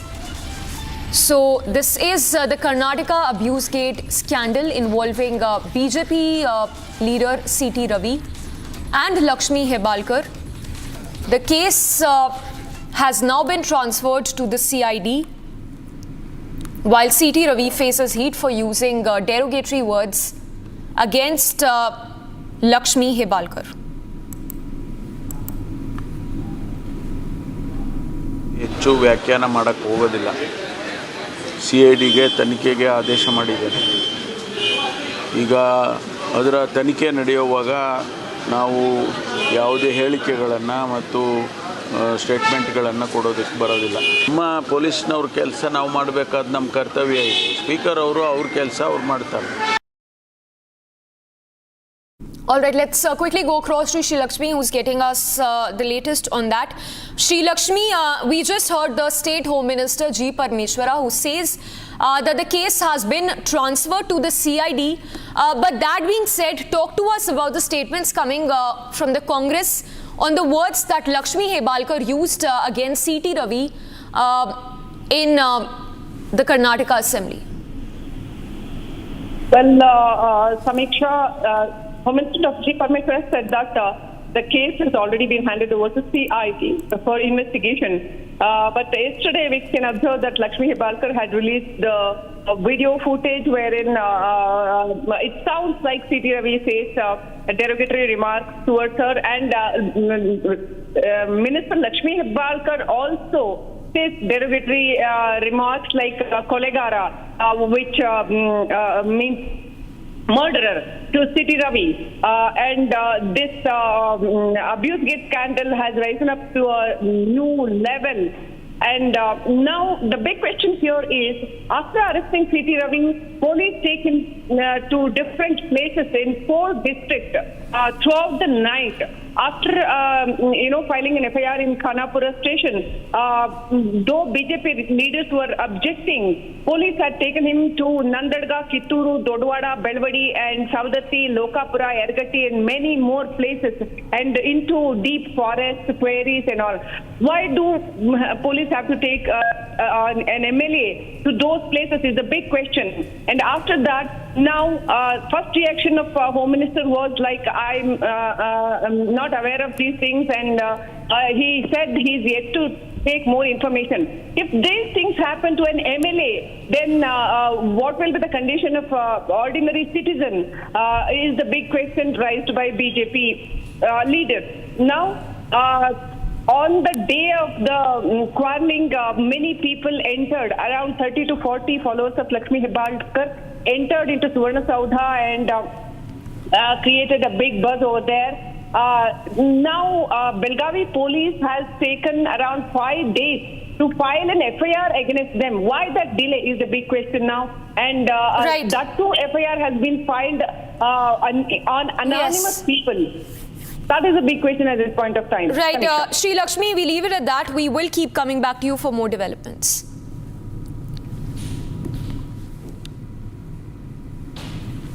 Now, it's been a month since the Sambhal violence broke out, and so far 40 individuals have been arrested by the UP police. A total of 97 people have been identified, with posters that have also been released for around 400 individuals who were involved in the riots, the clashes that broke out during survey of the Sambhal mosque. The police has filed 12 FIRs in the case, and 5 teams have been actively working to apprehend rioters in other districts of Uttar Pradesh. The UP police has even recreated the crime scene and extracted data from over 50 mobile towers. Additionally, call details of 200 people have been retrieved to aid in investigation. First up, we get you these ground reports filed by my colleague Jatin from Sambhal, where the forensic team recreated the crime scene on Monday. संभल में 19 कूप और 68 तीर्थ के बारे में हर कोई बात करता है, लेकिन 68 तीर्थ में से एक तीर्थ नेमी सारण्य तीर्थ में इस वक्त हम मौजूद हैं और आप देखेंगे कि प्राचीन मंदिर यहाँ पर है और हर बृहस्पतिवार इस मंदिर में, इस तीर्थ में मेला भी लगता है। लेकिन इस मंदिर परिसर में एक कूप स्थानीय लोगों द्वारा और एडमिनिस्ट्रेशन प्रशासन द्वारा और जो तीर्थ से जुड़े लोग हैं उन द्वारा खुदाई की गई, तो ये कूप यहाँ से जो है वो रिवाइव किया गया है और आप देखेंगे कि पानी आपको बहुत इजीली इसमें नजर आ जाएगा। बोला जाता है कि संभल में जिन 19 कूपों का जिक्र किया जाता है, जहां जहां रिवाइव उन कूपों को किया जा रहा है, पानी कहीं नजर नहीं आया, लेकिन यहां पे महज 12-13 फीट बाद आपको पानी साफ तौर पर नजर आ जाएगा। और संभल के दूसरी जगहों पर जब आप जा रहे हैं तो वाटर लेवल तकरीबन 80 फीट नीचे तक है, तो इसको चमत्कार के तौर पर भी देखा जा रहा है। ये भी बोला जा रहा है कि पानी जब इसके अंदर दिख रहा है तो पताल लोक के पानी के तौर पर भी जो लोग हैं वो इसको देख रहे हैं, क्योंकि अभी जिन जिन कूपों के पर हम पहुंचे हैं, खुदाई वहां पर की जा रही है, हर जगह तकरीबन 20-30 फीट खुदाई करने के बाद भी पानी कहीं नजर नहीं आया। लेकिन आप ये देखेंगे पूरा फर्श बना हुआ था, उस फर्श को जब तोड़ा गया, खोदा गया तो ये सरिये थे। हालांकि बोला जा रहा है कि काफी साल पहले इसको बंद कर दिया गया था, लेकिन अब जब संभल के प्राचीन होने, संभल के इतिहास और यहाँ पर जो संभल की विरासत है उसको रिवाइव करने की बात की जाती है, तो अब तमाम वो पुराने कूप उसको भी रिवाइव किया जा रहा है। और तस्वीर आपके सामने है कि जब इसके ऊपर के हिस्से को हटाया गया तो आपको 12 फीट बाद जो पानी है वो नजर आ रहा है। All right, that was a report on the temples excavated in Sambhal district, but let's go across to Akhil, who's joining us with more on that. Akhil, talking about the probe into Sambhal riots, talk to us about the number of arrests made and also the outsiders link which has surfaced being probed by the UP police.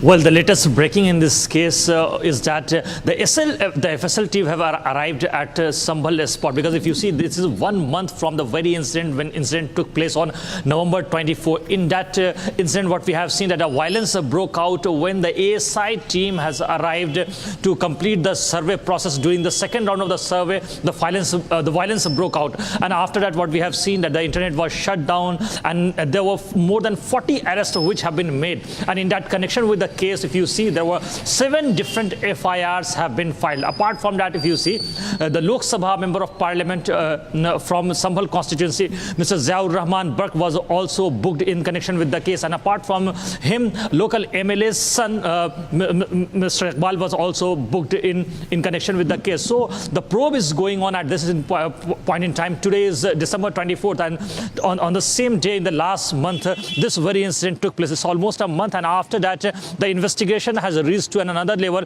While speaking to the Republic TV, Superintendent of Police, SP of Sambhal district, Mr. KK Bishnoi, has said that one more team of FSL has arrived from Lucknow, and they have conducted, they have basically recreated the scene over there at the various spot of Jama Masjid where that violence broke out last month. Yes. All right, Akhil, we leave it at that for now. We switch focus to news that we are tracking from the national capital. This is the illegal immigration, that's illegal Bangladeshi immigration racket that's been busted by the Delhi police. It's the education department of the Delhi government that has directed schools to implement strict admission procedures to prevent the enrollment of illegal Bangladeshi migrants.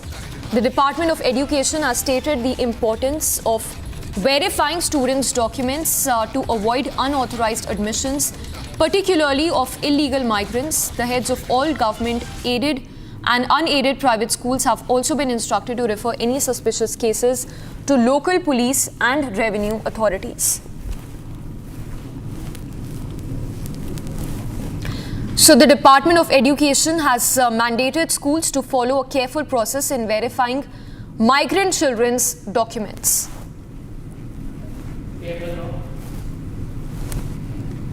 We will just go across to Piyush to get us the details of this diktat by the state, by the AAP government. But note, this comes in wake of the crackdown on illegal Bangladeshi migrants by the Delhi police.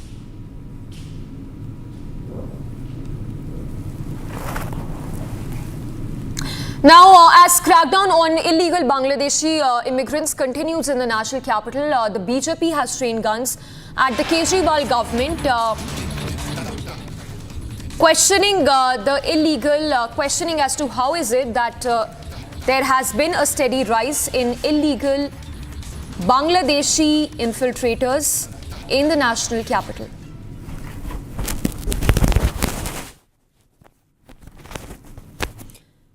So it's the BJP that has launched attack on the AAP, alleging that the party is allowing illegal immigrants to settle in the national capital through a well-organized network.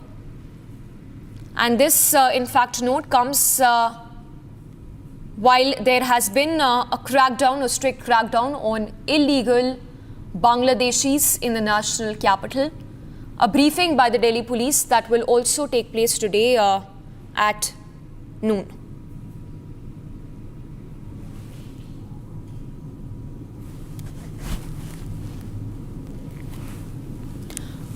All right, let's try and see if Piyush is with us. But this is a mega immigration bust in the national capital. The Delhi police has unearthed major illegal immigration racket. 11 Bangladeshis that have been held in the latest for unauthorized stay in the capital. So far, 1,000 Bangladeshis illegally residing in the national capital have been identified. Most of these immigrants crossed over into Delhi through northeast states. They took forest routes to escape detection. Agents apparently aided these illegal crossovers through express trains as well. The Delhi police, meanwhile, has been on the lookout for these immigration agents.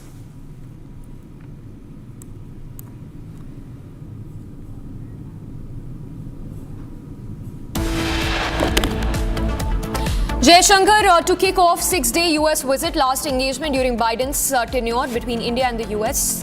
We'll get you more on that after we come back.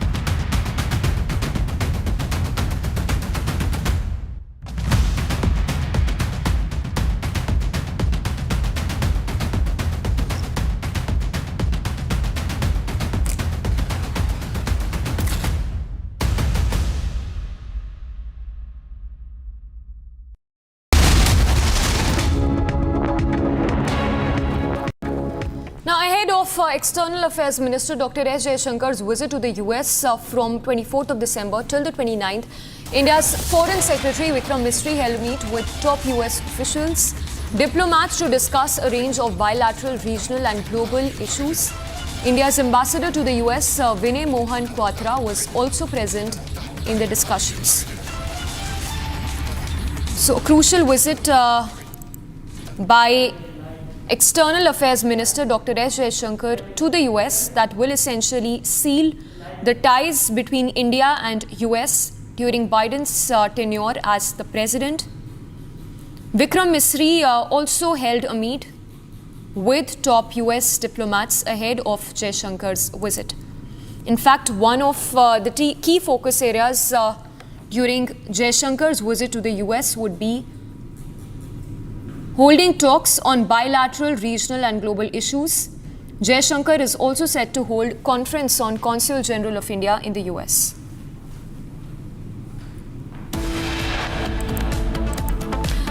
For now, we head into a very short break. The big story that we are tracking is the probe into Stampede tragedy in Hyderabad. Allu Arjun's team confirms actor to appear before the police station at 11 a.m.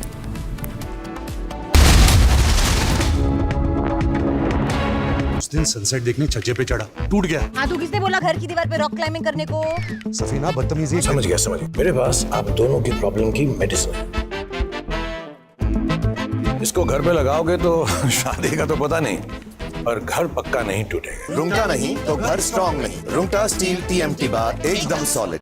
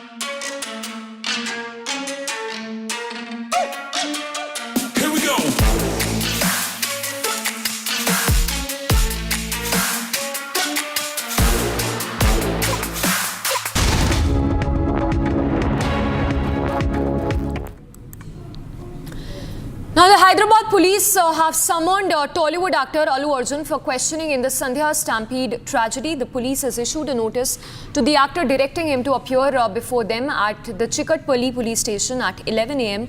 Getting you the latest in the probe so far into the tragedy in this next report. The politics over Pushpa 2 star Allu Arjun's arrest is only snowballing. A day after Allu's residence was vandalized, the BRS claimed that the attacker is an aide of the Chief Minister Revanth Reddy. BRS strongly condemned the attack on film star Allu Arjun's house. What is more shocking is that one of the accused belongs to Congress party. He is an elected leader of their youth wing, and Congress encouraging such acts are not correct, and we strongly demand the police should take strong action on these people who have done this vandalism. Violence has no space in democracy, and especially once after the cases are filed, the film star already is facing the cases, gave his side of version, and politicizing this, going to the personal egos, is not at all correct in this kind of situation. And we strongly demand the police to take stringent action on those accused. The Congress is on the defensive. See, the attack at the Allu Arjun's residence is done by some of the students. These students are over enthusiastic. They went there. We have arrested them. This is the FIR copy, because some of the BJP leaders are saying that the government hasn't taken any decision. The government has already filed the FIR on the 6 people who have been there in that Allu Arjun's residence doing the damage. In response, the Congress released a counter picture which shows BRS President KTR in a friendly gesture with the accused. The Hyderabad police has released CCTV visuals from the night of the stampede. CCTV shows police escorting actor Allu Arjun out of the theatre. Now 2 days after the vandalism at Allu's residence, instead of calling the vandals, actor Allu Arjun has been issued notices by the police in Hyderabad. The notice summons him to appear for questioning today at 11 a.m. The summons are related to the tragic stampede incident that occurred on December 4th at the Sandhya Theatre during the premiere of Pushpa 2. Reports say that the police may approach the court seeking the cancellation of his interim bail.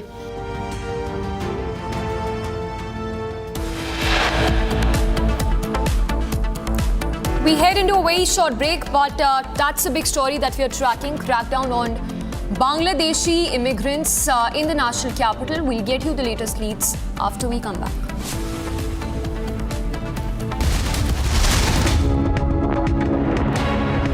All the different hoaxes, and the new one is President Trump has ceded the presidency to Elon Musk. No, that's not happening. But Elon's done an amazing job. Isn't it nice to have smart people that we can rely on? Right? Don't we want that?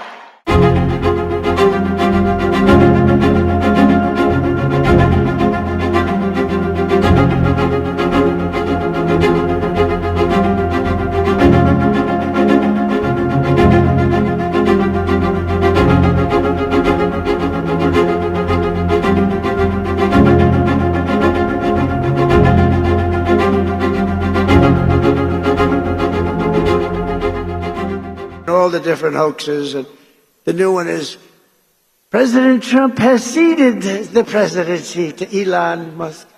No, that's not happening.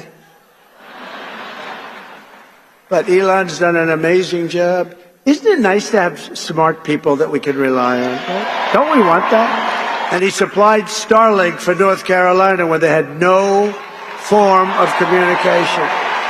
They said, sir, do you know Elon Musk? Yeah. Well, we can't get Starlink. It's very hard to get. And I called Elon, we have to get some up there. You got to get some up there. And he got over 2,000 units. It's a lot. And they flooded it with Starlink, and it was so good. It saved a lot of lives, so we want to thank him. But no, he's not going to be president, that I can tell you. And I'm safe. You know why? He can't be. He wasn't born in this country.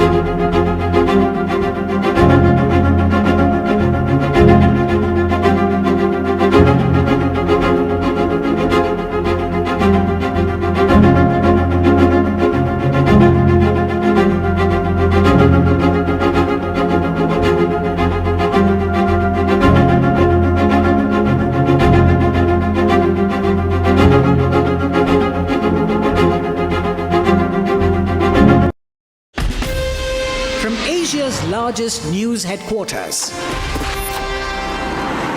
Setting the agenda for Bharat.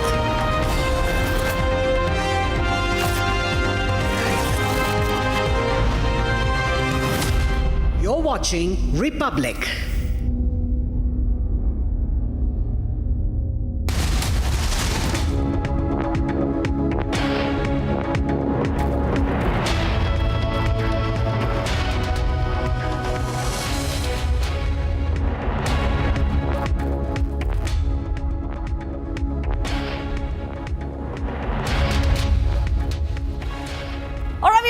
We are live in breaking. I'm Shivangi Shukla, getting you the latest coming in. And the big update is that the MEA has said that External Affairs Minister S. Jaishankar will be visiting the US.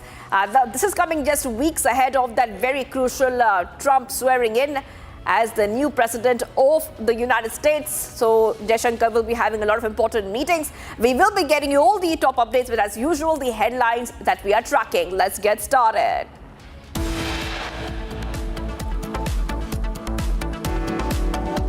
On the back foot of a stampede tragedy, Congress leaders asked to limit media interaction on Allu Arjun.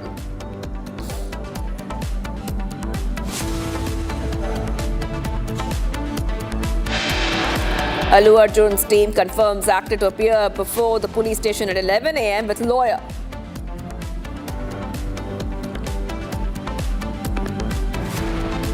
Major racket facilitating illegal immigration of Bangladeshi nationals busted in national capital.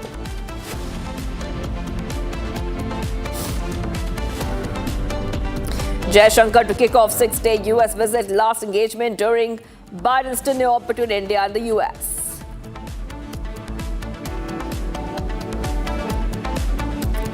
And 1,000 vehicles stranded between Solang and Atal Tunnel in Manali due to heavy snowfall and bad weather.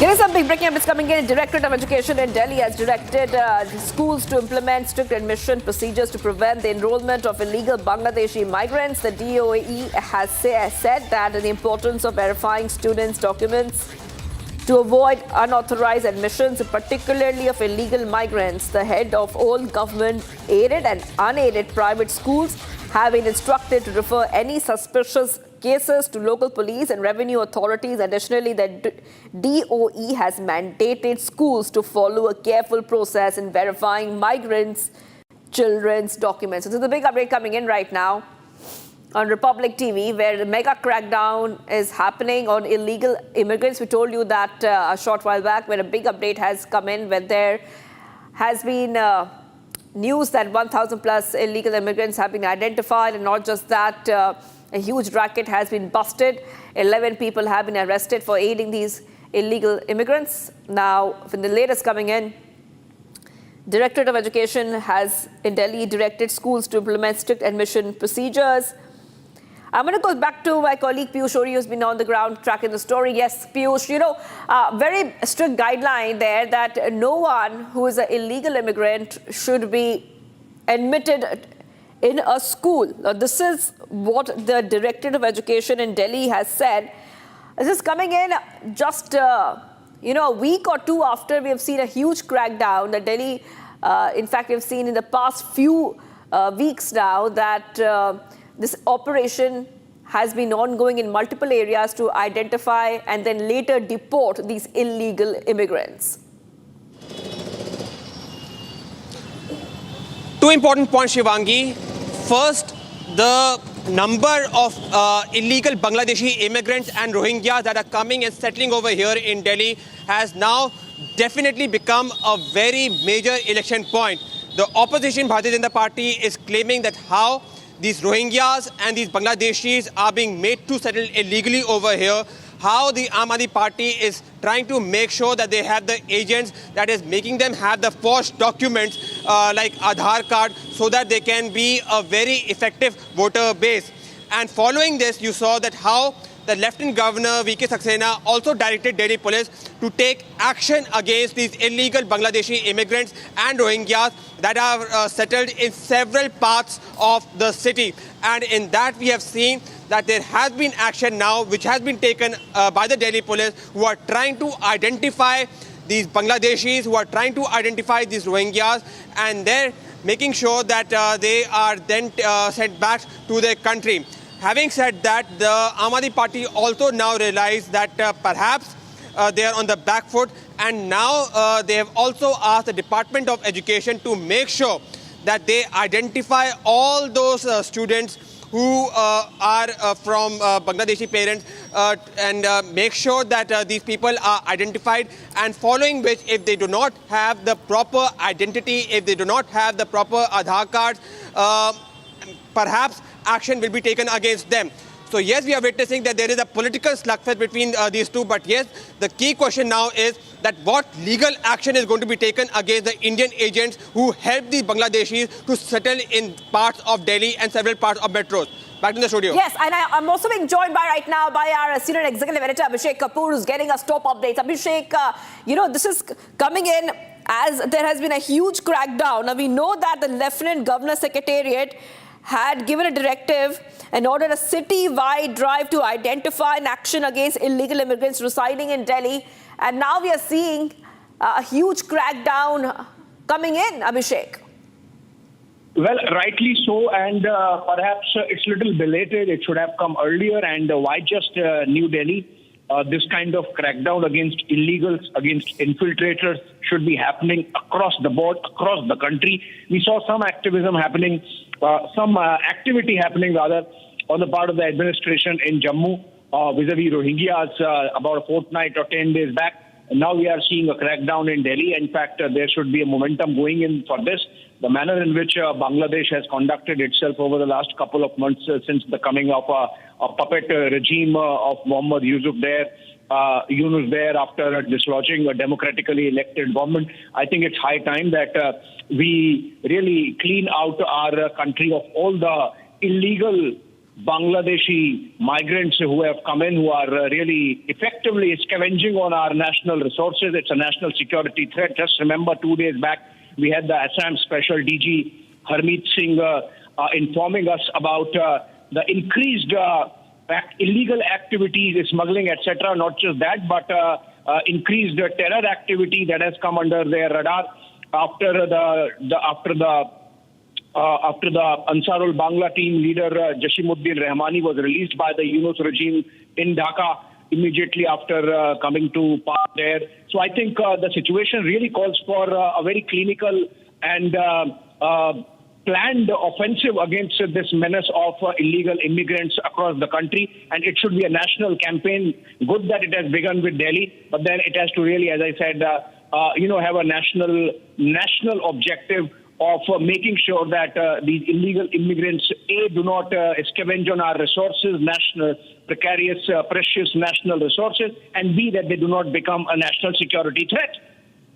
We're getting some more breaking updates. Abhishek, please stay on with us. Let's go on to the next breaking update that we're getting for our viewers, because we're getting back-to-back live and breaking news. Mega crackdown on illegal immigration in national capital, like we're telling you, where fake Aadhaar voter IDs have been... Now they have been taken over from these illegal immigrants who are living under fake identities. And these are the top pictures we're getting for you also in a short while. We'll try to get you those pictures coming in. Delhi schools ordered to curb migrant enrollment.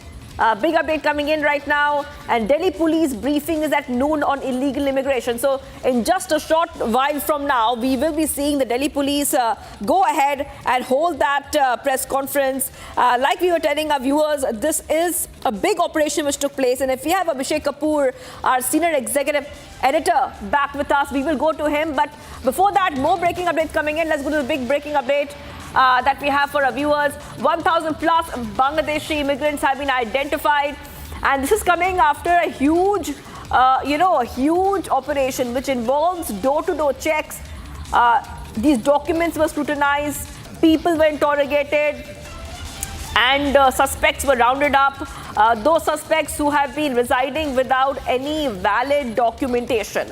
This is a very big story we're tracking right over here, right now, and we will be going back to Abhishek Kapoor because Abhishek, you know, this is coming in as, like we were telling our viewers, and like you were speaking about this as well, in the background of the demography debate, we have seen so much of talk, especially coming from top leaders, including Assam CM Himanta Biswa Sarma, on illegal immigration. We have seen similarly in the south of India, specifically in Bengaluru, we have also seen how Pakistani nationals have been staying, using fake identity as well. A very big development coming in right now, Abhishek. Well, yes, big in the sense that finally, thankfully, it is happening. It should have happened. As I said, it's belated. It should have happened much earlier. And the scale is huge. This number, 1,000, which the Delhi police has identified, is a minuscule number. The number of Bangladeshi illegals in India would be huge, would be possibly in crores. You know, it would be a percentage proportion of Bangladeshi population itself that has really sneaked in through our porous borders.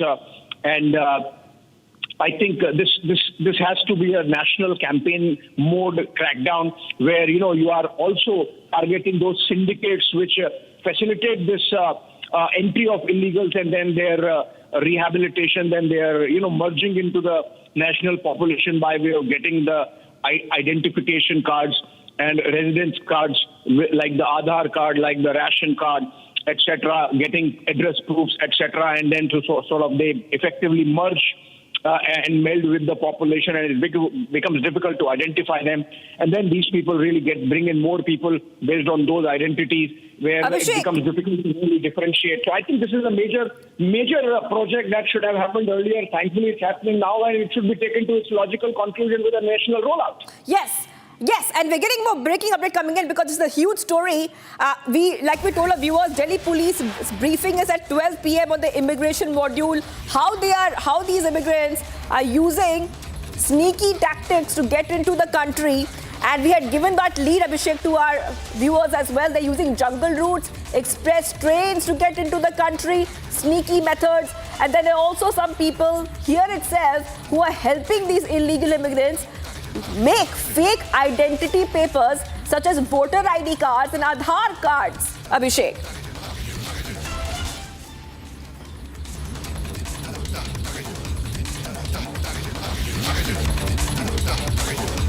All right, we'll go back to Abhishek Kapoor, senior executive editor right now. But like I was telling our viewers, back-to-back updates coming in on Republic TV on the illegal immigration issue, where we told you that a huge racket has been busted. Getting you some more breaking updates coming ahead of the elections in Delhi. A major political face-off has also now erupted over the settlement of infiltrators in the national capital. The BJP has now launched fresh attacks on the Aam Aadmi Party, alleging that the party let illegal immigrants settle in Delhi through a well-organized network. You know, this is the big update coming in right now, viewers, on Republic TV, and this is BJP's big charge on Aam Aadmi Party ahead of the crucial Delhi elections, where they are clearly saying that illegal immigrants are staying in Delhi through a well-connected, well-organized network, and the Aam Aadmi Party has been letting this happen under their nose. I want to go back to my colleague Piyush for more on this. Go ahead, Piyush. BJP's big allegation coming in on the illegal immigration issue, where they're saying Aam Aadmi Party is letting this happen under their nose, letting these illegal immigrants operate.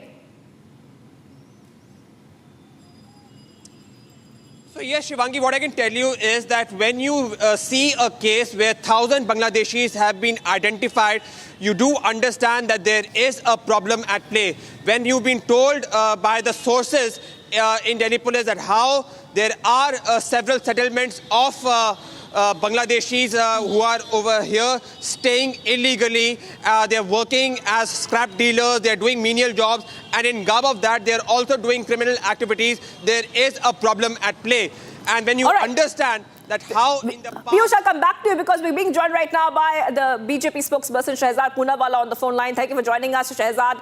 You know, your first reaction coming in, the BJP has put this huge allegation saying that this illegal racket has been running very, very smoothly under the Aam Aadmi Party government. देखिए, आम आदमी party का हाथ अवैध बांग्लादेशी घुसपैठी और रोहिंग्यों के साथ. These are the people who actually give the nutrition, the support, the patronage to such illegal Rohingyas and immigrants. And we have seen in the past, Amanatullah Khan has gone and provided them monetary support. We have seen that the Aam Aadmi Party government has given them electricity, water connections, and even rations. We have seen that the India Alliance has even asked for Ghuspaitias to get gas cylinders. So there is a soft corner because these people are illegally converted into vote banks and then used in elections. And therefore, when the BJP in Delhi says that let's have a process of identifying these outsiders, these illegal aliens, these foreigners who are usurping the resources of Delhiites or the people of India, at that time you see the reaction of Aam Aadmi Party and Congress. They virtually go on a spin. So therefore it is very clear that the Congress and the Aam Aadmi Party have been providing them patronage, and it is very clear that they are not in a mood of identifying and excluding such elements from the voter list because it is a vote bank for the Aam Aadmi Party. Right. Yes, Shehzad, before I let you go, just one small question for you. Also, do you think that, when the Aam Aadmi Party has been talking about, and we've seen this in the past, about how they have changed the schools, how they have revolutionized education in Delhi, but when it comes to some basic steps that need to be taken, Shehzad, we have seen that the Aam Aadmi Party has been found lacking. Especially we saw the excise policy where they said that our ministers are extremely innocent in this, but the reality turned out to be different given the fact the kind of evidence which was mounting up. What do you think about this when it comes to this major crackdown on these illegal immigrants, Shehzad? First of all, I don't think they have revolutionized anything. We know the state of schools and hospitals in Delhi. We know the state of pollution. We know the state of Yamuna.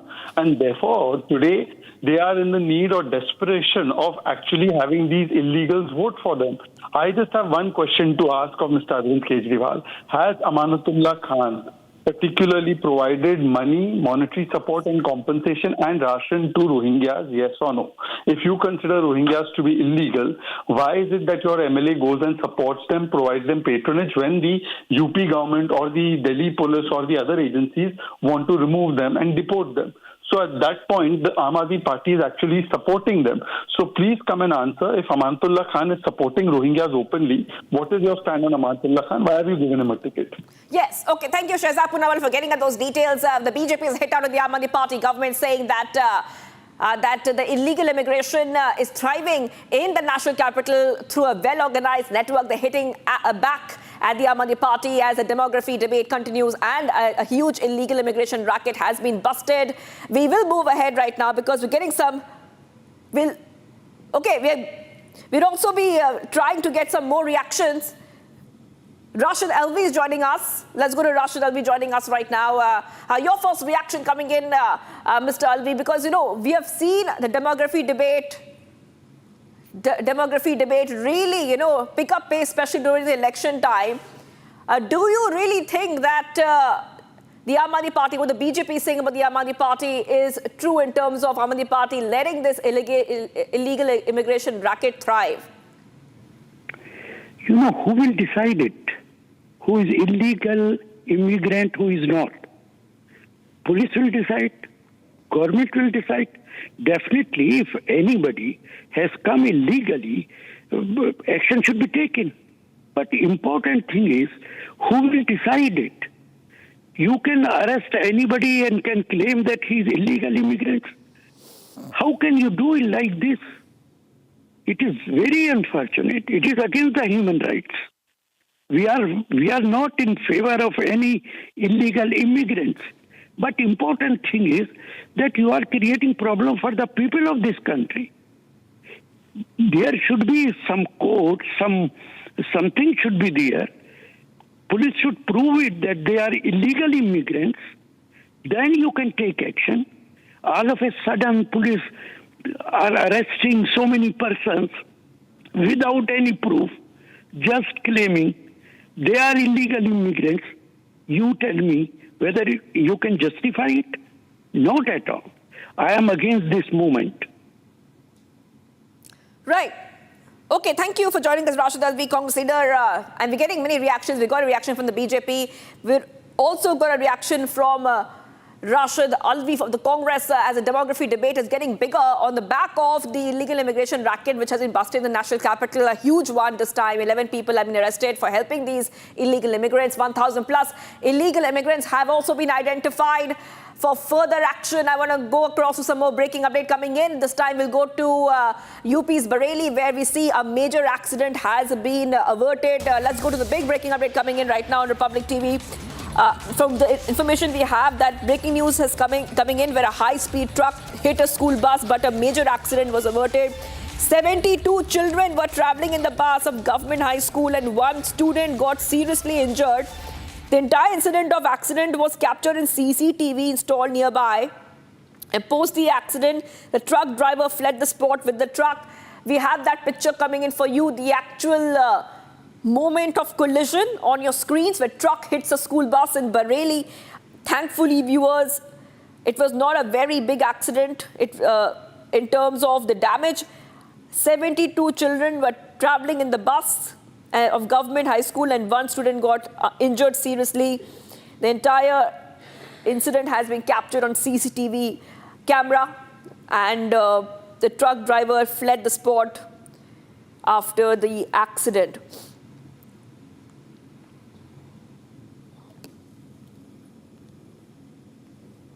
Let's move ahead right now, viewers, to some of the other stories that we're tracking coming in.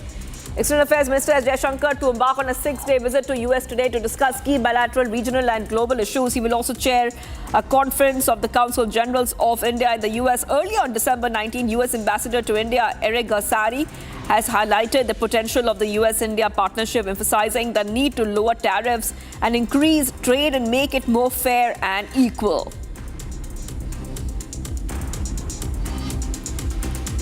Tamil Nadu Education Minister said that the state will continue to follow the no detention policy up to class 8. He said that the centre's move to allow schools to detain students in the same class if they fail to clear exams has created a big stumbling block for children from poor families in getting educated without any hassles up to class 8, and this was regrettable.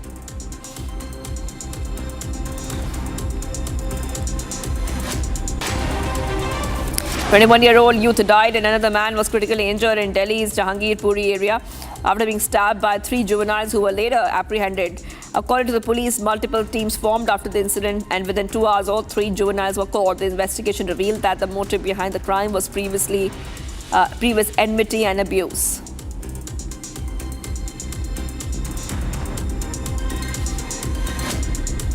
A 3.5-year-old girl fell into a borewell in Kiratpura village, sparking a swift and coordinated rescue effort. The incident occurred on Sunday morning. Authorities immediately launched a rescue operation to free the child. Teams from the district administration along with medical personnel have been working at the scene since the accident was reported. Local authorities have cordoned off the area to ensure the safety of both the rescue workers and the villagers.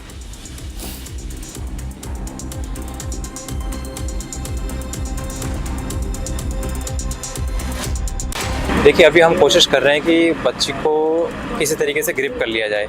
उसके लिए हमें दिक्कत ये आ रही है कि उसके चारों तरफ जो मिट्टी जमा हो रखी है और कुछ नमी की वजह से मिट्टी जो है वो सेट हो गई है उसके चारों तरफ। तो हम कोशिश कर रहे हैं कि अभी एक पत्ती नुमा हमने जुगाड़ तैयार किया। उस पत्ती नुमा जुगाड़ से हम पीछे की तरफ से जो बोर है उसकी मिट्टी को कुरेद के हम जगह बना रहे हैं और वहाँ से फिर हम इक्विपमेंट डाल के उसको बाहर ले लेंगे बच्चे को।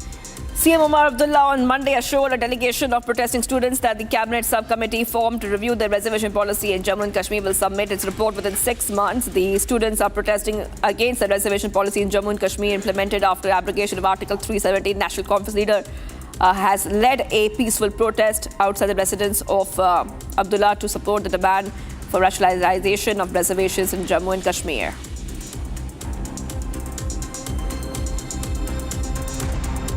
हाल ही में हम देख रहे जो बचरिंग हुई है ओपन मेरिट की लेस देन 30% रिक्रूटमेंट हो रही है फ्रॉम ओपन मेरिट।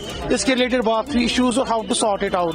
दूसरी बात हमने बात की जो सब कमेटी बनी, जो ये सब कमेटी बार बार मुतालबा कर रही थी कि सब जुडिस से आप कुछ नहीं कर सकते, तो इट वाज रेक्टिफाइड देयर। सब कमेटी काम करेगी चाहे वो कोर्ट में इसके रिलेटेड केस चले या ना चले, इट विल वर्क पैरेलल। और वी वांटेड कि टाइम बाउंडेड केस हो एंड उमर सर रिक्वेस्टेड कि up to 6 months we will need up to 6 months because we have to meet other parties also. The UP government signed MOU with Japan's Yamanashi Prefecture Monday in the fields of industrial cooperation, tourism and vacational education. The MOUs were exchanged between Chief Secretary Manoj Kumar Singh and Director General of the Governor's Policy Planning Bureau of Yamanashi, Ishidera, in the presence of CM Yogi Adityanath. राज्य सरकार जापानी कंपनियों के साथ सहयोग करने की इच्छुक है। उत्तर प्रदेश व जापान के साथ वह एमओयू साझा लोकतांत्रिक मूल्यों के आधार पर मानवता के लिए एक महत्वपूर्ण क्वाड देशों के साथ मिलकर कार्य करने के प्रधानमंत्री मोदी जी के प्रतिबद्धता का ही परिणाम है।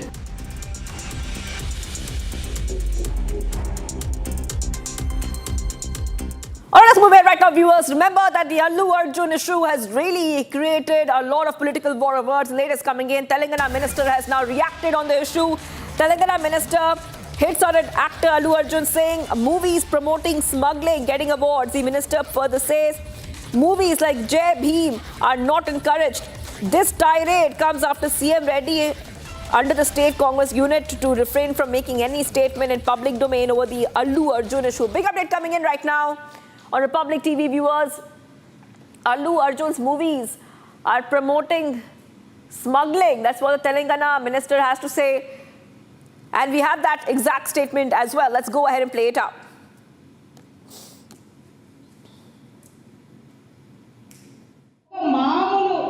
మహిళ భర్త దొంగతనం పేరుతోటి ఒక ఉన్నత వర్గాలు కేసు పెట్టి ఇబ్బందుల పాలు చేస్తే చేతిలో సంకలో బిడ్డ కడుపులో మరి రూపం పోసుకునేటువంటి బిడ్డ యొక్క సినిమాను అద్భుతంగా మన ముందుకు తీసుకొచ్చింది.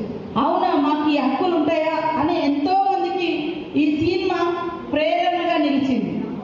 కానీ అలాంటి సినిమాను ప్రోత్సహించలేదు. అలాంటి వాళ్ళకి అవార్డులు రాలే, జేబీఎం సినిమా లాంటి వాటికి. కానీ ఇవాళ పోలీస్ అధికారులు చట్టబద్ధంగా ఉండేటువంటి డ్యూటీలో ఉంటారు. వాళ్ళని బట్టలు ఇప్పేసి ఒక స్మగ్లర్ పాత్రలో ఒక స్మగ్లర్ పాత్రలో ఉండేటువంటి ఒక స్మగ్లింగ్ చేసేటువంటి హీరోలు పోలీస్ అధికారులను పోలీస్ స్టేషన్లలో బయట బట్టలు ఇప్పేసి నిలబెట్టి యథేచ్ఛగా స్మగ్లింగ్ చేసేటువంటి సినిమాలకు మాత్రం కేంద్రం నుంచి అవార్డులు వస్తున్నాయి. Coming up, viewers, as we keep getting you top updates. Telangana minister attacks actor Allu Arjun, says his movie promotes smuggling to get awards.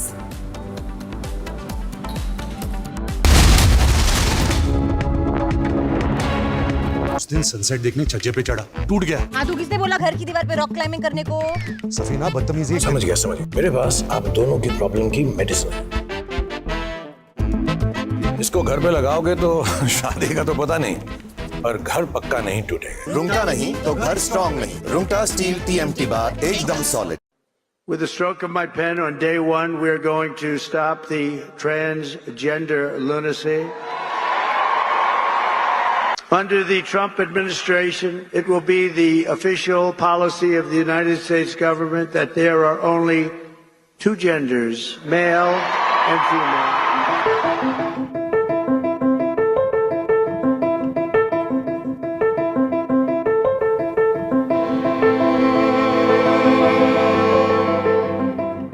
With the stroke of my pen on day one, we're going to stop the transgender lunacy. And I will sign executive orders to end child sexual mutilation, get transgender out of the military and out of our elementary schools and middle schools and high schools.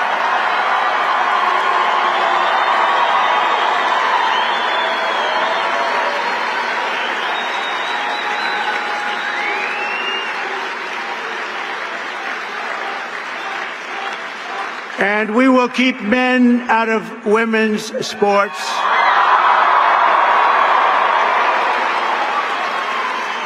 And that will likewise be done on day one. Should I do day one, day two, or day three? How about day one, right?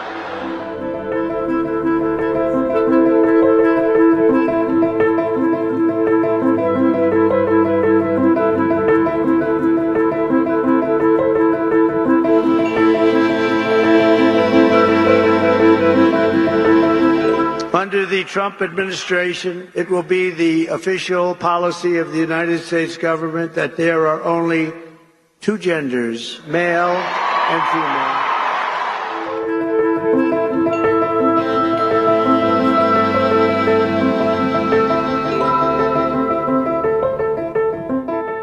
And he sent me this text message with this Elizabeth Warren tweet, and he's like, I don't know what the hell Two-Spirit is. We just wanted to be left the hell alone. Yeah.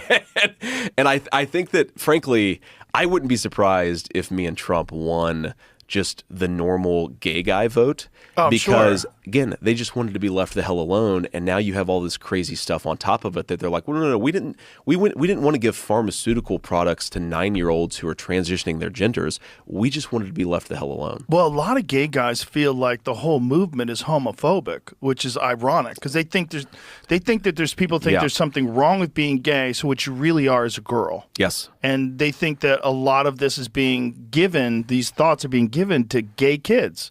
These kids will just grow up to be gay men, and instead you're getting them to convert their gender. It's pharmaceutical conversion therapy. So let's talk about children. Children are in the greatest danger in America today.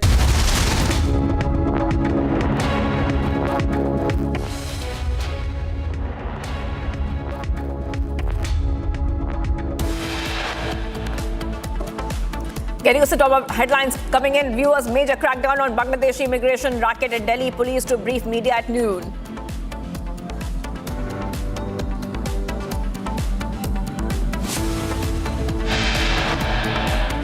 Aam Aadmi Party jolted into action after crackdown on Bangladeshi immigrants. Aam Aadmi Party issues diktat to Delhi schools to curb migrant enrollment.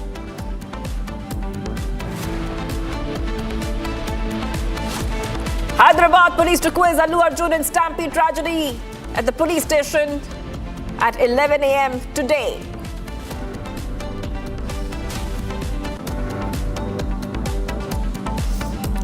Jaishankar to kick off 6-day US visit, last engagement during Biden's tenure between India and the US.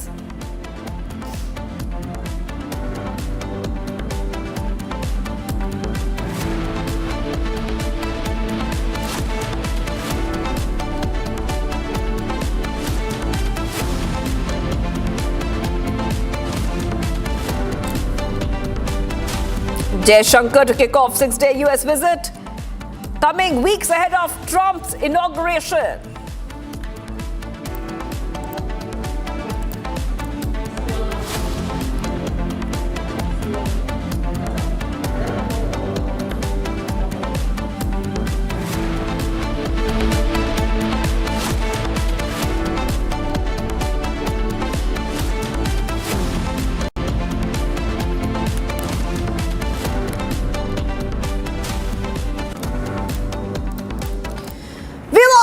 Breaking up, Shivangi Shukla getting you the latest coming in, and we are getting you the big updates. Especially, we told you in a short while from now, Pushpa 2 actor Allu Arjun is set to appear for questioning at the Chikkadapalli police station in the Sandhya Theatre stampede case. Remember, this comes just 2 days after vandals attacked his house, and sources also indicate that Telangana police may approach the Supreme Court over the cancellation of actors' interim bail. This is a big update coming in right now, Republic TV viewers, and we will be getting you all the top updates here on Republic TV.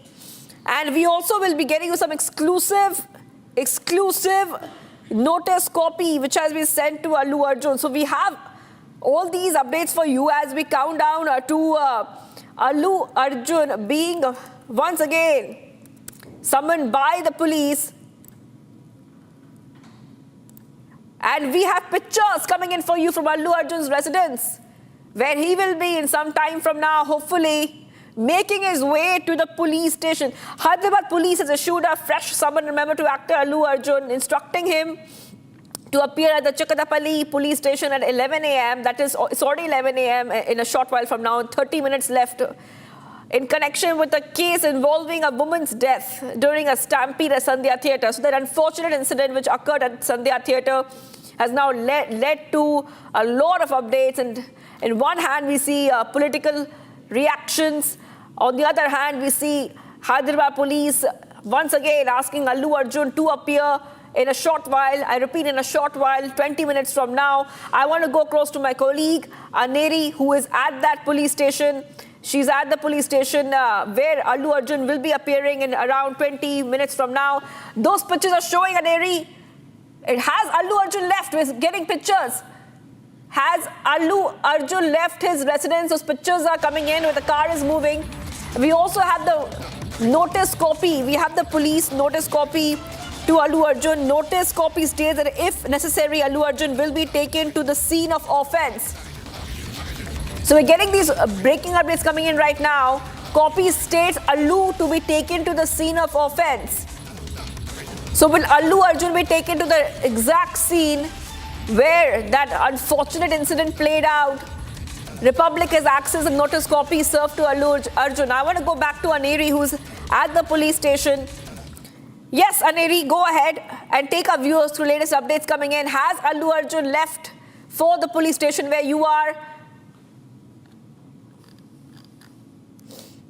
Well, Shivangi, what we have been seeing is that big developments that have been taking place. On one side, we see that Allu Arjun has already is already en route to police station, is what we are learning, as we have got the latest visuals of Allu Arjun leaving from his residence, and also we have accessed the exclusive notice copy which was served to Allu Arjun by the police officials. We'll just try and show you this exclusive notice copy which was served to Allu Arjun, which it is where it is stated that he has to appear before the police at 11 a.m. today, and it's almost within another 20 to 25 minutes Allu Arjun will be arriving here.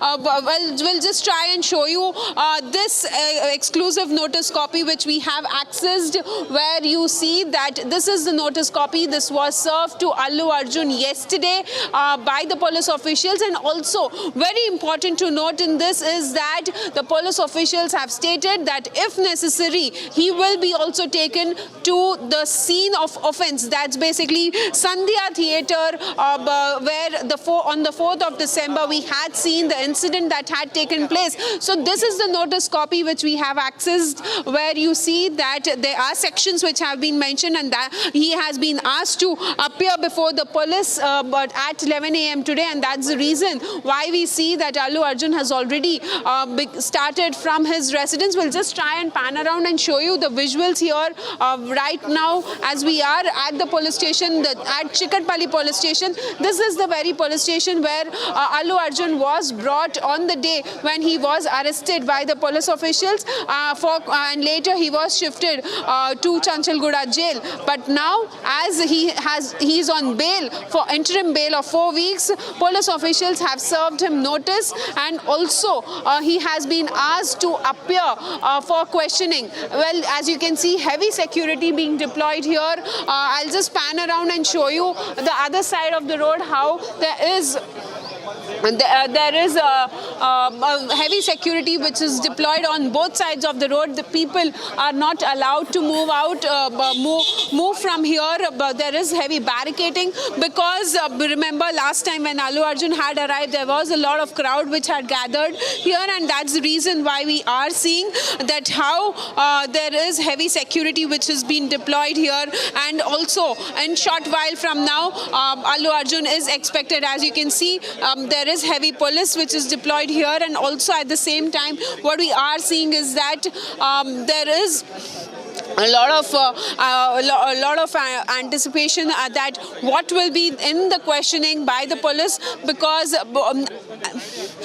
what we have been seeing is that Allu Arjun has been also talking to his legal team, and he will be arriving here with his legal team in another 20 to 25 minutes is what we are expecting. Allu Arjun arriving at the police station for questioning, and also the notice copy which clearly states that if necessary then he will be also taken to the scene of offense. That's the Sandhya Theatre, where he will be taken to if necessary as a part of the investigation. We'll be right back after a short break. Keep watching Republic TV.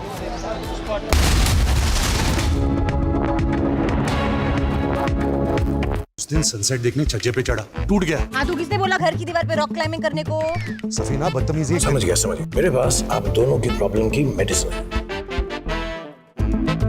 इसको घर पे लगाओगे तो शादी का तो पता नहीं, पर घर पक्का नहीं टूटेगा। रुंगटा नहीं तो घर स्ट्रॉन्ग नहीं। रुंगटा स्टील TMT बार एकदम solid.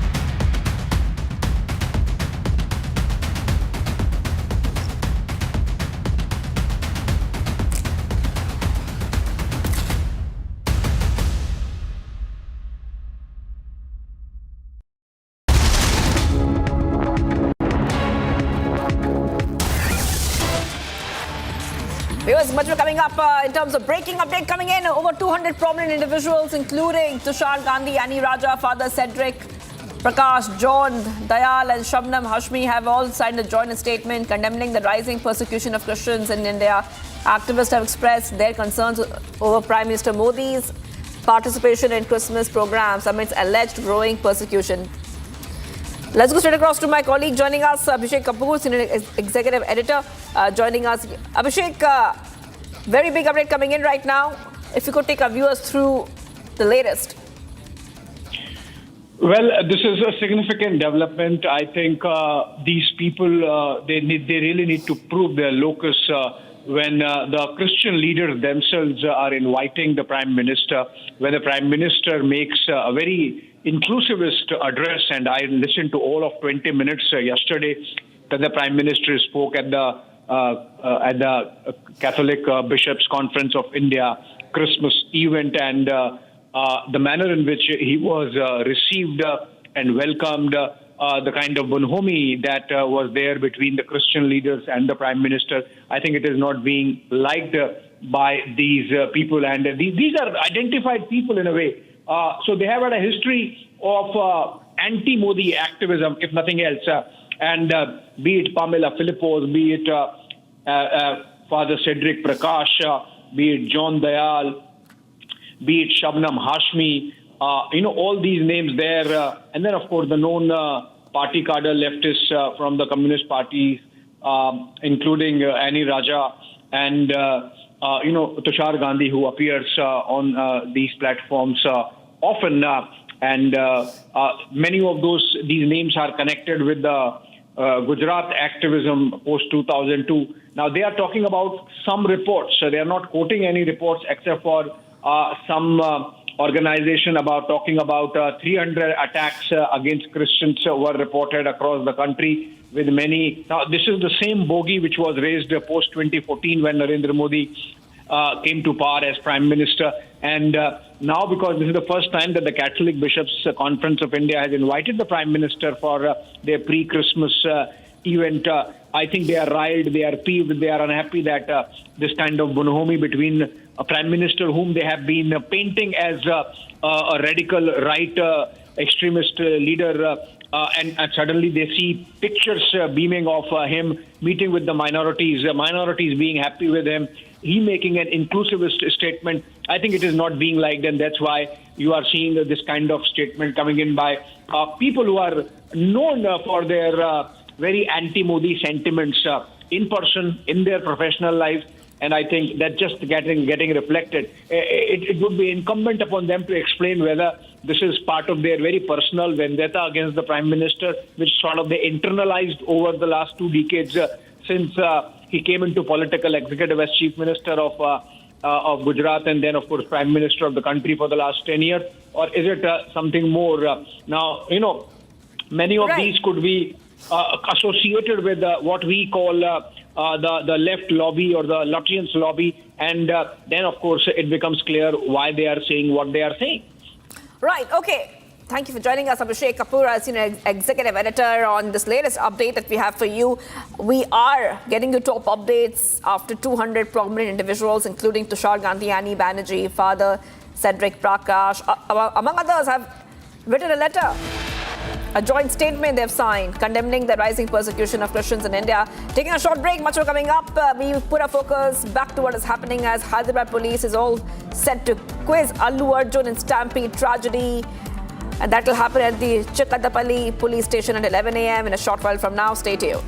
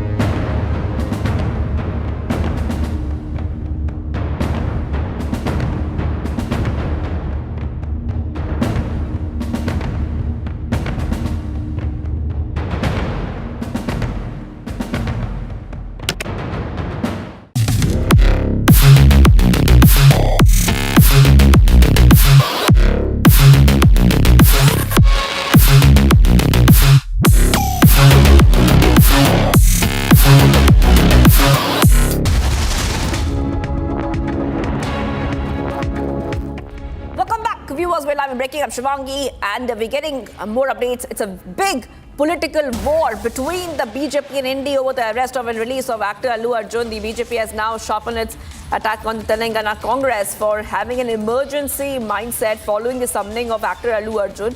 He claimed that the Congress first arrested the actor, then had its youth Congress president pelt stones at Arjun's house. The BJP has alleged that this retaliation was due to Allu Arjun's refusal to campaign for the Congress. Big update coming in right now, Republic TV viewers, where we are learning back-to-back updates. All-out political war of words continues. We also have a reaction coming in from the BJP. Let's listen in.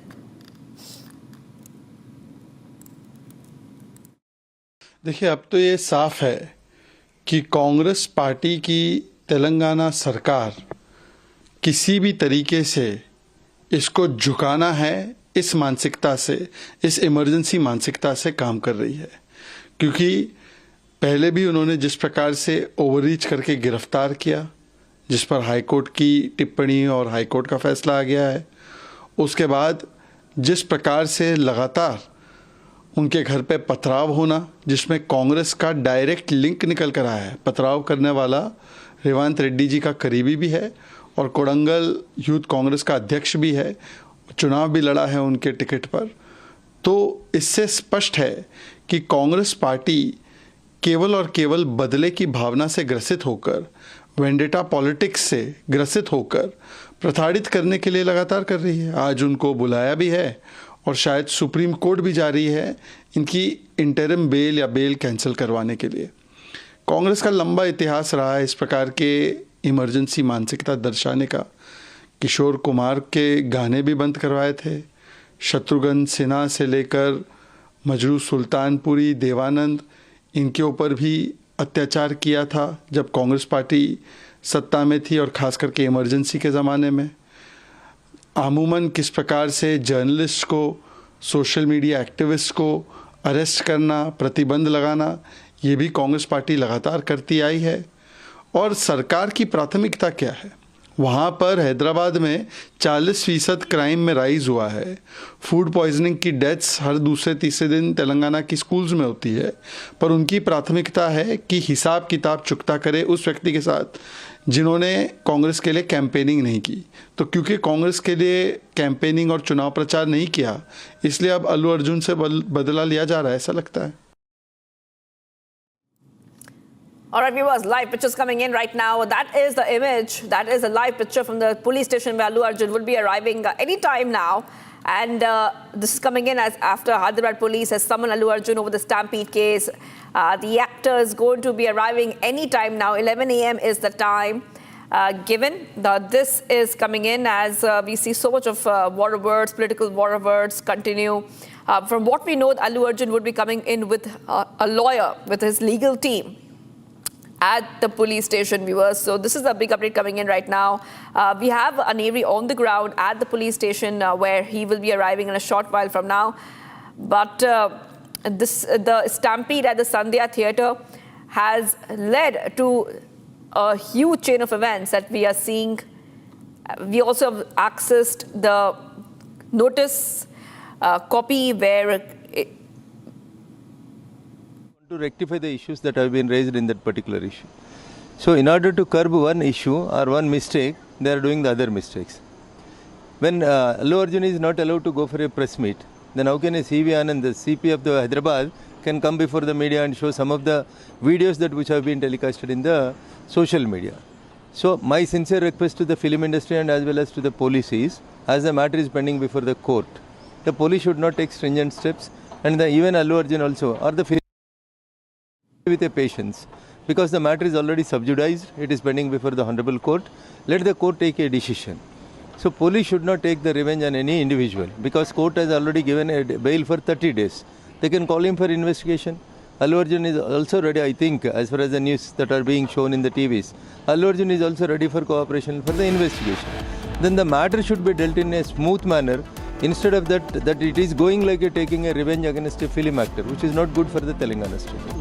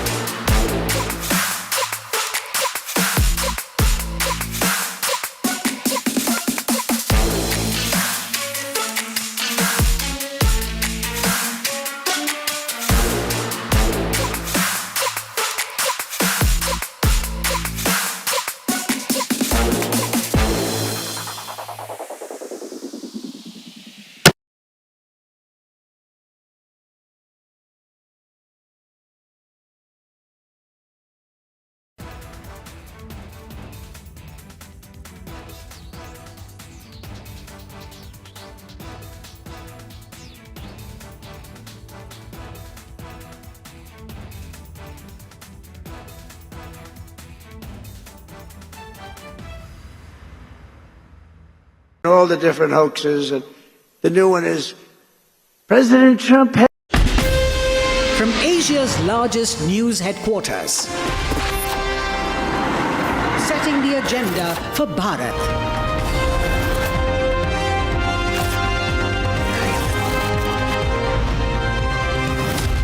You're watching Republic.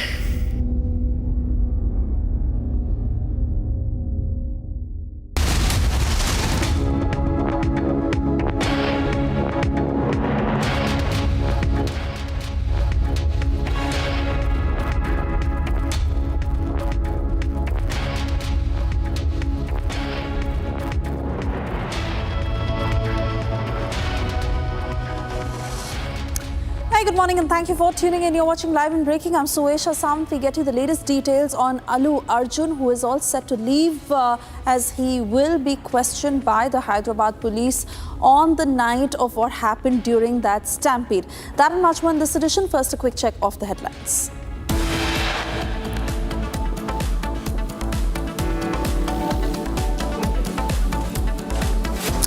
Major crackdown on Bangladeshi immigration racket in Delhi. Police to brief the media this noon.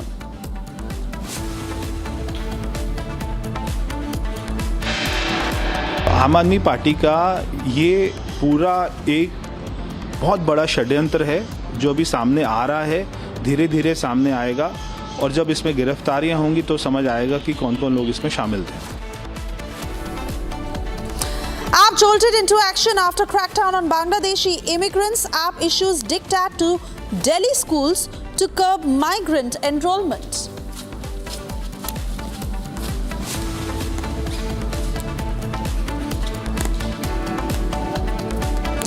On the back foot over stampede tragedy. In the meanwhile, Hyderabad police all set to quiz Allu Arjun in the stampede tragedy at Chikkadapalli police station at 11 a.m.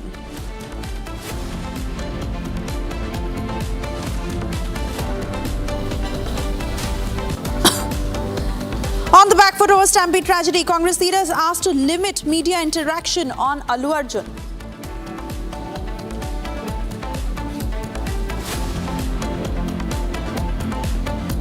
Jaishankar to kick off 6-day US visit, last engagement during Biden's tenure between India and the United States.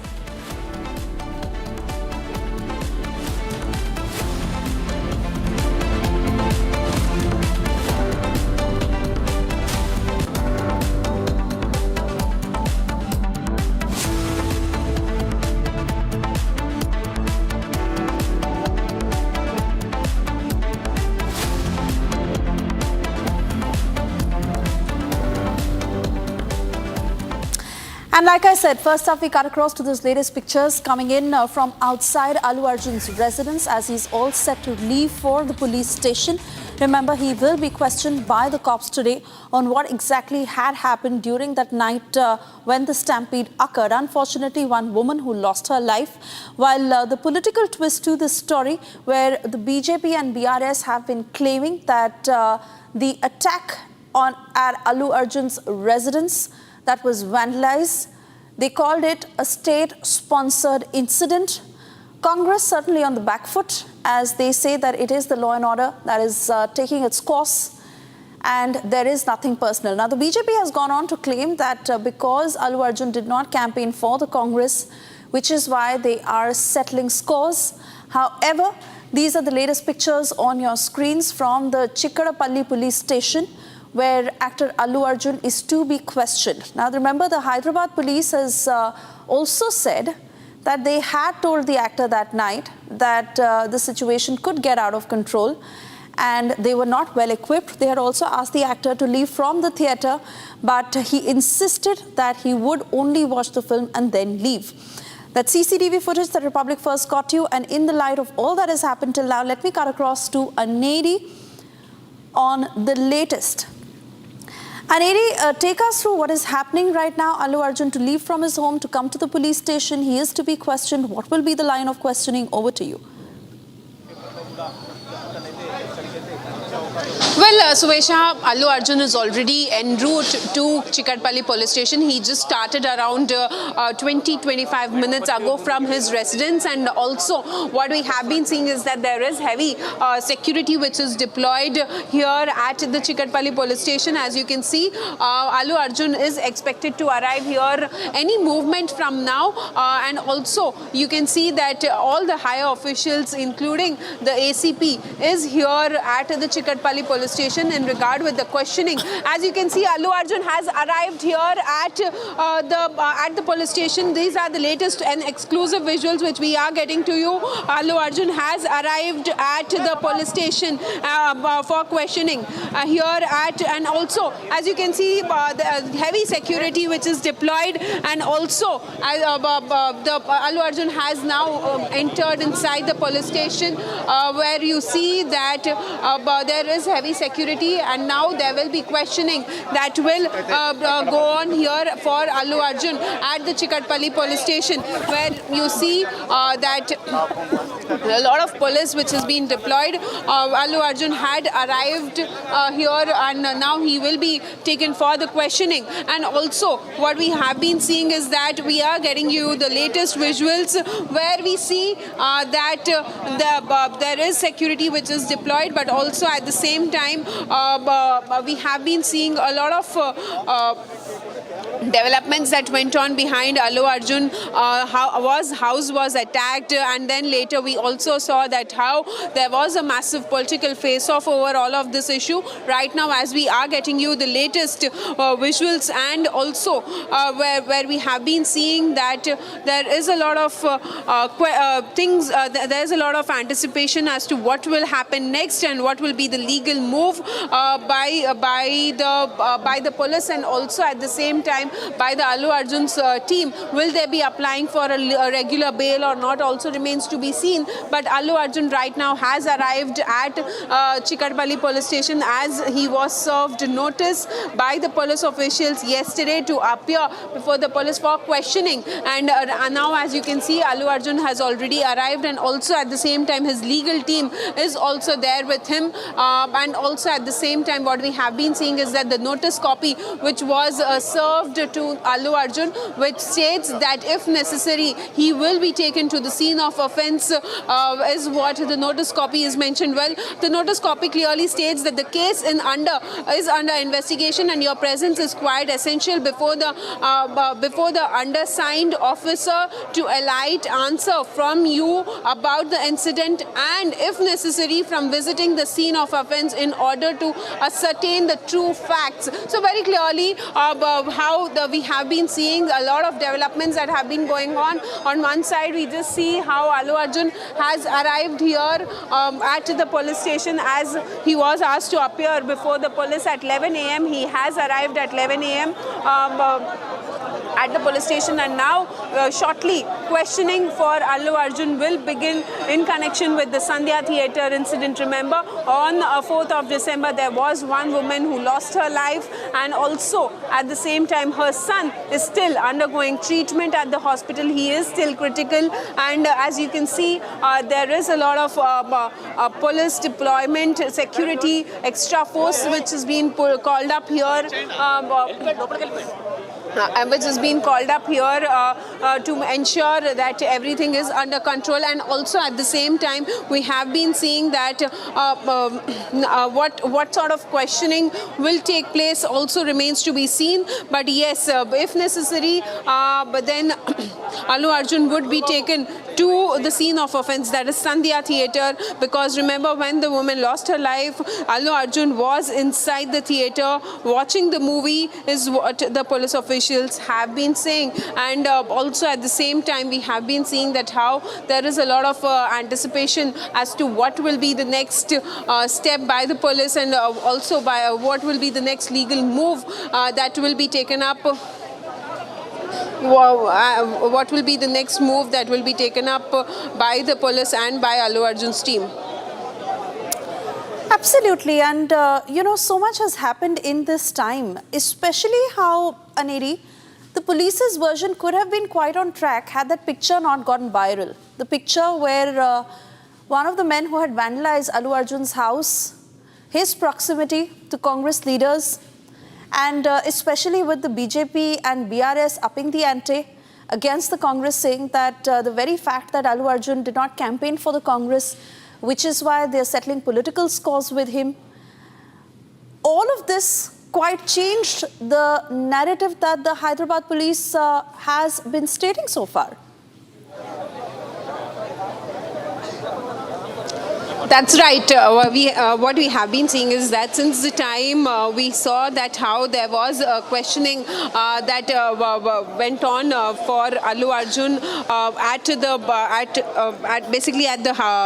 the police station when he was arrested, and later we also saw last week how there was a face-off in the assembly, on the floor of the assembly. We saw how comments which were made by Akbaruddin Owaisi and also the Chief Minister Revanth Reddy over whole of this issue.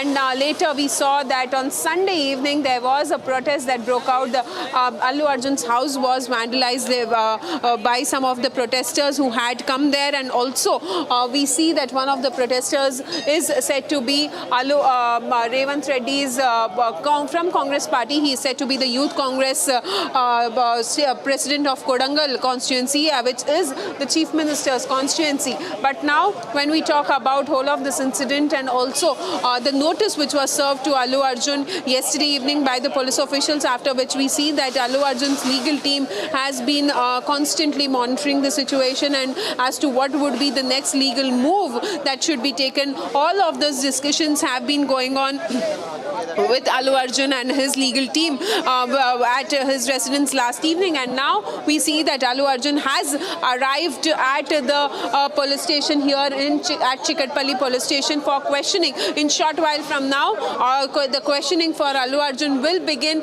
and also at the same time, as you can see, there is heavy security which is deployed. But also when we talk about the whole of this incident, we have been seeing that on 4th of December, what transpired, very unfortunate that a woman lost her life and her son is still undergoing treatment at the hospital. He is still critical, but then we'll have to see how it is going to be turning out to be. But also when we talk about the political angle to it, on one side we see that how the BRS and the BJP has been hitting out at the Congress government, and also at the same time we have been seeing that now their sources have told that there was a discussion which went on in the top leadership of the Congress party, including the Chief Minister Revanth Reddy, where he has asked its leaders, including MPs, MLAs, not to speak publicly or not to speak to media, especially over Allu Arjun's issue. They have asked them, the Chief Minister has basically asked them to restrain themselves from making any sort of comments against Allu Arjun or basically over the Allu Arjun matter overall, and that's the reason why we have been seeing that how there is a lot of things which have been going on, fast-paced developments that have been taking place. Right now Allu Arjun has arrived at the police station for questioning. What will be the next move, what will be the questions that would be asked also remains to be seen. Very crucial and very important development that has been going on here as to the incident that had taken place on the 4th of December. Aniri, another important development, as the police also mentions that today Allu Arjun could be taken to that very spot where the woman had unfortunately lost her life, where the stampede had taken place outside Sandhya Theatre. Also, one of the earlier statements from the police, and you would be able to clear that better for viewers outside of Hyderabad, where the police had said that there are about 10 theatres on that line where Sandhya Theatre is. And for that very reason, the police had intimated Allu Arjun that there could be a lot of crowd. There was a possibility that it could not be controlled. What are the exact details regarding the placement of Sandhya Theatre? What is around, where the stampede occurred, when Allu Arjun was told that he should be careful, what had happened? Well, Suesha, what we have been seeing is that recently after there was the comments which were made by the Chief Minister in the Assembly, we had seen how Chief Minister Revanth Reddy had made comments over the incident, and he had also spoken about why shouldn't Allu Arjun be questioned, because he is a responsible citizen, he is a law. But then now what the police officials state is that they have released a CCTV, and also the police officials state is that Allu Arjun was inside the theatre when the incident had taken place. He was informed twice about that, but then basically his team was informed about the incident that had taken place, but then despite that Allu Arjun did not come out of the theatre, and later after some time the DCP had to go and inform Allu Arjun that a woman has lost her life and there are people who fell unconscious there. That is the time when Allu Arjun had left from the theatre. That the CCTV also shows that the movement of Allu Arjun leaving, and also how there was a huge crowd there while Allu Arjun coming at the theatre and while leaving from the theatre, because there was a lot of hype that about Pushpa 2, Allu Arjun coming at the theatre had led to this stampede-like situation, and due to which we also saw that how there was a lot of chaos that went on. 3 people fell unconscious, a woman lost her life. Definitely there is a lot of development which went on that day, and also at the same time the police officials continue to state that they did not receive any information from Sandhya Theatre or from the management of Allu Arjun over his arrival at the theatre. And later we also see that how Sandhya Theatre had written a letter earlier itself to police officials to provide bandobast at the theatre, but then police officials had stated that it is not appropriate for the actors to come to the theatre. And now we see whole of this incident. The arrest of Allu Arjun has definitely brought a lot of eyebrows over this incident, especially after the arrest and after he was sent to jail after the local court, the Nampalli court had given 14 days of remand to Allu Arjun, and however he had got interim bail from the High Court, but then despite that he had to spend one night in jail because of the documents which were not submitted on time. But now, as you can see, as Allu Arjun is on interim bail for 4 weeks, but he has to continue to cooperate with the investigation, and that's the reason why we see that Allu Arjun was served notice by the police yesterday to appear before the police for questioning, and in the notice copy also it is mentioned that if necessary then he would be taken to the scene of offence, that is Sandhya Theatre, and right now Allu Arjun is at the Chikatpalli police station, as Sandhya Theatre comes under the jurisdiction of Chikatpalli police station, and that's the reason why we see that he has already arrived here, as he was asked to appear before the police at 11 a.m. Well, now we'll have to see until what time will Allu Arjun be questioned, and what would be the questioning that will take place at the police station. Oh yes, that was going to be my next question to you, Aneri, because Allu Arjun has claimed he's innocent, he's a law-abiding citizen. Whatever he did as per the guidance that was given by the cops. Even now we understand that top-level officers who are questioning him, and the police primarily saying that they're questioning him to ascertain all facts of what exactly had transpired on that night. Like I said, that sources also saying that he could be taken to that very spot where the stampede had occurred. There have also been allegations of how his security had pushed and shoved many of those people there. So in light of all that has happened until now, what more are you picking up from your sources in terms of the line of questioning that is to happen today?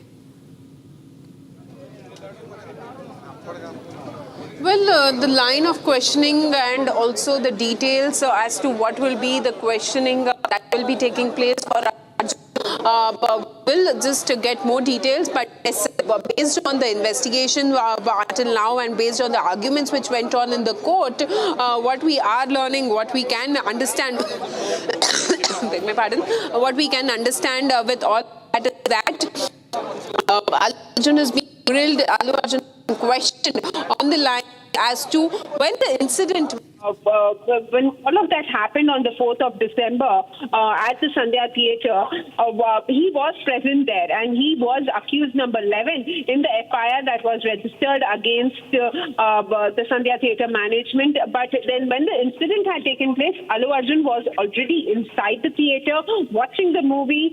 Inside the theatre, watching the movie, watching the premiere show of Pushpa 2. But then now, that would be one of the basic lines that would be questioned on by the police officials to Allu Arjun, and also at the same time we would be seeing that regarding the management, regarding his security personals pushing, as the police officials have yesterday during the press conference, they have stated that how the Allu Arjun's management or the bouncers of Allu Arjun, how they were pushing,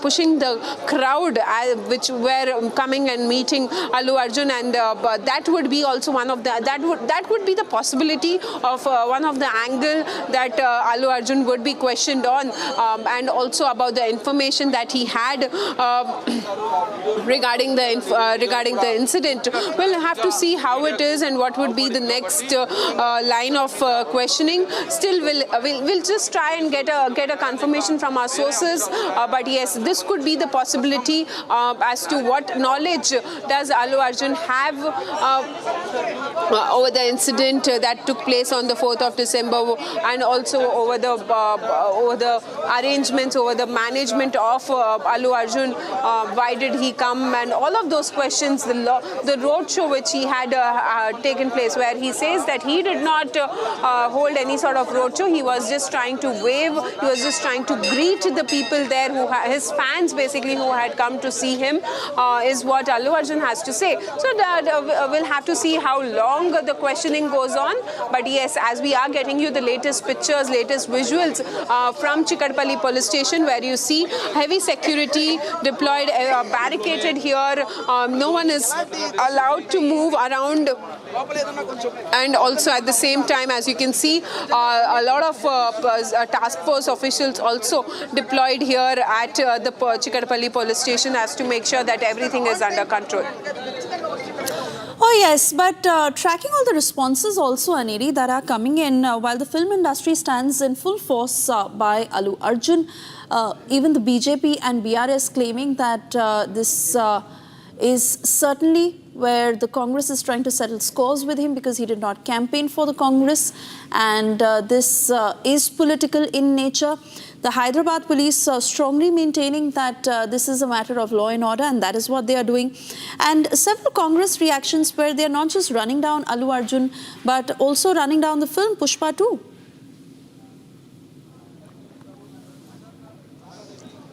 Well, definitely, Suesha, a lot of things which went on, because on one side we also had seen that how there was a political face-off which went on behind all of this incident. On the other side, we have been seeing that how the BRS and the BJP have been hitting out at the Congress government but since the time of arrest of Allu Arjun. We had seen that how there was opposition parties who was questioning the Congress government, and also the state-sponsored attacks is what the opposition parties have been stating. That's the reason why we also saw that how there was a lot of statement which we had seen from the Congress leaders also coming in yesterday, also when we happened to speak to the Congress MP Chamla Kiran Kumar Reddy, where he had stated that the police is just doing their job. They are investigating into the matter, and over the attack that had taken place, police had already booked 6 of the people who had vandalized Allu. Right. Aneri, many thanks for getting us those details. We'll keep coming back to you for further updates. For the moment, we also cut across to more breaking news coming in. We are learning that the ED has taken possession of a flat in Thane, which cost 55 lakh rupees. In fact, that flat that was in the name of one of the close aides of Iqbal Kaskar, who is the brother of Dawood Ibrahim, and ED primarily having taken this action as a part of a money laundering probe, where the flat has now been confiscated by the Enforcement Directorate. It costs about 55 lakh of rupees. It is in Maharashtra's Thane, and it was held in the name of an alleged associate of fugitive gangster Dawood Ibrahim's brother, Iqbal Kaskar.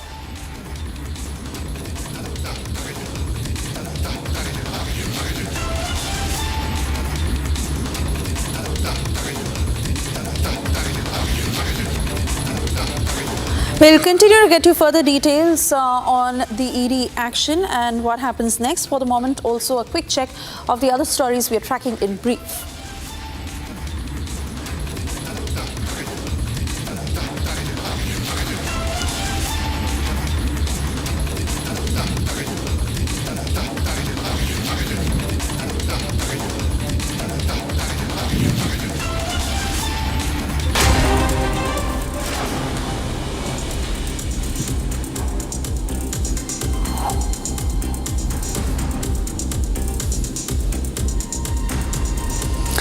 Heavy snowfall in Himachal Pradesh caused a massive traffic jam between Solang and Atal Tunnel in Rohtang. Local police is working with locals to clear out the traffic amid snowfall and threats of slippery roads. Nearly 1,000 vehicles have been stuck. 700 tourists have been rescued safely. Further rescue operations are underway. A massive fire broke out in Mumbai's Mandala area of Mankhurd. While further investigations are underway, no casualties have been reported so far. According to official reports, 8 fire engines and water tankers rushed to the spot. The incident was reported after a blaze erupted in a godown nearby, and this happened around 7 p.m. MEA confirmed that diplomatic communication has been received from the Bangladesh interim government regarding the extradition of ousted Prime Minister Sheikh Hasina. India has not yet commented. The UNIS government had sent a note verbal to India to initiate the extradition of Hasina. The former Prime Minister sought asylum in India after student-led protests in Bangladesh led to the fall of Hasina's regime in Bangladesh. 2 men were allegedly stabbed multiple times in Delhi's northwest area of Jahangirpuri. 2 juveniles were apprehended in connection to the case and have been sent to judicial custody. Victims, identified as Pawan and Aman, were attacked by the accused amid a previous enmity. The victims were rushed to the hospital as the duo sustained severe injuries. However, police reports shared that Aman succumbed to the wounds.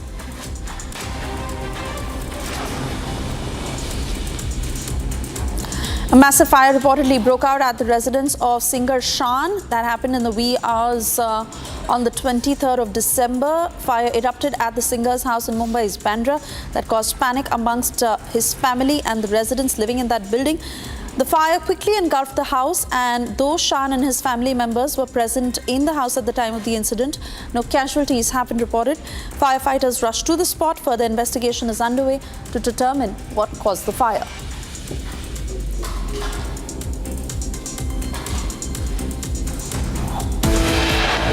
Time now for a short commercial break. On the other side, we continue to get you the latest. Allu Arjun being questioned by the Hyderabad police on what had transpired on the night when the stampede occurred.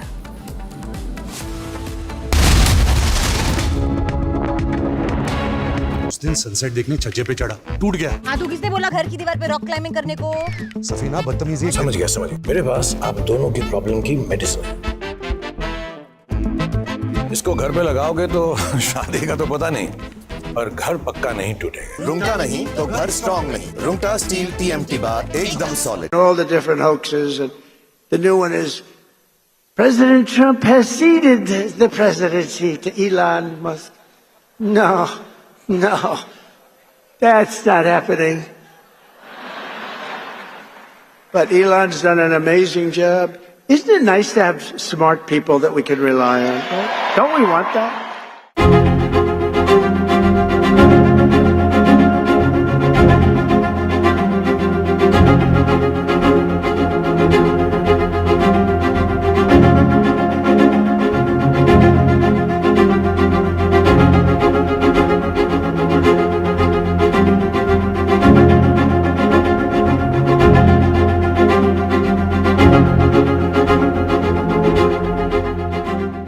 all the different hoaxes. And the new one is, President Trump has ceded the presidency to Elon Musk.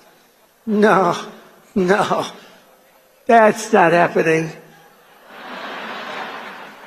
But Elon's done an amazing job. Isn't it nice to have smart people that we can rely on? Right? Don't we want that? And he supplied Starlink for North Carolina when they had no form of communication.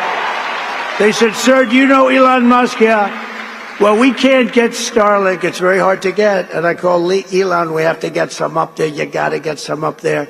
And he got over 2,000 units. It's a lot. And they flooded it with Starlink, and it was so good. It saved a lot of lives, so we want to thank him. But no, he's not going to be president, that I can tell you. And I'm safe. You know why? He can't be. He wasn't born in this country.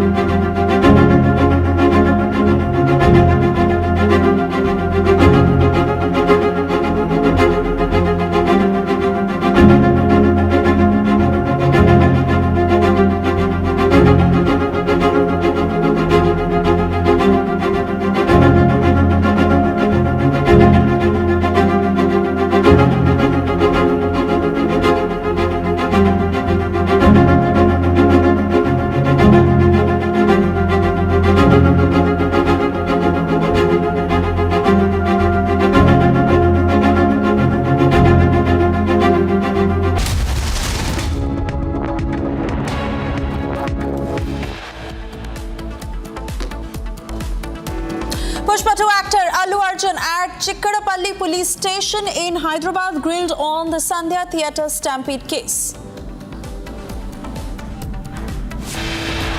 On the back foot over stampede tragedy, Congress leaders asked to limit media interactions on Allu Arjun. Major crackdown on Bangladeshi immigration racket in Delhi. Police to brief media at noon. जब ये बात पता लगी कि दिल्ली सरकार के स्कूलों में ऐसे लोग भी भर्ती हो रहे हैं, उनके बच्चे भी भर्ती हो रहे हैं, चाहे वो बांग्लादेशी हैं, चाहे वो रोहिंग्या हैं, तब एक केजरीवाल को डर लगा कि उनका जो सारा षड्यंत्र था तो उसका पर्दाफाश हो रहा है. AAP jolted into action after crackdown on Bangladeshi immigrants. AAP issues diktat to Delhi schools to curb migrant enrollment. Jaishankar to kick off 6-day US visit, last engagement during Biden's tenure between India and US. ED action against Daud aide. ED seizes Daud's brother Iqbal Kaskar's Thane flat.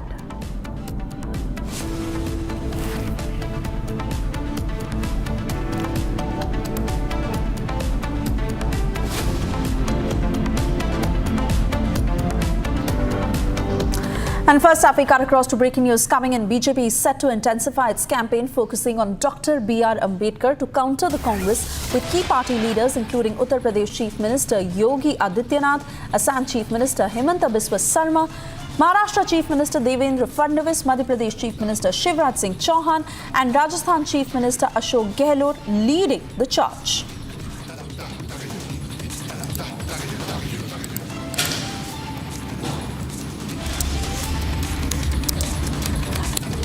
Executive Editor Politics Aishwarya Kapoor will join us shortly to take us through the latest details as BJP is all set to counter the Congress on the Ambedkar legacy debate.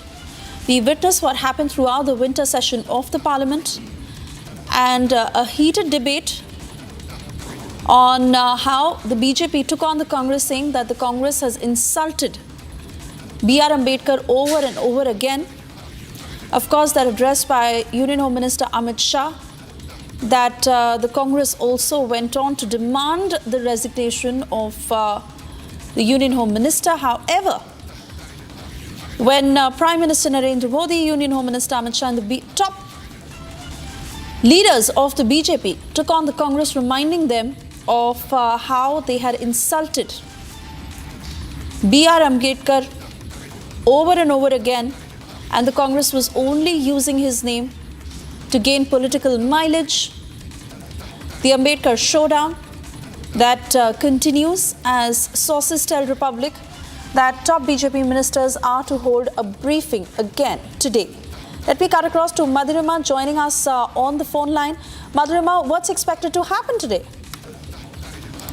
Well, Savesha, the Bharatiya Janata Party is going to up the ante as far as this war on Baba Saheb Ambedkar is concerned. Remember, this entire issue had emanated from the Congress party making a fuss out of what Home Minister Amit Shah had said on the floor of the House. However, remember, the BJP gave a befitting reply onto all those allegations. Home Minister Amit Shah came out at the party office and had done a detailed press conference. Do stay on, as we also have Aishwarya on the broadcast. Aishwarya, what's expected to happen today with regards to this briefing? Well, it's going to be all guns blazing as far as BJP is concerned. Bharatiya Janata Party is going to go all out against the Congress party on the issue of Ambedkar. Practically speaking, they have understood what Congress wants. Congress wants to make it another reservation constitutional debate against the BJP. BJP lagged on taking on the Congress on these issues prior to 2024 general elections, and they have paid the price for it, speaking politically. Hence, they do not want the Congress to hold the narrative, and they want to bring the facts out. And they are taking facts versus facts. They are very categorically stating that this is something they are not going to allow. Yogi Adityanath, Hemanta Biswa Sarma, Devendra Fadnavis, Madhya Pradesh, Rajasthan, Odisha, Chhattisgarh Chief Minister, every BJP Chief Minister per se is going to do a press conference today taking on the Congress on facts. It's just not hearsay, but on facts on how Congress, according to them, has been anti-Ambedkar, how Congress has tried to belittle Ambedkar, how Congress has tried to basically act against the very principles of Baba Saheb, and they're going to do these press conferences all through the day today. As I just mentioned, it's going to be all guns blazing against the Congress party on the issue of Ambedkar. And you're going to have Yogi Adityanath, Hemanta Biswa Sarma, Devendra Fadnavis, this trial leading the attack. Back to the stories. All right, Aishwarya, many thanks for getting us those details. Of course, we will cut live to that news conference once it happens. For the moment, we cut across to more breaking news coming in. Yes, this is with regards to the crackdown that has been happening in Bangladesh. Delhi Police's action, I believe, is now heightening against illegal Bangladeshis. In the latest, Delhi Police is running a special drive in a slum area of Kalindi Kunj, where Aadhaar card, identity card and other documents of people living in slums will also be checked. Sources say that over 1,500 people have been suspected to have possessed fake documents. In fact, my colleague Sahil, who has also filed this ground report, let's take a look. क्या नाम है आपका? बाबू हुसैन। बाबू हुसैन, कहाँ के रहने वाले हैं आप? कुछ बिहार। दिल्ली में कितने समय से रह रहे हैं? बचपन से रह रहा हूँ। तो पीछे बंगाल या असम से आए हैं या स्टार्टिंग से रह रहे हैं? स्टार्टिंग यहाँ से आ रहे हैं, दिल्ली से ही हूँ। पैदा दिल्ली में ही हुआ। मम्मी पापा फिलहाल अभी गाँव गया हुआ। गाँव कहाँ पर है? कुछ बिहार साहिबगंज। अच्छा, कुछ जानकार जो है आपके वो भी कई बांग्लादेश के हैं या कोई आपके जुड़े यार जान? नहीं, कोई नहीं है। ये देखिए, पुलिसकर्मी जो है प्रॉपर जो है वेरीफाई कर रहे हैं और उसी के आधार पे आगे की जो जांच है वो पुलिस की जाएगी। क्योंकि क्या नाम है आपका? मोहम्मद सकीमुद्दीन। कहाँ के रहने वाले? असम। असम। उससे पहले कहाँ रहते थे? कोई आपके कोई दादा या पिताजी? ये नहीं पता हमको। कितने समय से यहाँ पे आए हैं दिल्ली में? 10 साल। परिवार में कौन कौन है? मम्मी पापा है। तो असम में 10 साल से रह रहे थे, उससे पहले बांग्लादेश कुछ ऐसा? इंडियन हूँ। इंडियन। और जो फादर जो थे वो कहाँ के कुछ इंडियन है। इंडियन है। फिर भी पुलिस जो है वेरिफिकेशन के आधार पे जो है आधार आईडी चेक कर रही है और अभी तक लगभग 1500 से ज़्यादा जो है सस्पेक्ट पूरी दिल्ली में बनाए गए हैं कि आखिरकार वो सस्पेक्ट जिन पे पुलिस को संदेह है वो बांग्लादेशी हो सकते हैं। उनके तमाम आधार आईडियों की जांच की जा रही है, अन्य दस्तावेज देखे जा रहे हैं और ऐसी मुहिम जो है एक ही जिला नहीं पूरी दिल्ली में दिल्ली पुलिस ने एक मुहिम चलाई हुई अवैध बांग्लादेशियों के खिलाफ। मेरे वीडियो में एक बार ये पूरा तस्वीर दिखाएं। देखिए पूरा झुग्गी एरिया है और पुलिस को इनपुट था कि यहाँ पे अवैध बांग्लादेशी हो सकते हैं। उन्हीं के आधार पे एक स्पेशल ड्राइव जो है इस इलाके में चलाई जा रही है और जो यहाँ पुलिस के पास से मिल रहे हैं उनके आधार आईडी अन्य दस्तावेज नोट किए जा रहे हैं और अभी तक इस पूरे डिस्ट्रिक्ट में 8 लोगों की पहचान हो चुकी है कि वो अवैध बांग्लादेशी हैं जिनको पकड़ा जा चुका है। उनकी एक जो लिस्ट है जिला पुलिस की तरफ से वो FRR को सौंपी जा चुकी है। FRR उन तमाम लोगों को डिपोर्ट करने की तैयारी करेंगे। And moving on to more breaking news coming in, political face-off erupted between Aam Aadmi Party and BJP, this time over Delhi Police's crackdown on illegal immigrants. BJP leader Parvesh Verma has hit out at the Aam Aadmi Party, saying the parties who these immigrants vote for are the only ones who support them and give them fake ID cards. Parvesh Verma further added that AAP Supremo Kejriwal is not scared and that is why he is given the order for verification of documents. जब ये बात पता लगी कि दिल्ली सरकार के स्कूलों में ऐसे लोग भी भर्ती हो रहे हैं, उनके बच्चे भी भर्ती हो रहे हैं, चाहे वो बांग्लादेशी हैं, चाहे वो रोहिंग्या हैं, तब एक केजरीवाल को डर लगा कि उनका जो सारा षड्यंत्र था तो उसका पर्दाफाश हो रहा है और ये पर्दाफाश सारा दिल्ली पुलिस कर रही है। तब वो आगे होके उन्होंने ये ऑर्डर निकाला और ये सारा ड्रामा किया कि हम भी इसकी जांच कराएंगे। मगर इन सारी कार्रवाई के पीछे अगर किसी का हाथ है तो वो आम आदमी पार्टी का हाथ है, क्योंकि ये सारे लोग उन्हीं को वोट करने का काम करते हैं इलेक्शन में और इलेक्शन में इनकी संख्या बढ़ जाती है। वो यहाँ पे ज़्यादा हमारे यहाँ पे अपना संख्या में आते हैं, ज़्यादा संख्या में आते हैं, तो इसलिए ये अभी जो है धीरे धीरे इसका पर्दाफाश हो जाएगा। ये सारे लोग दिल्ली के वोटर्स हैं और ये सारे लोग आते हैं और इनके एक वोटर कार्ड नहीं होते, इनके कई विधानसभाओं में अलग अलग वोटर कार्ड बनाए जाते हैं और इनको बहुत ही सिस्टम की तरह से इनकी वोटिंग होती है, सुबह कराई जाती है, अर्ली मॉर्निंग कराई जाती है और इनके ऊपर में लीडर्स होते हैं, उनके ऊपर में विधायक इनके कंट्रोल करते हैं। तो आम आदमी पार्टी का ये पूरा एक बहुत बड़ा षड्यंत्र है जो अभी सामने आ रहा है, धीरे धीरे सामने आएगा और जब इसमें गिरफ्तारियां होंगी तो समझ आएगा कि कौन कौन लोग इसमें शामिल थे। मैं दिल्ली के लोगों से प्रार्थना करना चाहता हूं कि आप आंखें खोल करके देखिए कि अरविंद केजरीवाल की सरकार विधिवत एक डिपार्टमेंट बनाई हुई है जो इलीगल घुसपैठियों का वोटर आईडी कार्ड बना रहा है, आधार कार्ड बना रहा है, उनका राशन कार्ड भी बना दे रहा है। लेकिन दिल्ली के लोगों को झूठी झूठी बातें करके वो इलीगल घुसपैठियों को वोटर बनाने में लगे हैं। ये जो 11 लोग पकड़े गए हैं, ये 11 की कड़ी जांच होगी और हमें पूरा विश्वास है कि इनका तार कहीं न कहीं आम आदमी पार्टी के विधायकों से, आम आदमी पार्टी की सरकार से और कुछ सरकारी अधिकारियों से जुड़ा है और किसी भी स्तर पर इन लोगों को इनके अंतिम तार तक जब नहीं जोड़ लेंगे तब तक सरकार को नहीं रुकना चाहिए, पुलिस को नहीं रुकना चाहिए। हमारी प्रार्थना है, हमारा देश हिंदू है, मुसलमान है, सिख है, ईसाई है, बौद्ध है, जैन है, पारसी है, गरीब है, झुग्गी वाले हैं, अनऑथराइज कॉलोनी में लोग हैं, महिलाएं हैं, युवा हैं। हम अपने लोगों का ध्यान करें कि इलीगल घुसपैठियों का वोट बनाएं। तो मैं दिल्ली को बोलना चाहता हूं, आप देखो कितना बड़ा ज्यादती अरविंद केजरीवाल ने किया और इन्हीं लोगों को बचाने के लिए वो चुनाव आयोग गए थे। आज तक गंदे पानी को रोकने के लिए तो कभी नहीं मीटिंग किए, हवा कैसी जहरीली हो गई इसकी तो मीटिंग नहीं किए। इसलिए ये बहुत बड़ी सफलता है 11 लोगों का उनका पकड़ा जाना जो फर्जी तरीके से अपने सिस्टम से लोगों का वोटर आईडी कार्ड, आधार कार्ड बना रहे हैं। इनको कड़ी से कड़ी सजा मिले, ये हमारा प्रयास होगा। Now for a short commercial break. On the other side, we get you details as On the back foot over Stampede tragedy, Congress leaders asked to limit media interactions on Allu Arjun.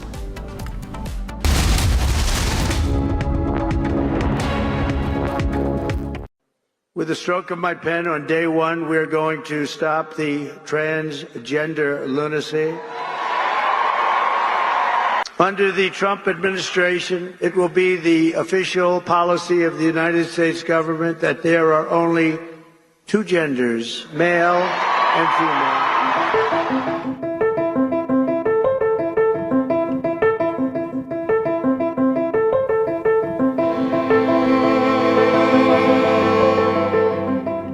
With the stroke of my pen on day one, we're going to stop the transgender lunacy. And I will sign executive orders to end child sexual mutilation, get transgender out of the military and out of our elementary schools and middle schools and high schools.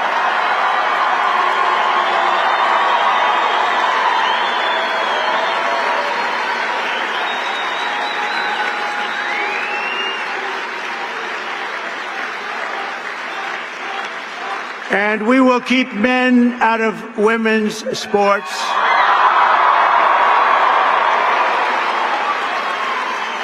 And that will likewise be done on day one.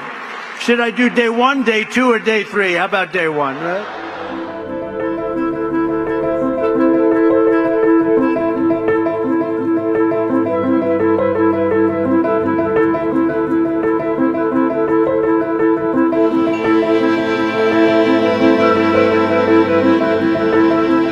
Under the Trump administration, it will be the official policy of the United States government that there are only two genders, male and female.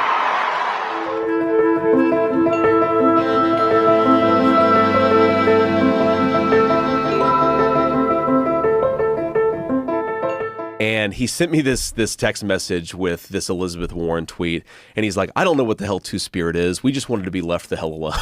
Yeah.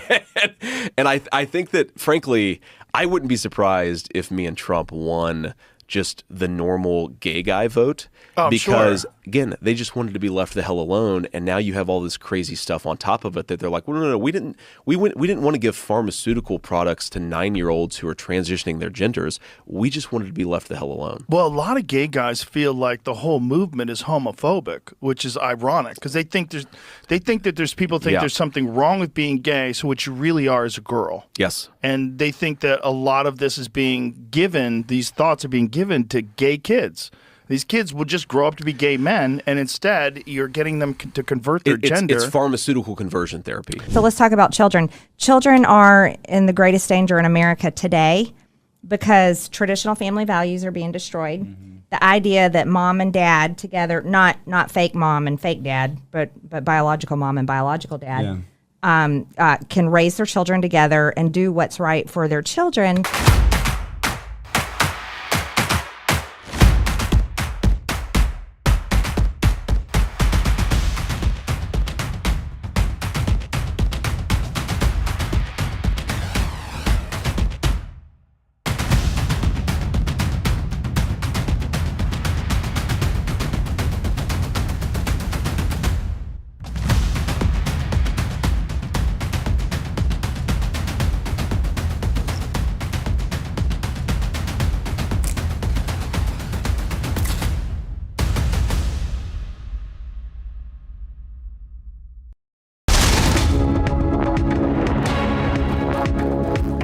Thank you for staying with Republic and getting you more breaking news. Ministry of Home Affairs has constituted the Unlawful Activities Tribunal consisting of Guwahati High Court Judge Justice Michael Zotenkuma for the purpose of adjudicating whether or not there is sufficient cause for declaring the United Liberation Front of Assam with all its factions, wings and front organizations as unlawful association.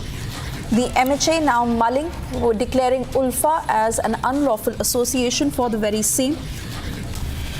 A committee has been constituted that consists of Guwahati High Court Judge Justice Michael Zotenkuma.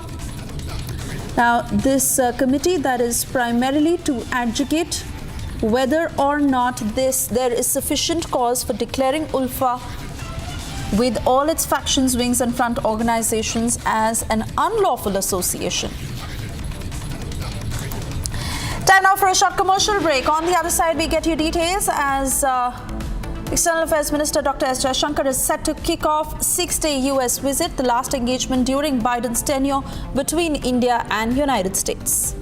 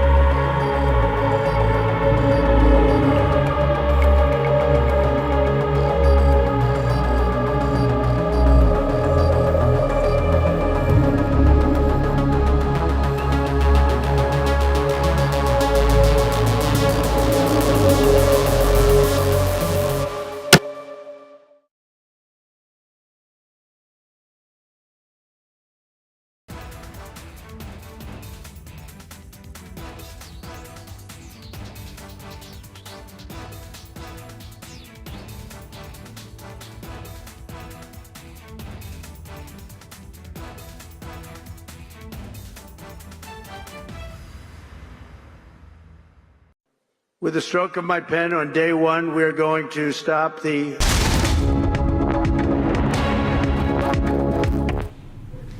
Thank you for staying with Republic. And well, the Southern Command of Indian Army conducted a comprehensive battle drill exercise at Pokhran, demonstrating exceptional battle hardening and tactical proficiency. The troops were subjected to intense fire and extreme battle conditions, demonstrating highest standards of military training. Here's that report.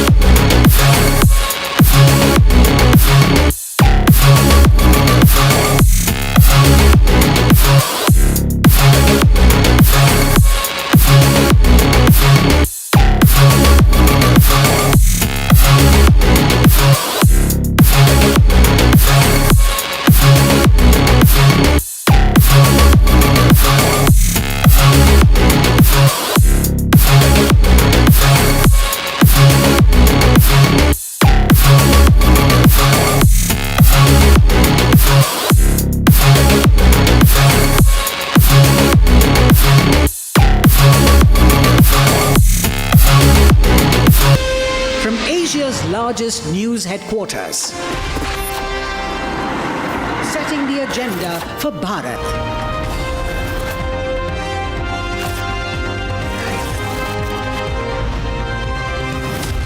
You're watching Republic.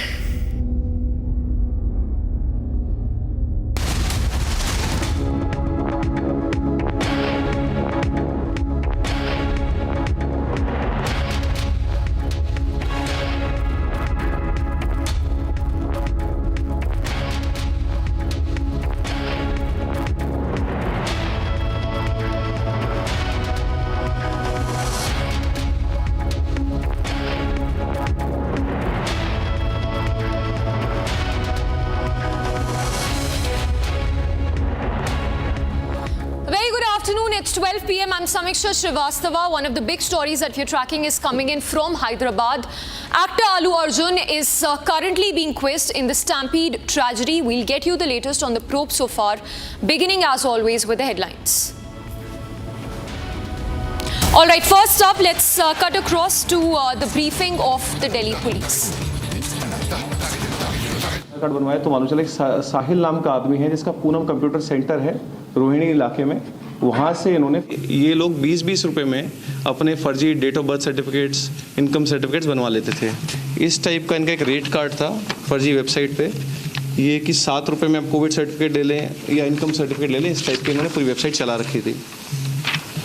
हमने जो साहिल के साथी थे, इनमें से एक साथी है जो कर्नाटका बैंक प्रशांत विहार ब्रांच में काम करता है, अफरोज नाम का आदमी है।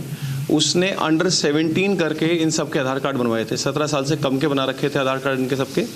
उस आधार कार्ड से इनको बाकी दिल्ली के बाकी pan cards, even voter card enrolment में भी मदद मिलती थी। हमने एक लेडी को गिरफ्तार किया है, मुन्नी देवी नाम है उनका। उन्होंने 2021 में इंडिया आई थी। उसने अपना एक वोटर कार्ड भी एनरोलमेंट करा रखा है ऑन द बेसिस ऑफ फर्जी आधार कार्ड जो बनाए गए थे। सिंडिकेट का कौन पूरा सरगना है, कैसे लोग ऑपरेट कर रहे हैं? कुछ इनकी पर्सनल रंजिश हो गई थी उससे जिसका किया मर्डर, वो पर्सनल रंजिश में मर्डर हुआ है।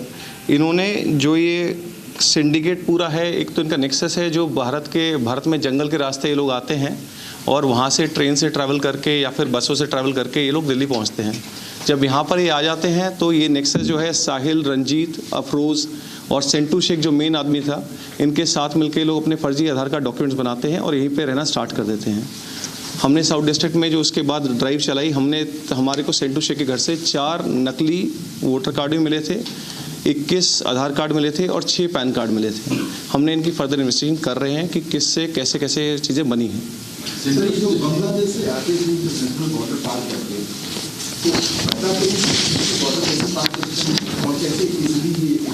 उस बांग्लादेश में कोई इनका वहाँ भी कुछ लोग हैं कि जो सिंडिकेट से जुड़े?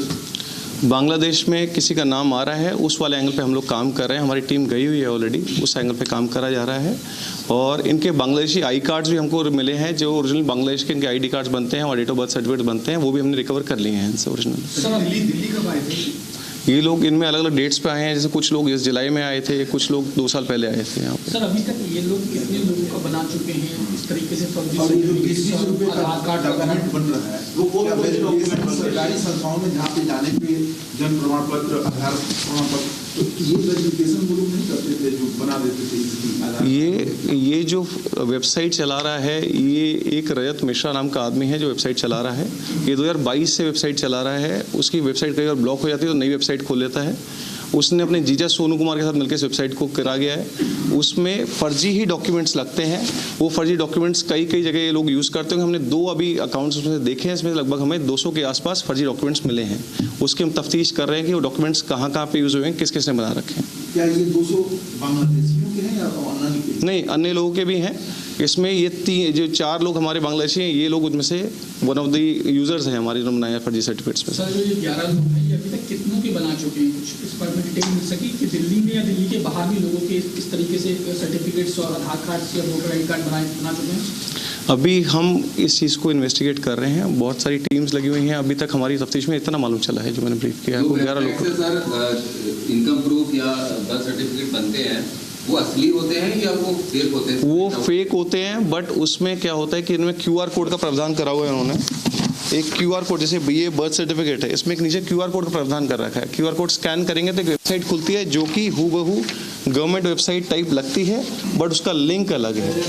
तो लोगों को लगता है कि ऑथेंटिक है, बट ये ऑथेंटिक नहीं है। सर एक चीज और इसमें, इसका मतलब आधार बनाने वाली एजेंसीज हैं वो भी इस डॉक्यूमेंट के जरिए गच्चा खा जाती है और उनको लगता है कि अभी उस चीज़ को हम तफ्तीश में ला रहे हैं, उस चीज़ को हम तफ्तीश में करेंगे। एक चीज और है कि जब आधार कार्ड बनाए जा रहे थे तो कुछ नंबर्स होते हैं, यूनिक नंबर जो प्रोवाइड करवाए जाते हैं। तो मान लीजिए किसी का नकली आधार कार्ड बना, वो उस आधार कार्ड के जरिए कुछ और डॉक्यूमेंट्स बनाएगा, तो उसमें ये पकड़े नहीं जाते कि ये नकली आधार कार्ड है। आधार ये वाला जो फर्दर लाइन ऑफ इन्वेस्टिगेशन है, इसको हम इन्वेस्टिगेट कर रहे हैं। अभी हमने रिसेंटली केस रजिस्टर किया, तो इतनी ही तफ्तीश हो पाई, इसमें आगे भी कर रहे हैं सारे। क्या पता चल पाया कि अब तक कितने लोगों के इस तरीके से फर्जी आधार कार्ड बनाए गए हैं जिनमें बांग्लादेशी लोग, इतनी संख्या पता चल पाई है मुझे पूछताछ के आधार पर? हमें तो आए नहीं होंगे, इनके साथ इनके और भी साथी आए होंगे। बिल्कुल ठीक कह रहे हैं आप। हमें लगभग 21 हमने अभी जो आधार कार्ड सीज किए हैं, जो डिसीज था उसके घर से, तो 21 आधार कार्ड तो हमने सीज कर लिए हैं। साथ ही साथ 6 पैन कार्ड भी सीज किए और 4 वोटर कार्ड भी सीज किए। आधार कार्ड के अलावा आम आदमी पार्टी बीजेपी क्लेम भी कर रही है आम आदमी पार्टी पे कि वोटर कार्ड बड़ी संख्या में बन रहे हैं, तो क्या इस ग्रुप का इससे कोई कनेक्शन है कि अभी वो पार्ट ऑफ इन्वेस्टिगेशन है, अभी it's too early to comment इस चीज पे। और जो वापस आधार कार्ड का सवाल है, जो सर जो यूनिक नंबर होता था, क्या वो सर असली आदमी का यूनिक नंबर हुआ करता था या कोई फर्जी नंबर वो पब्लिश कर दिया? वो यूनिक नंबर इन्हीं आदमियों की फोटो के साथ होता था, इन्हीं के डॉक्यूमेंट्स लगते थे, वो यूनिक नंबर इन्हीं को ये लोग खुद यूज करते थे उसके नोट करके। आधार कार्ड असली होता है, ये लोग नकली हैं जो नकली सर्टिफिकेट्स यूज किए हैं उसमें। जंगल क्या डंगी रूट से ये लोग आते थे, पूरा इनका जो रूट था इंटरनेशनल से यहाँ दिल्ली तक आने का, वो रूट क्या था जंगल का? जो वो जंगल से आते हैं जो इन्होंने बताया, फिर कोई बाइक पे मदद करता है और बाइक पे जो बंदा मिलता है उनको एक कुछ सिम कार्ड और कुछ पैसे देता है, फिर वो ट्रैवल करके दिल्ली पहुंच जाते हैं लोग। तो सर ये क्या सीक्वेंस है, क्योंकि एक साथ तो पॉसिबल होता नहीं है, तो क्या ये कुछ ट्रांचेस में छोटे छोटे टुकड़ों में आते हैं, 3-3 4-4 लोग, जैसे इनके लिंक्स जो है उनको फिर फर्दर बुला लेते हैं, वो सब चल रहा है, उस पार्ट को इन्वेस्टिगेट कर रहे हैं। ये काम जैसे छोटे छोटे, जैसे हमारे ये किन्होंने दुकान खोल रखी है, कोई ब्यूटी पार्लर खोल रखा है, कोई मिस्त्री का काम कर रहा है, इस टाइप के काम कर रहे हैं। क्रिमिनल एक्टिविटी में इन्वॉल्व तो नहीं थे, बट ये वाले इस टाइप के काम कर रहे थे, और कुछ लोग प्रोस्टिट्यूशन में भी इन्वॉल्व थे। सर ये जो 5 बांग्लादेशी पकड़े गए हैं, तो क्या इनका कोई यहाँ पर कोई क्रिमिनल रिकॉर्ड है, क्या किसी वारदात में शामिल थे? All right, so Delhi police briefing on the Bangladeshi immigrants module, the illegal immigrants who've been staying in the national capital. In fact, more related news break that's coming in on the drive by the Delhi police that is being conducted in the Sangam Vihar area of the national capital, where several illegal settlers have been residing. Now, these are Bangladeshi settlers that have been living at this location in the national capital. As we speak, the Delhi police is cracking down on those illegal settlers residing in Delhi's Kalindi Kunj area as well as Sangam Vihar. Aadhaar cards and identity cards are being verified by the Delhi police.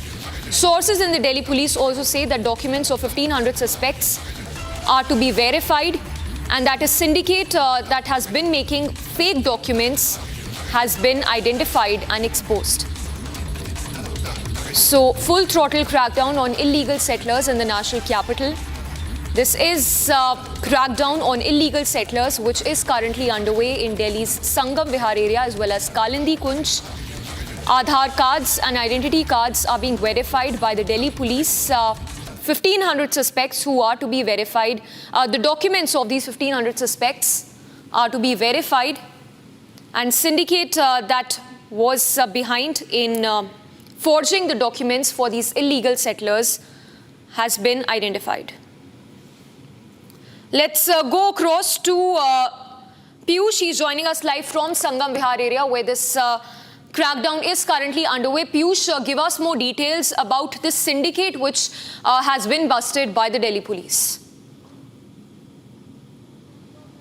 So yes, Amisha, what I can tell you is that this syndicate wherein the Delhi Police Southern Range have busted these agents who were trying to make these Bangladeshi settlers live over here has been busted from the Sangam Vihar area, the visuals of which can be shown to you by my video journalist. Now this is an area in which there is illegal settlement, and you can understand that it is over here that most of these Bangladeshis were settling illegally. In fact, we have also done a special report which is going to be uplinked very soon, and in which that we have shown that how these Bangladeshi people are settling over here illegally, slums, and there is a nexus in which they have to pay heavy rent.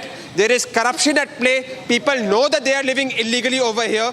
However, despite this, they are being made to be represented as citizens of Bharat because all the required documents, that includes the Aadhaar card, PAN card, have been given to them. This is despite the fact that they are staying illegally, and it is all because of some money, because these people give the huge rents to the people who give them land to stay put over here. So this is a huge nexus which is at play, and now as the Delhi police has unraveled one part of this entire nexus, we hope that the Delhi police is further going to crack down on all those people who make these people settle down illegally in these colonies and thereby create a national security problem. Back to the studio. Yes, also Piyush, if you can once again talk to us about what sources in Delhi police have told you regarding the involvement, possible involvement of Bangladeshi diplomats as well when it comes to giving that refuge, when facilitating that passage for the illegal settlers to settle in the national capital. So while I speak, Samiksha, I will just make my video journalist ask to just show these visuals over here. Now, this is the Sangam Vihar area where there are large number of Bangladeshi scrap dealers who are settled illegally.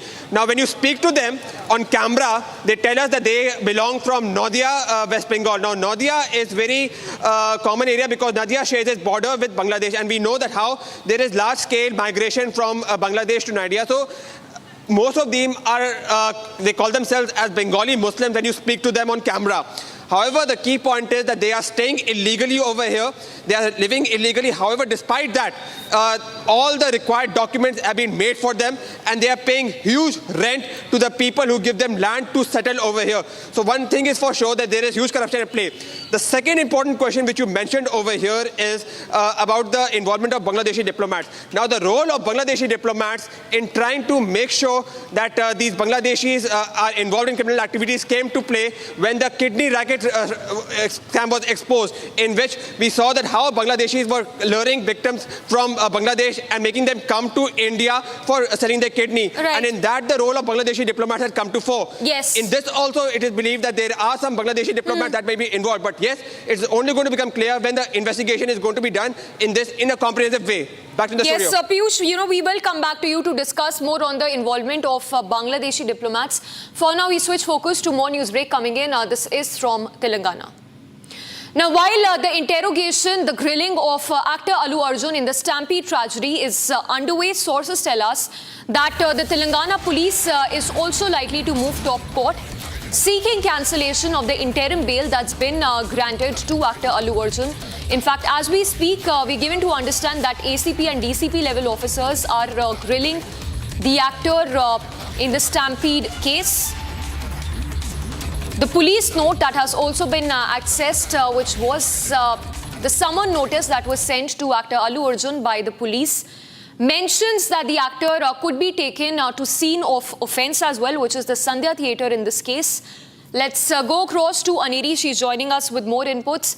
Aneri, the grilling of actor Allu Arjun is currently underway. We understand that top ACP and DCP level officers are involved in the interrogation process. Tell us more about the line of questioning of actor Allu Arjun.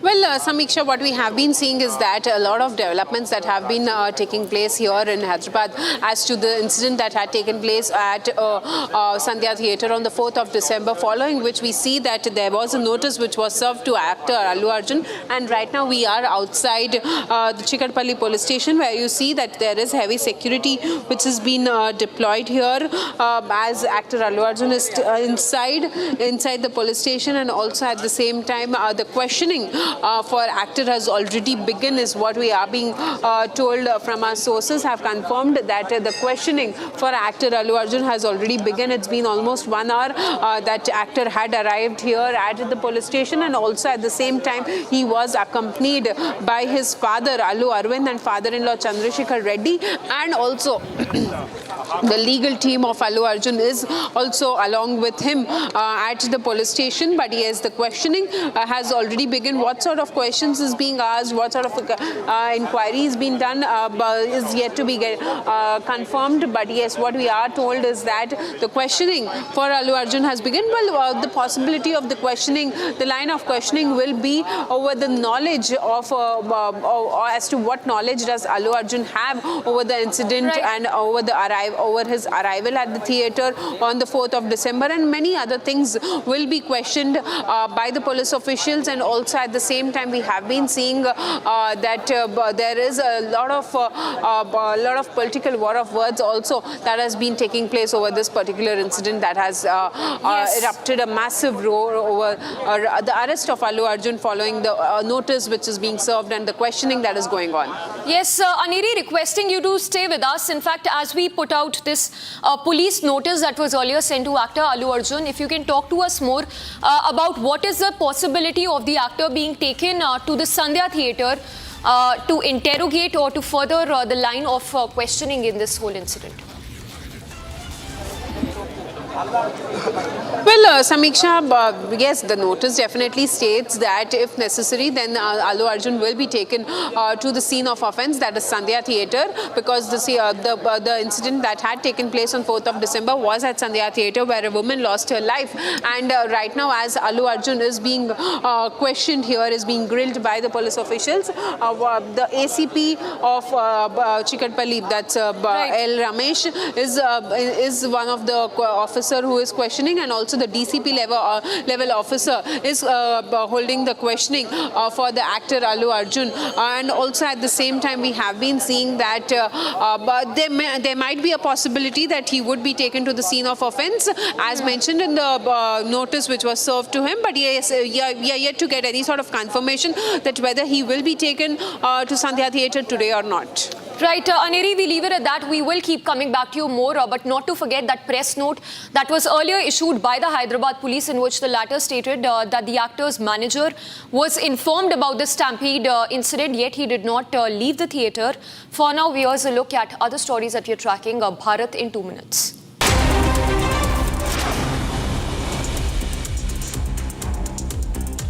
A drug smuggler who was associated with Lawrence Bishnoi gang was shot dead in California's Stockton City on Monday. The gangs of Goldie Brar and Rohit Godara claimed responsibility for the incident. The victim, identified as Sunil Yadav, was a resident of Punjab's Fazilka and had fled to the US 2 years ago using a fake passport in the name of Rahul. A Bareilly court has issued a notice to AIMIM chief Asaduddin Owaisi, instructing him to appear in court.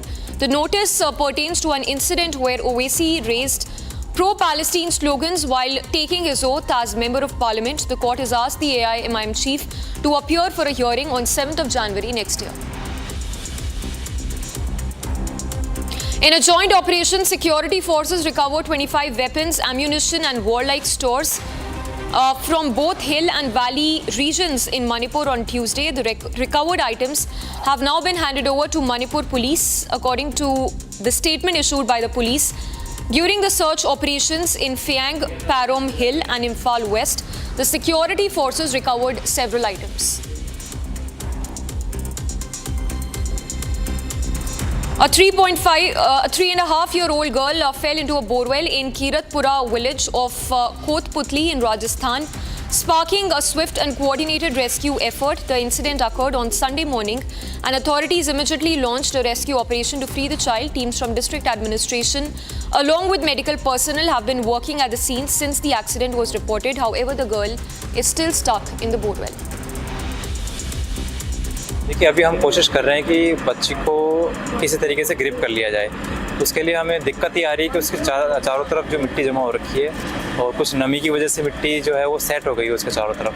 तो हम कोशिश कर रहे हैं कि अभी एक पत्तीनुमा हमने जुगाड़ तैयार किया। उस पत्तीनुमा जुगाड़ से हम पीछे की तरफ से जो बोर है उसकी मिट्टी को कुरेद के हम जगह बना रहे हैं और वहाँ से फिर हम इक्विपमेंट डाल के उसको बाहर ले लेंगे बच्चे को। And in news that is coming in from the Kuntwara area in JNK, where suspected terror movement was detected. Multiple rounds were fired by VDG members in the region, which had previously seen violence when 2 VDG members were killed in action by terrorists in an ISIS-style attack on 7th of November this year. Let's go across to Gursimran, who's getting us the details. Gursimran, tell us more about the suspected terror movement that was seen in Kishtwar district in JNK. See, it was in the Kuntwara area of the Kishtwar district. We are told that where the VDG members have opened the fire after witnessing the suspected terrorist movement. What also we are picking up from the sources on ground that there has been a retaliatory fired by the suspected terrorist, as being reported by the VDG members to the Jammu and Kashmir police, that at least 2 rounds were fired. This is very close to the place where 2 VDG members were killed in the ISIS style by the terrorist of Jaishankar on 7th of November, followed by another killing of the army personnel on 9th of November. The search operations have been launched in the area because for a distance of a half hour's distance, there is a special operations group team that has already been stationed on ground by the Jammu and Kashmir police, and also the SSP Kishtwar has already left for the place where the incident has been reported. Since this area has been prone to the terror activities, and last 2 terror acts that have taken place in the Jammu region have been reported from the Kuntwara only. Now the search operations have been launched on a large scale by the security forces, and the reason being that there has been a suspected terrorist movement. Now the security forces have launched the operation. We will be continuing with this rolling coverage right after this short break on Republic TV.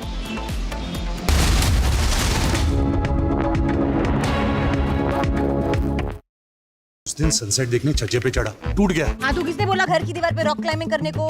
Safina बदतमीजी। समझ गया। मेरे पास आप दोनों की problem की medicine है। इसको घर पे लगाओगे तो शादी का तो पता नहीं, पर घर पक्का नहीं टूटेगा। रुंगटा नहीं तो घर स्ट्रॉन्ग नहीं। रुंगटा स्टील TMT बार एकदम solid.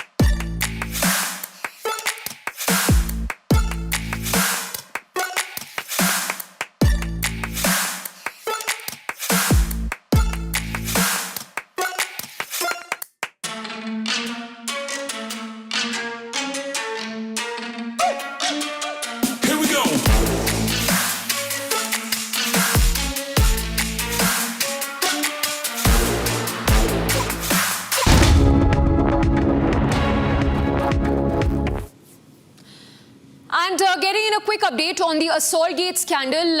We're given to understand that the Delhi Police Crime Branch is in touch with the Parliament Secretariat on the scuffle that broke out in the Parliament on Thursday. So the Delhi Police Crime Branch that is seeking the nod from the Parliament Secretariat to inspect the area where scuffle broke out on Thursday. According to sources, if permission is granted today, the police will visit the Parliament premises for further investigation.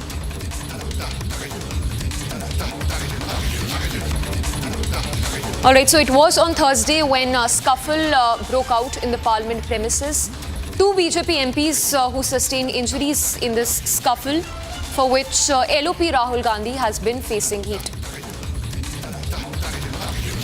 So the Delhi Crime Branch that is investigating the whole matter to find out what exactly transpired on Thursday, but a note that is awaited from the Parliament Secretariat to visit the Parliament premises, the exact area of Makar Dwar, where scuffle broke out, in which two BJP MPs were injured.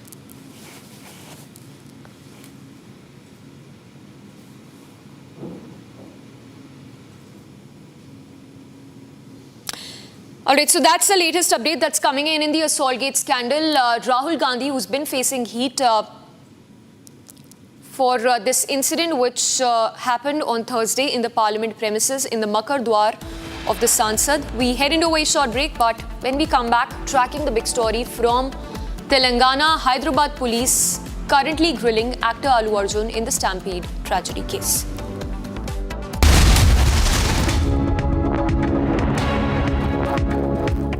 Amity has been ranked India's #1 not-for-profit private university for 11th year, with top 10 ranked institutions in management, engineering, biotech, law, mass comm, telecom, hospitality, fashion and more. Yet another top ranking for Amity University. All the different hoaxes, and the new one is President Trump has ceded the presidency to Elon Musk. No. That's not happening. But Elon's done an amazing job. Isn't it nice to have smart people that we can rely on? Right? Don't we want that?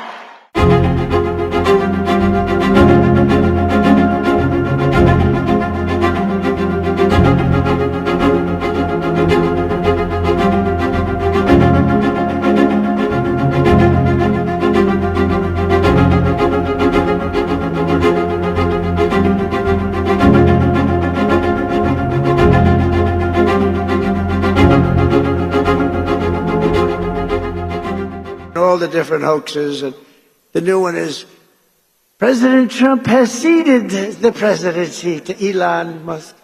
No, that's not happening. But Elon's done an amazing job. Isn't it nice to have smart people that we can rely on? Right? Don't we want that? And he supplied Starlink for North Carolina when they had no form of communication. They said, sir, do you know Elon Musk? Yeah. Well, we can't get Starlink. It's very hard to get. And I called Elon, we have to get some up there. You got to get some up there. And he got over 2,000 units. That's a lot. And they flooded it with Starlink, and it was so good. It saved a lot of lives, so we want to thank him. But no, he's not going to be president, that I can tell you. And I'm safe. You know why? He can't be. He wasn't born in this country.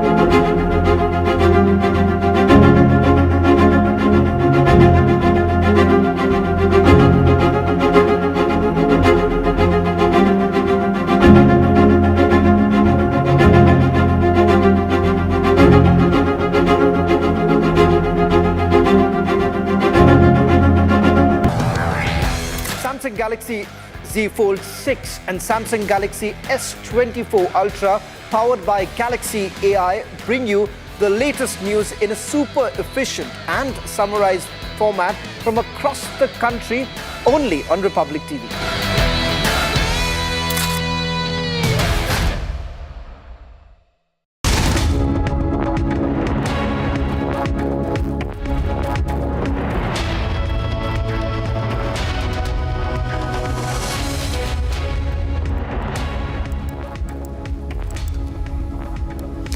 A very good afternoon. It's 12:30. I'm Samiksha Srivastava. One of the big stories that we're tracking is coming in from Hyderabad, where actor Allu Arjun is currently being grilled by top police officers, tracking all the developments very closely. Beginning, as always, first up with the top headlines. Pushpa 2 actor Allu Arjun at Chikadapalli police station in Hyderabad grilled on the Sandhya Theatre stampede case.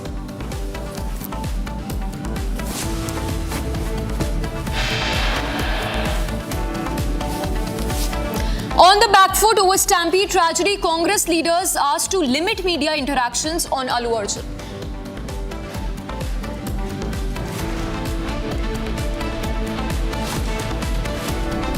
Major crackdown on Bangladeshi immigration racket in Delhi. 21 fake Aadhaar cards recovered in crackdown so far.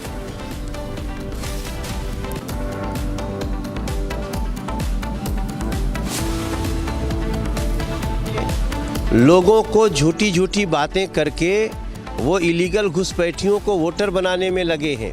तो मैं दिल्ली को बोलना चाहता हूं, आप देखो कितना बड़ा ज्यादती अरविंद केजरीवाल ने किया और इन्हीं लोगों को बचाने के लिए वो चुनाव आयोग गए थे। BJP tears into AAP over belated action on Bangladeshi infiltrators. AAP issues diktat to Delhi schools to curb migrant enrollment.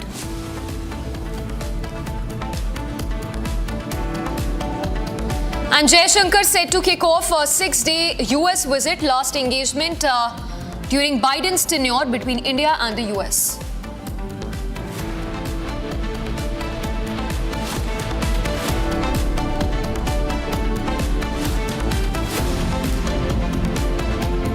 ED action against Daud aid in money laundering case.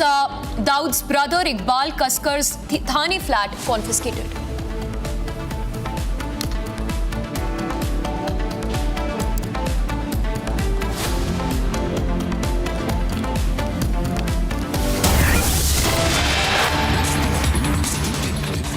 And we begin first up with an update that's coming in the Sambhal violence probe. The police have arrested another accused in the Sambhal riots case.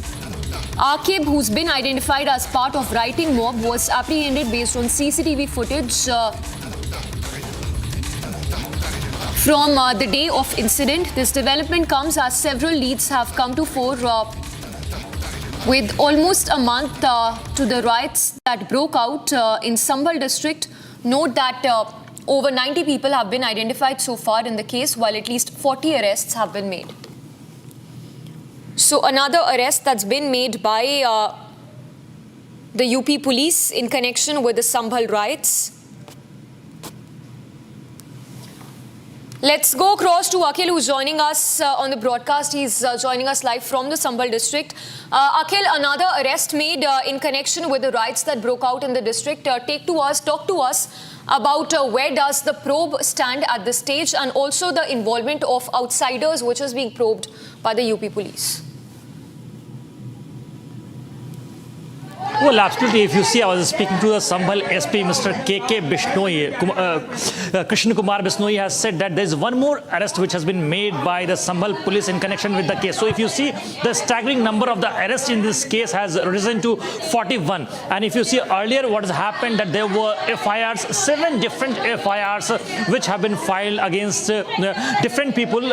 If you see, total number of unidentified people who have been named in this FIR were basically 2,700, in which 6 have been identified, which include Ziaur Rahman Barq also, who is the incumbent member of parliament from Sambhal constituency. Apart from him, if you see, the local MLA's son was also booked in connection with the case. So far, total arrest is 41 in connection with the case. Apart from that, if you see, meanwhile, we are just standing outside ancient Mahadev temple, and just adjacent to this temple here, you can see there's a building which was built, some portion of that building was built illegally. So right now, during an anti-encroachment drive, the local district administration is trying to remove 2.5 feet area. So at this point in time, the removing of balcony is still going on. And apart from that, if you see at this point in time, at the various spot just outside ancient Mahadev temple, devotees have gathered in large numbers and they are offering prayers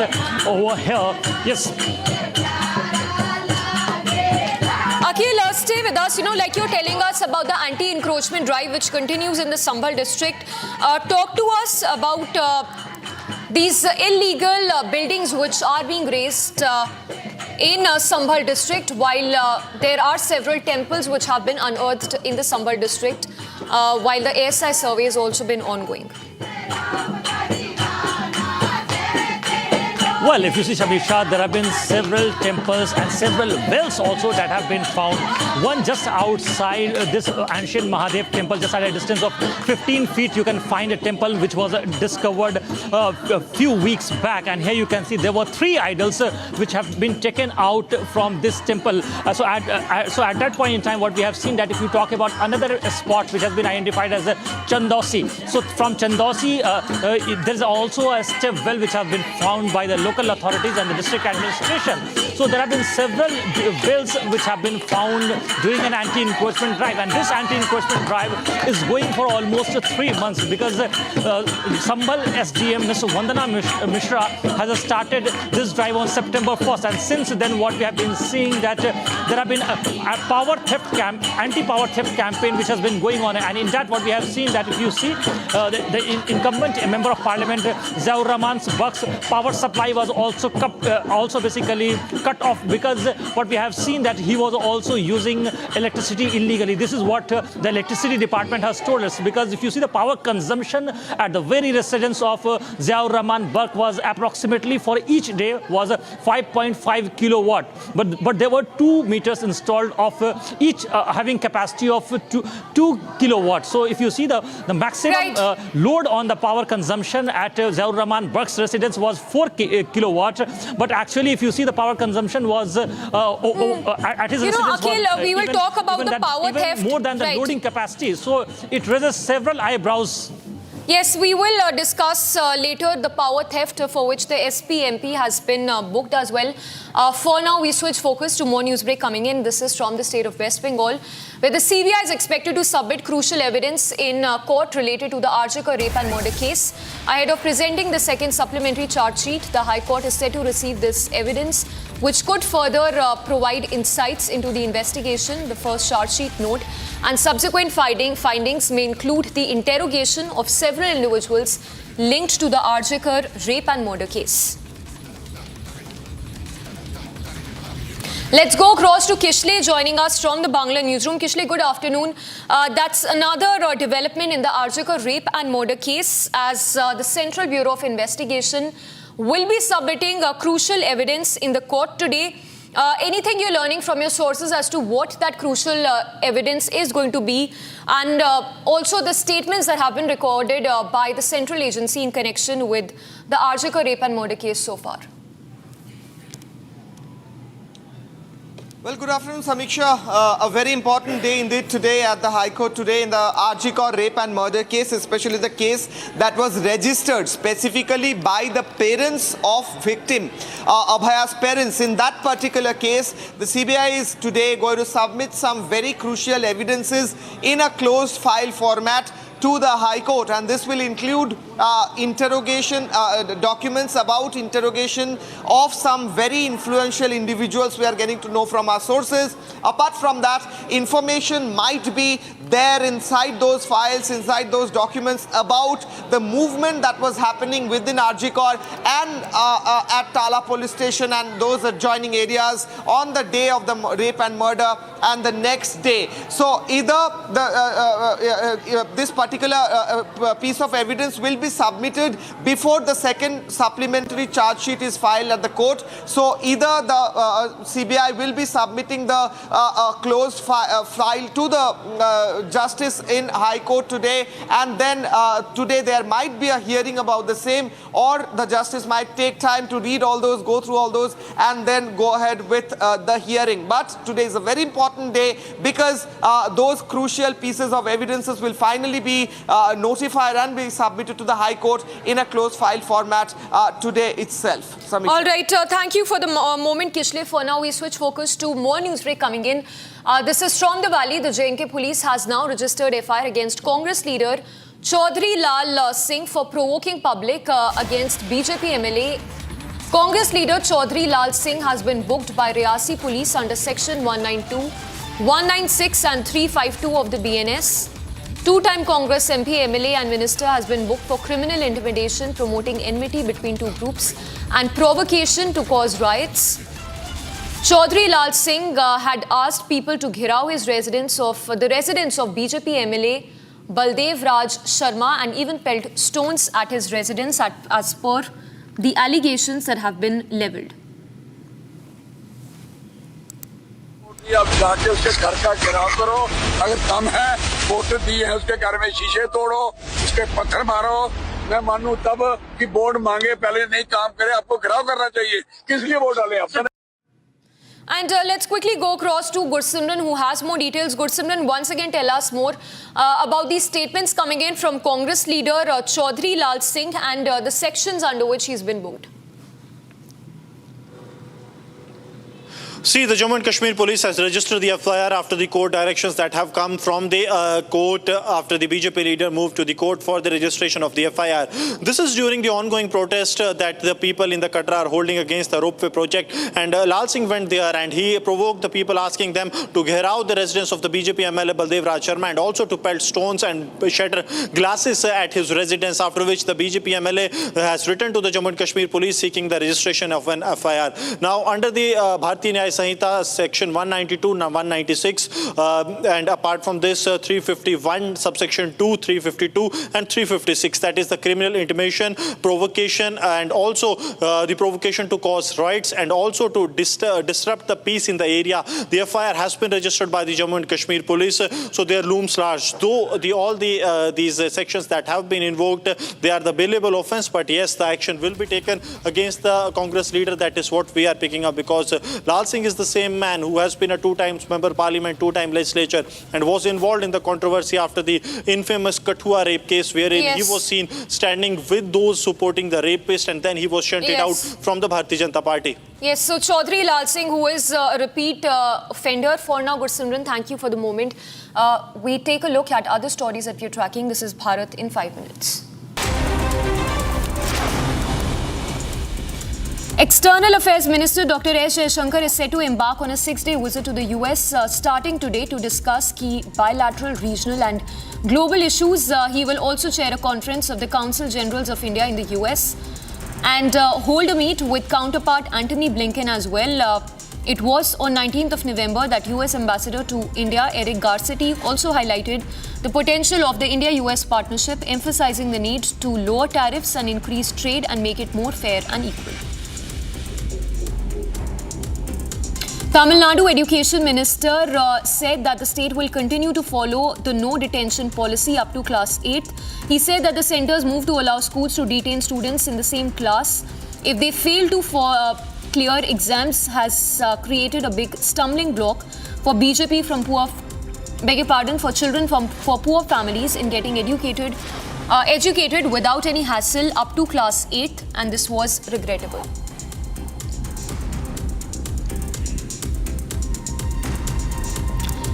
In news from the national capital, where a 21-year-old youth died and another man was critically injured in Delhi's Jahangirpuri area after being stabbed by 3 juveniles who were later apprehended.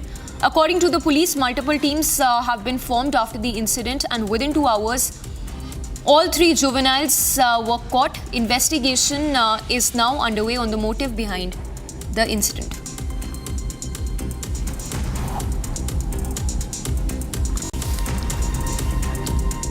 A 3.5-year-old girl fell into a borewell in a village in Kotputli in Rajasthan. Rescue efforts have been underway for over 14 hours to pull out the child who fell into the borewell.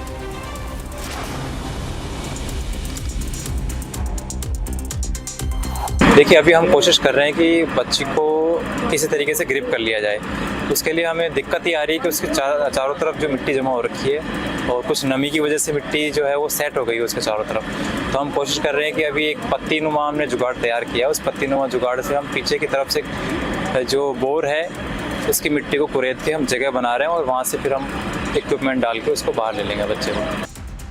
Chief Minister Omar Abdullah on Monday assured a delegation of protesting students that the cabinet subcommittee formed to review the reservation policy in J&K will submit its report in 6 months' time. The students, note, have been protesting against the reservation policy in J&K implemented after the abrogation of Article 370. NC leader also led a peaceful protest outside the residence of Abdullah to support the demand of rationalization of reservation in J&K.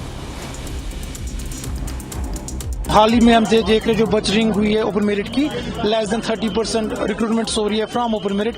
इसके related बात थी issues और how to sort it out. दूसरी बात हमने बात की जो सब कमेटी बनी, जो ये सब कमेटी बार बार मुतालबा कर रही थी कि सब जुड़ी से आप कुछ नहीं कर सकते, तो इट वॉज रेक्टिफाइड देयर। सब कमेटी काम करेगी चाहे वो कोर्ट में इसके रिलेटेड केस चले या ना चले, इट विल वर्क पैरेलल। और वी वांटेड कि टाइम बाउंडेड केस हो, एंड उमर सर रिक्वेस्टेड कि up to 6 months we will need up to 6 months because we have to meet other parties also. The Uttar Pradesh government has signed an MOU with Japan's Yamanshi prefecture on Monday in the fields of industrial cooperation, tourism and vocational and education. The MOUs were exchanged between Chief Secretary Manoj Kumar Singh and Director General of Governor's Policy Planning Bureau of Japan's Yamanshi prefecture. सरकार जापानी कंपनियों के साथ सहयोग करने की इच्छुक है। उत्तर प्रदेश व जापान के साथ वह MOU साझा लोकतांत्रिक मूल्यों के आधार पर मानवता के लिए एक महत्वपूर्ण क्वाड देशों के साथ मिलकर कार्य करने के प्रधानमंत्री मोदी जी के प्रतिबद्धता का ही परिणाम है।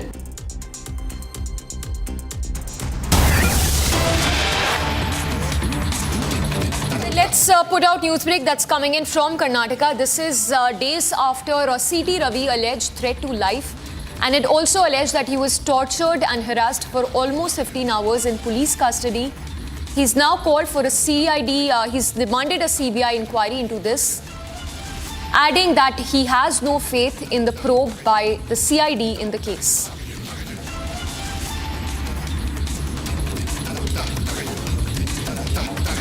Let's listen in to that soundbite of C.T. Ravi.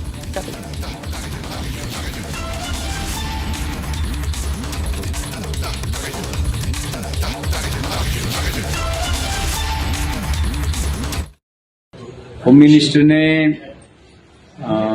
कहा है CID इंक्वायरी को दे रहा है। हमने इतना कहना चाहता हूं, हाईकोर्ट जस्टिस के नेतृत्व में CID तरीके इंक्वायरी करना नहीं है तो पॉलिटिकल प्रेशर के वजह से मेरा खिलाफ कार्रवाई हुआ, मेरा खिलाफ अट्रॉसिटी किया, पॉलिटिकल प्रेशर के वजह से CID के ऊपर पॉलिटिकल प्रेशर कर दिए तो CID में न्याय मिलेगा क्या? उसके लिए हाल ही हाईकोर्ट जस्टिस के नेतृत्व में सीआईडी इंक्वायरी करना। ऐसा करेगा तो हम एक्सेप्ट करेंगे। नहीं है तो प्रेशर नहीं है तो हीरे बागीवाड़ी पुलिस भी न्याय दे सकता है, उतना क्षमता है।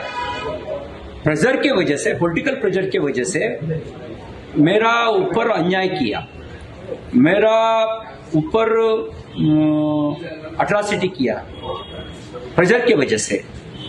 कल भी ऐसा प्रेशर करेगा तो सीआईडी में हमको न्याय नहीं मिलेगा।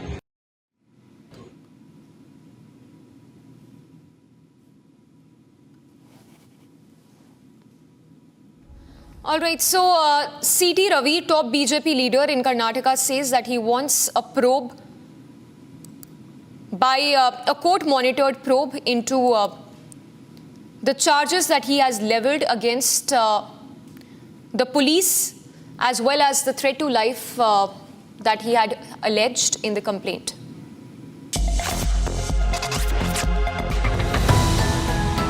UP Chief Minister Yogi Adityanath sprung a major surprise on visiting a Japanese delegation. The UP Chief Minister spoke Japanese for 2 minutes, showcasing a lesser-known side of his. His impromptu address in Japanese earned him applause from the delegates. He switched to Japanese while making his opening remarks at the meeting with the governor of Japan's Yamanashi Prefecture at his official residence. Uttar Pradesh व Japan के साथ वह MOU साझा लोकतांत्रिक मूल्यों के आधार पर मानवता के लिए एक महत्वपूर्ण पाड़ देशों के साथ मिलकर कार्य करने के प्रधानमंत्री मोदी जी के प्रतिबद्धता का ही परिणाम है।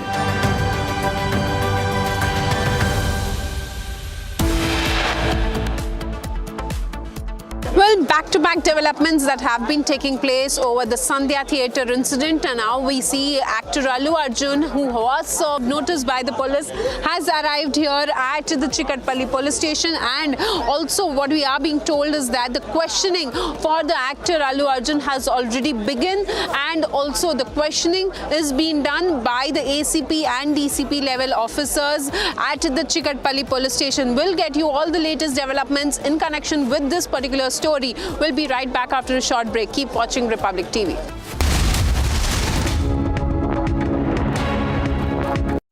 With the stroke of my pen on day one, we're going to stop the transgender lunacy. Under the Trump administration, it will be the official policy of the United States government that there are only two genders, male and female.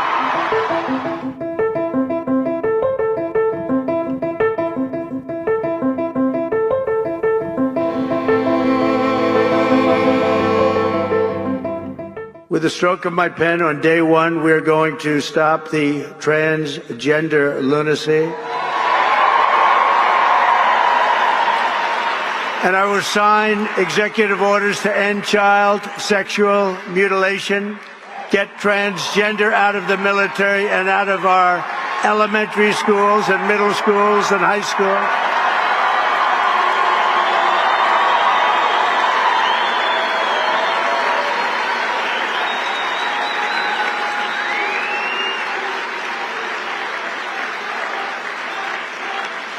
And we will keep men out of women's sports.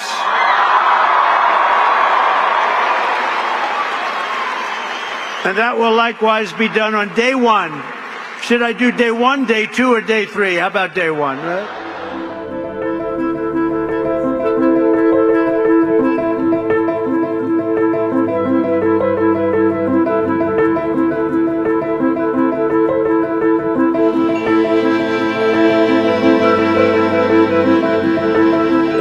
Under the Trump administration, it will be the official policy of the United States government that there are only two genders, male and female.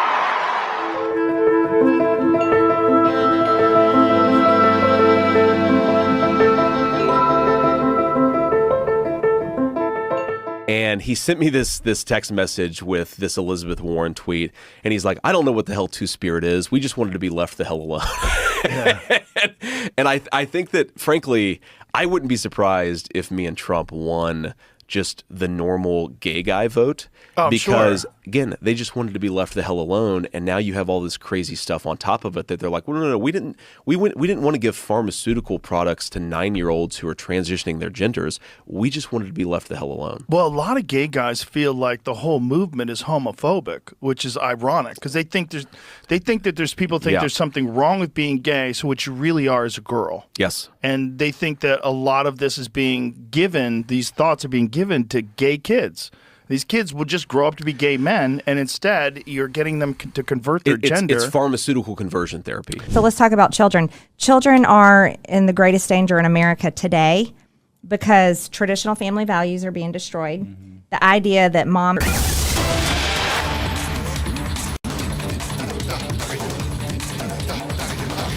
All right, cutting to these visuals coming in from Chandigarh, ruckus that erupted during a meeting of Chandigarh Municipal Council.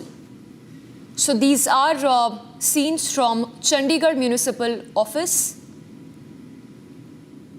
where a scuffle broke out. Do not know the reason for this altercation between the corporators, but as you see, these are scenes from the Municipal Council meet. We will try and get more details from Lalit, but as you see, this is ruckus that erupted at Municipal Council meet in Chandigarh. Do not yet know the reason for the scuffle, for the altercation between the corporators.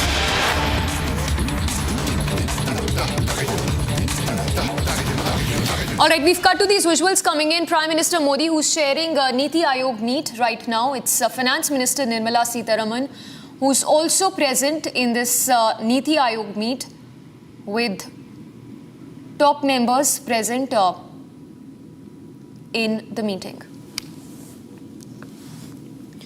So important discussions that are likely to be centered around budget presentation as well. A meet which is being held by Prime Minister Modi and also attended by the Union Finance Minister Sitharaman.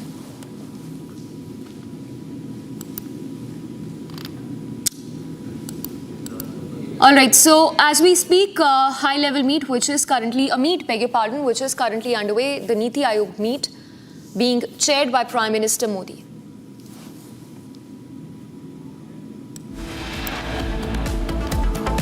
Prayers being offered at ancient Mahadev temple where Hanuman idol and Shivling was found during an anti-encroachment drive. And at a distance of approximately 10 to 12 feet, a well was also found from where 3 idols were recovered. Keep watching Republic TV. We'll be right back after a short commercial break.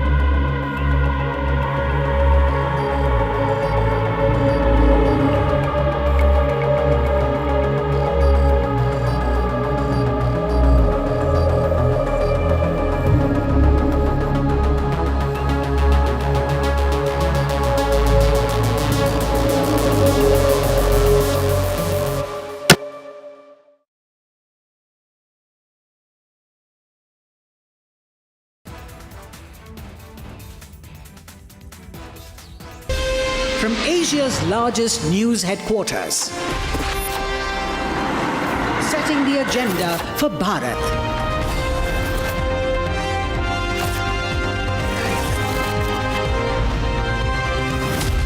You're watching Republic.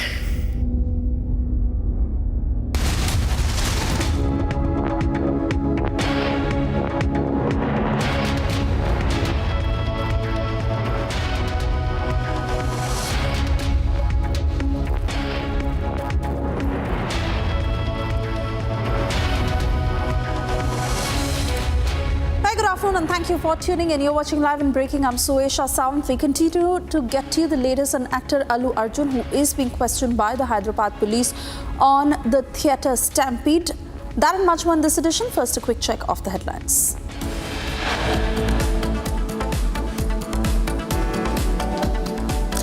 Pushpa 2 actor Allu Arjun at Chikkarpalli police station in Hyderabad grilled on the Sandhya theatre stampede case. On the back foot of a stampede tragedy, Congress leaders asked to limit media interactions on Allu Arjun.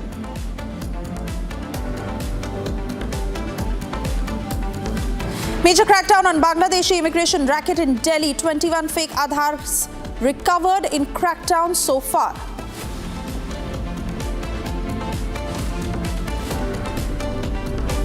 Delhi के लोगों को झूठी झूठी बातें करके वो illegal घुसपैठियों को वोटर बनाने में लगे हैं। तो मैं दिल्ली को बोलना चाहता हूं, आप देखो कितना बड़ा ज्यादती अरविंद केजरीवाल ने किया और इन्हीं लोगों को बचाने के लिए वो चुनाव आयोग गए थे। AAP jolted into action after crackdown on Bangladeshi immigrants. AAP issues diktat to Delhi schools to curb migrant enrollment.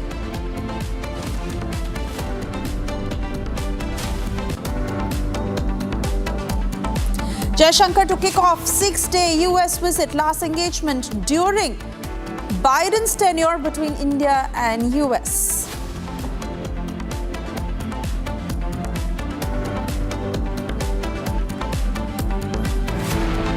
ED action against Daud aide. ED seizes Daud's brother Iqbal Kaskar's aide's Thane flat.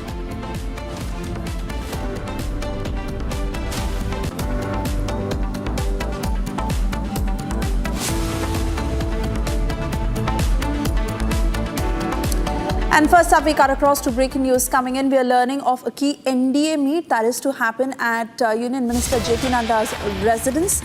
This meet that has been called at 5 p.m. tomorrow, where all the NDA leaders are to be present. This is to discuss the upcoming elections.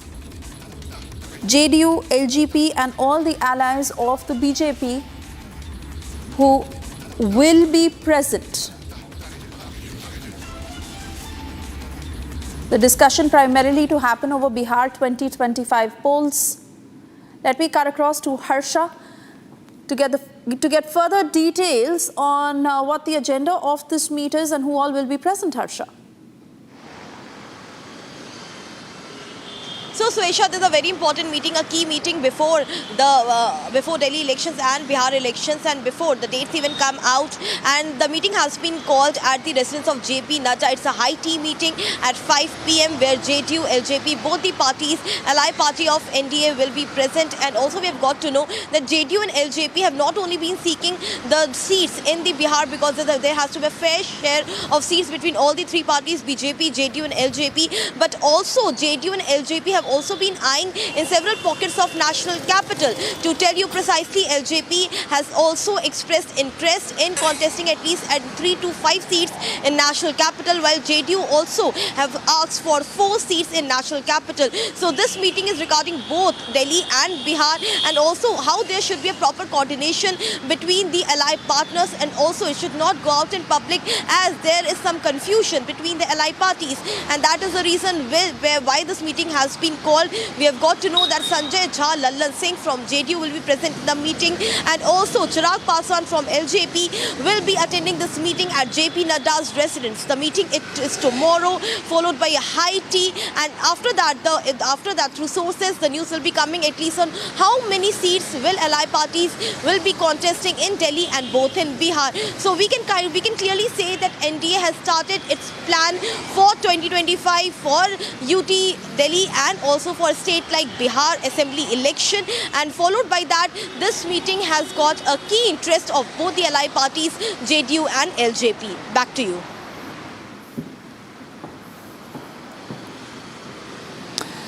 All right, Harsha, many thanks for getting us those details. We also cut across to more breaking news coming in. As we flash that on our screens, we are learning that Union Home Minister Amit Shah is all set to chair a review meeting on the implementation of the 3 new criminal laws with the National Crime Records Bureau in Delhi.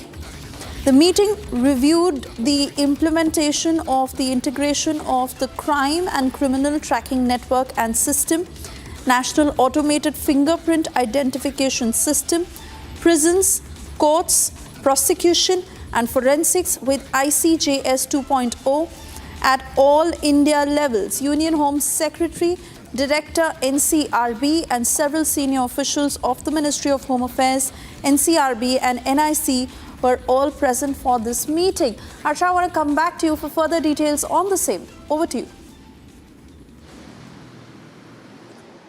So yes, Suesha, this meeting was convened by Union Home Secretary, and the meeting was attended by several officials of the Home Ministry and by NCRB, NCFIS and also NIC officials. This meeting is very important if we keep in mind the 3 criminal laws which was passed in the Parliament during the last session, and after that till now we have seen wherever the cases are being registered, it's being registered under the sections of BNS, which is the Bharatiya Nyaya Sahayata, the new criminal law which has been implemented. But now the Union Home Secretary also have expressed that the NCRB should have the data according to the BNS, according to the 3 criminal laws, and also the forensics, prisons, court, fingerprints, everything has to be followed under the guidelines of the 3 criminal laws, and that is the reason why this important meeting was convened. The meeting went on for 1.5 hours, and we are getting to know that from now onwards every section and whatever the case has been registered, and all the 3 criminal laws, the sections which are made into that, the all data will be compiled with the NCRB and with the NIC as well. From tomorrow only the work on this guideline will start, and that is the reason why this meeting was convened. As we very well know, Suesha, how government have been at the foremost interest that under the 3 criminal laws only, now any sections will be registered wherever the crime is happening. The work has already started because in several states we have seen now whatever the crimes are happening, the BNS sections are being followed. Now the entire data will be compiled so that the cases which will go in court as well, the fingerprints, the prison rules also follows the 3 criminal laws. Back to you. Continue talking to us, Harsha, on the very same, given the fact that there was a lot spoken, especially across political circles, regarding the new laws and the new criminal system. With this review meeting that has happened, will more follow, given the fact that the system is still being put in place? Yes, that was the talk in political corridor since long when the law was passed in Parliament, and it was the main issue also of the political parties, that how it will be widely followed, because we have seen the pending cases in court. We have seen how there are several small districts who have still not gotten through the new BNS sections, but recently we have seen most of the high profile cases, be it the Pooja Ketkar case or the Allu Arjun case or the crimes in UP, the Sambhal and the stampede which has taken place. Everywhere the BNS sections are being applied, and several political parties were also concerned about it, and that is the reason why this meeting was called, so that the smallest of village and the smallest of district should be aware of the 3 criminal laws, and the police official should be given a thorough training that how these 3 criminal laws will make an impact and also make a change also for the cases which are being registered.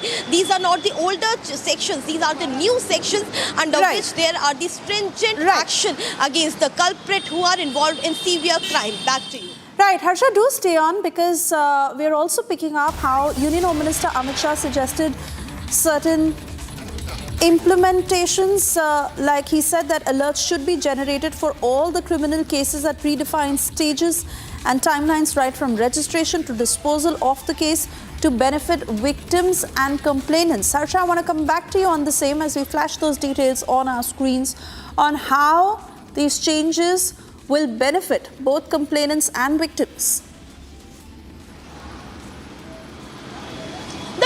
The Swesha, the BNS sections will certainly benefit the complainant and victim as well. See, for an example, the drunken driving case. In that case, mostly the victim suffered and the people who were the main culprit would get out of the crime majorly after getting bail very easily. But now it will not happen in this section. While in the speed driving as well, the people who run after crashing into any other vehicle, they used to run. Majorly the transporters. Now for them also the BNS sections are very stringent. Now they will be registered into the severe crime. The bail term they cannot get easily. There's almost 7 years jail term for them. So we can clearly see that how stringent these new BNS laws are, and therefore the crime rate will gradually decline, and that is the reason why awareness is also being created about this BNS and the 3 criminal laws. This is what HM also stated in the parliament and outside the parliament as well, and therefore Union Home Ministry wants that Delhi Police, the NCRB, the NIC and also the NSFIS should have a thorough detail about these 3 criminal laws, which should be mentioned in detail on their website and whenever they train the police officials with it. Back to you. All right, Harsha, many thanks for getting us those details. Of course, we continue to track all the developments very closely as we move on to other news. Yes, in Delhi, the Delhi police that is running that drive to check on illegal immigrants from Bangladesh, and shocking details that have come to light. There are several of those in number who've encroached on this land. Not just that, they have managed to get fake Aadhaar cards, fake PAN cards, and they're paying rent to the tune of 40,000 to 2 lakh rupees because they're working as scrap dealers and making a fair amount of money. My colleague who's filed this ground report, take a look.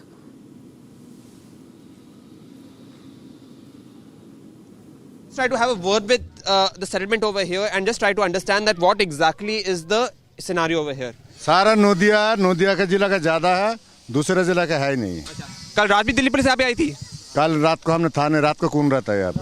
अच्छा, क्या बोलते हैं आपको Delhi police वाले? कुछ भी नहीं बोलता, बीच में आया था, बोला आईडी चेक कराओ, आईडी चेक करा दिया, बोला तुम बंगाली हो, बांग्लादेश का हो ना पता नहीं है हमको, तुम्हारा आईडी चेक करा दो, आईडी चेक करके चला गया। कल ही आया था शाम को। कल शाम को आया था? हाँ जी। तो यहाँ जितना है सारे हिंदुस्तानी है, कोई बांग्लादेशी नहीं है। अच्छा। हमारा यहाँ का भी रहने के लिए तो जुग्गी है, गांव में सारे को मकान है, अपना अपना मकान है, वहाँ गांव में रहता, साल में जाता गांव में। अच्छा। फिर 1-2 महीना गांव में रहता, फिर आ जाता। कहाँ के रहने वाले आप? मैं तो बंगाल का है। मैं 24 Pargana. 24 Pargana.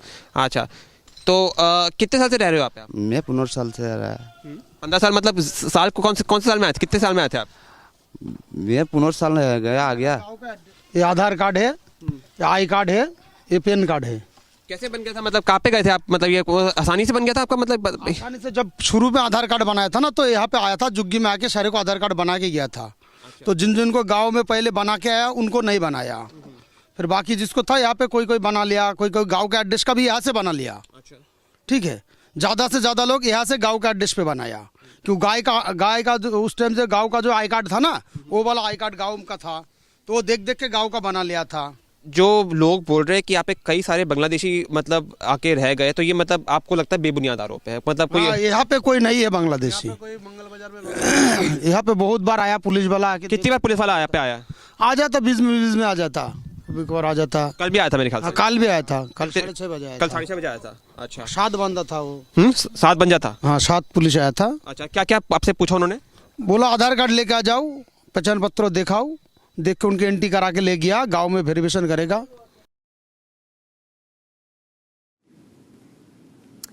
And clearly this is becoming the biggest face-off between the BJP and the Aam Aadmi Party ahead of the Delhi elections, where the BJP is upping the ante against the Aam Aadmi Party, saying that they are allowing illegal infiltrators to serve their vote bank.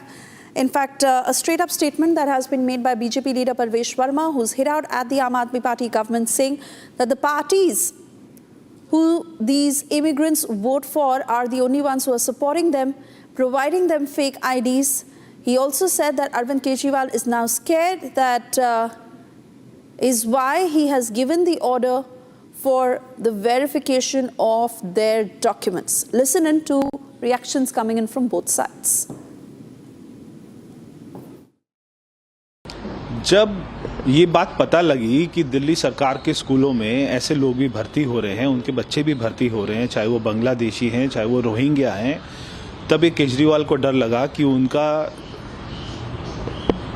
जो सारा षड्यंत्र था तो उसका पर्दाफाश हो रहा है और ये पर्दाफाश सारा दिल्ली पुलिस कर रही है। तब वो आगे होके उन्होंने ये ऑर्डर निकाला और ये सारा ड्रामा किया कि हम भी इसकी जांच कराएंगे। मगर इन सारी कार्रवाई के पीछे अगर किसी का हाथ है तो वो आम आदमी पार्टी का हाथ है, क्योंकि ये सारे लोग उन्हीं को वोट करने का काम करते हैं इलेक्शन में, और इलेक्शन में इनकी संख्या बढ़ जाती है। वो यहाँ पे ज़्यादा, हमारे यहाँ पे अपना संख्या में आते हैं, ज़्यादा संख्या में आते हैं, तो इसलिए ये अभी जो है धीरे धीरे इसका पर्दाफाश हो जाएगा। ये सारे लोग दिल्ली के वोटर्स हैं और ये सारे लोग आते हैं और इनके एक वोटर कार्ड नहीं होते, इनके कई विधानसभाओं में अलग अलग वोटर कार्ड बनाए जाते हैं और इनको बहुत ही सिस्टम की तरह से इनकी वोटिंग होती है, सुबह कराई जाती है, अर्ली मॉर्निंग कराई जाती है और इनके ऊपर में लीडर्स होते हैं, उनके ऊपर में विधायक इनके कंट्रोल करते हैं। तो आम आदमी पार्टी का ये पूरा एक बहुत बड़ा षड्यंत्र है जो अभी सामने आ रहा है, धीरे धीरे सामने आएगा और जब इसमें गिरफ्तारियां होंगी तो समझ आएगा कि कौन कौन लोग इसमें शामिल थे। मैं दिल्ली के लोगों से प्रार्थना करना चाहता हूं कि आप आंखें खोल करके देखिए कि अरविंद केजरीवाल की सरकार विधिवत एक डिपार्टमेंट बनाई हुई है जो इलीगल घुसपैठियों का वोटर आईडी कार्ड बना रहा है, आधार कार्ड बना रहा है, उनका राशन कार्ड भी बना दे रहा है। लेकिन दिल्ली के लोगों को झूठी झूठी बातें करके वो इलीगल घुसपैठियों को वोटर बनाने में लगे हैं। ये जो 11 लोग पकड़े गए हैं, ये 11 की कड़ी जांच होगी और हमें पूरा विश्वास है कि इनका तार कहीं न कहीं आम आदमी पार्टी के विधायकों से, आम आदमी पार्टी की सरकार से और कुछ सरकारी अधिकारियों से जुड़ा है। और किसी भी स्तर पर इन लोगों को इनके अंतिम तार तक जब नहीं जोड़ लेंगे तब तक सरकार को नहीं रुकना चाहिए, पुलिस को नहीं रुकना चाहिए। हमारी प्रार्थना है, हमारा देश हिंदू है, मुसलमान है, सिख है, ईसाई है, बौद्ध है, जैन है, पारसी है, गरीब है, झुग्गी वाले हैं, अनऑथराइज कॉलोनी में लोग हैं, महिलाएं हैं, युवा हैं। हम अपने लोगों का ध्यान करें कि इलीगल घुसपैठियों का वोट बनाएं। तो मैं दिल्ली को बोलना चाहता हूं, आप देखो कितना बड़ा ज्यादती अरविंद केजरीवाल ने किया और इन्हीं लोगों को बचाने के लिए वो चुनाव आयोग गए थे। आज तक गंदे पानी को रोकने के लिए तो वो कभी नहीं मीटिंग किए, हवा कैसी जहरीली हो गई इसकी तो मीटिंग नहीं किए। इसलिए ये बहुत बड़ी सफलता है 11 लोगों का उनका पकड़ा जाना जो फर्जी तरीके से अपने सिस्टम से लोगों का वोटर आईडी कार्ड, आधार कार्ड बना रहे हैं। इनको कड़ी से कड़ी सजा मिले, ये हमारा प्रयास होगा।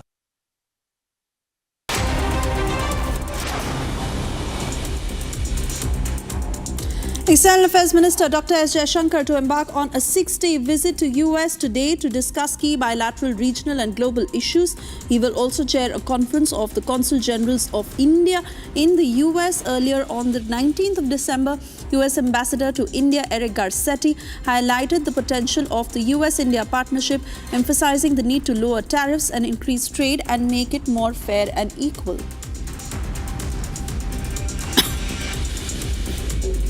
Tamil Nadu Education Minister Anbil Mahesh Poyamozi on Monday said that the state will continue to follow the no detention policy up to class 8.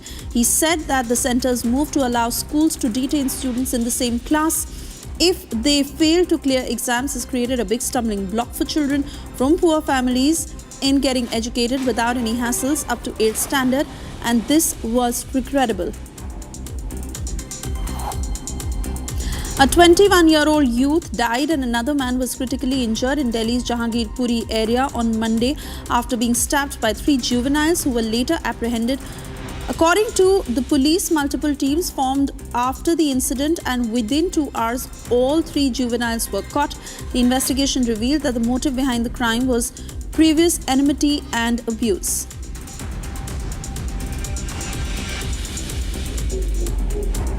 A 3.5-year-old girl fell into a borewell in the Kiratpura village of Kotputli in Rajasthan, sparking a swift and coordinated rescue effort.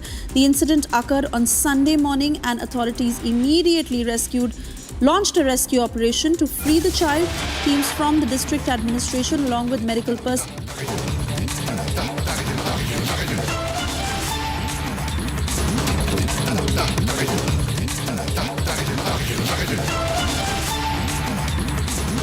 Exclusive CCTV pictures from Sandhya Theatre from the 4th of December as seen in the CCTV to how the crowd was getting out of control, barging into the theatre from the main gate, while Sandhya Theatre management and police were trying to control the crowds.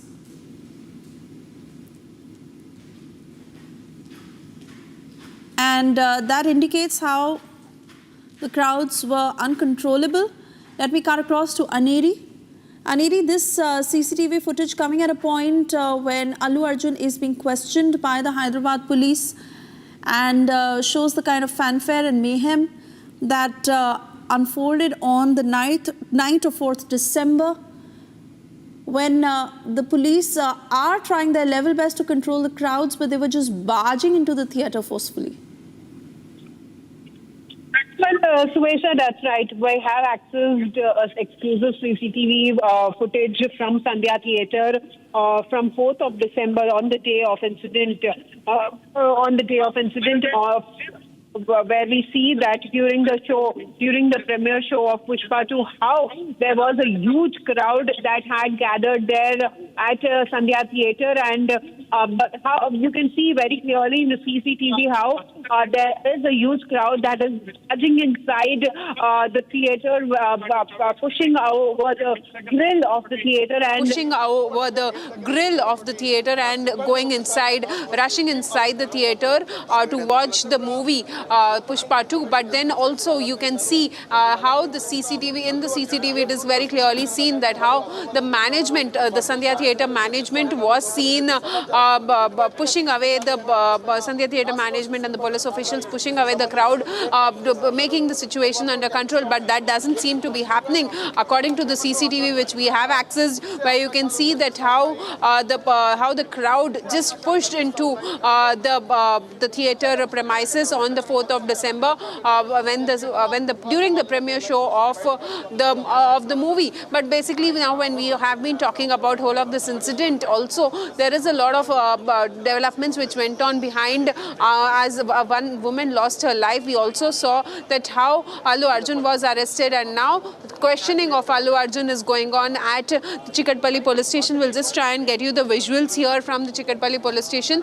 It's almost been 2 hours that Allu Arjun has arrived here. So for almost 2 hours, Allu Arjun is inside the theatre, and also at the same, beg my pardon, he's inside the Chikatpalli police station, and the questioning is going on. Top officials, including the ACP and also the CI and DCP has been questioning Allu Arjun over all of this incident as to what knowledge he has and what exactly happened, and over his arrival at the theatre, and a lot of questioning that is going on for Allu Arjun. Well, his legal team is there along with him at the police station, and also he is being accompanied by his father Allu Arvind and also father-in-law Chandrasekhar Reddy at the police station. He had come here at around 11, and it's almost been right now it's 1:25, so it's almost been 2.5 hours that Allu Arjun is inside the police station, and the questioning has already begun. Continue talking to us, Aneri, because I believe the police asked him pointed questions. Certain reports suggest how he was asked whether Allu Arjun was aware that the police had not granted permission, whether he was aware of how Revati was killed in that stampede, whether he did adhere to the police instructions, and some very pointed questions that have been posed by the cops to Allu Arjun. Give us details. Well, Suesha, what we have been seeing is that definitely there will be questioning that will go on for Allu Arjun as to what knowledge he has about the incident that had taken place on the 4th of December after the woman fell unconscious, because the police officials were seen stating that they had tried to approach him when he was in the theatre, inside the theatre, and tried to inform him about the incident, but then his bouncers or his security did not allow them, and later he had come out after 11 p.m. in the night is what we are. So basically almost after 3 times, the third time when the DCP had approached him, that is the time when the Allu Arjun had come out of the theatre. So that is one point which would be definitely questioned on as to how the security or the Allu Arjun's team did not inform him about the incident that had happened. And also one of the main questions that would be asked to Allu Arjun is why didn't their team did not inform about the arrival of the actor at the Sandhya Theatre. And right now, as the questioning for Allu Arjun is going on at the Chikatpalli police station, we have been seeing that it's almost been 2.5 hours that Allu Arjun has arrived at the police station, and the questioning is still underway by the top police officials here.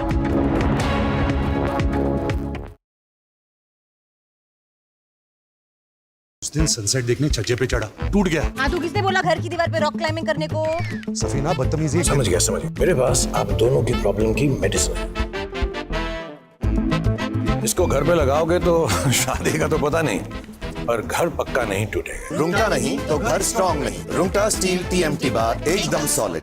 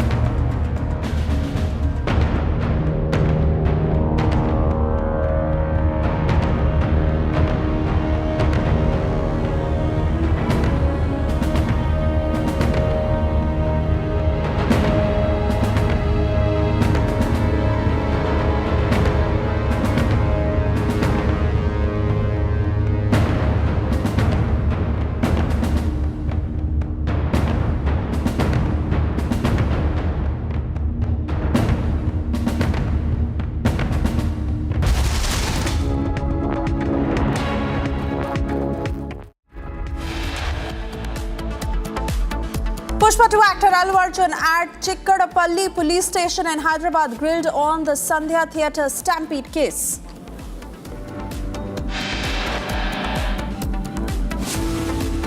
New CCTV videos emerge from the night of stampede. Security personnel seen struggling to control crowds.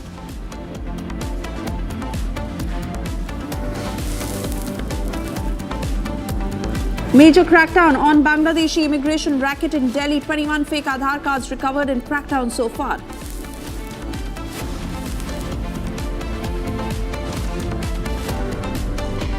Delhi के लोगों को झूठी झूठी बातें करके वो illegal घुसपैठियों को वोटर बनाने में लगे हैं। तो मैं दिल्ली को बोलना चाहता हूं, आप देखो कितना बड़ा ज्यादती अरविंद केजरीवाल ने किया और इन्हीं लोगों को बचाने के लिए वो चुनाव आयोग गए थे। AAP jolted into action after crackdown on Bangladeshi immigrants. AAP issues diktat to Delhi schools to curb migrant enrollment.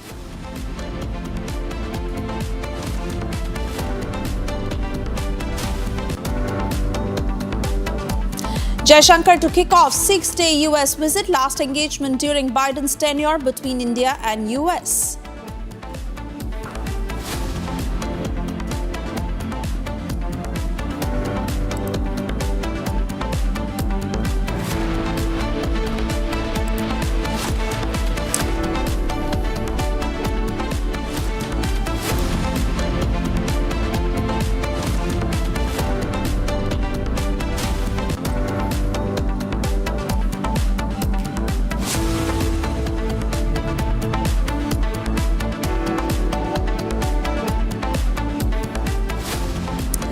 Thank you for staying with Republic, and first up we get you details of how Republic TV has been able to access exclusive CCTV footage from the night of December 4th from Sandhya Theatre as seen in the CCTV. The crowd that had gathered for the screening of Pushpa 2 was out of control. They were forcefully barging into the theatre from the main gate. This while Sandhya Theatre management and police were trying their level best to control the crowds. And more CCTV footage that Republic has been able to access, where the deceased Revati had fallen unconscious, but Allu Arjun was inside the theatre. We are also learning on how actor Allu Arjun's team had arrived at Sandhya Theatre. There is a possibility that the police is taking Allu Arjun to Sandhya Theatre, as they had mentioned in the notice copy, the notice that was sent to Allu Arjun last night, in which he was asked to appear in front of the Hyderabad police for questioning, in which they had also mentioned that Allu Arjun could be taken to Sandhya Theatre to recreate exactly what had happened on the night of 4th December. And in the latest, we are learning that Allu Arjun's team has arrived at Sandhya Theatre. There is a possibility that the police will bring the actor to Sandhya Theatre to recreate what had happened. Let me cut across to Aneri, joining us live with further details on whether Allu Arjun will be brought to Sandhya Theatre shortly. Aneri. Well, Suesha, that is yet to be confirmed, as we have been seeing that it was mentioned in the notice which was served to Allu Arjun yesterday by the police officials. It had mentioned that he has to cooperate with the questioning that will be taking place at the Chikkadapalli police station, which is right now underway. And also at the same time, the notice mentions that if necessary, then Allu Arjun would be taken to the scene of offence, that is Sandhya Theatre, where the stampede-like situation and the woman fell unconscious, which had taken place on the 4th of December. So if necessary, then Allu Arjun would be taken to the scene of offence. And also at the same time, as we have got one more visual from Sandhya Theatre, where we see that the Allu Arjun's team has arrived at Sandhya Theatre there just some time back. They have arrived, and also at the same time there is a possibility that he could be taken to the Sandhya Theatre for the recreation of the scene as that is one place which is the scene of offence that had taken place, where the woman fell unconscious. As you can see in the CCTV also, which we have accessed, where you can see how the deceased woman Revati is being brought out of the theatre by some of the people who have been dragging her out after she fell unconscious. Remember, you can look at the timing of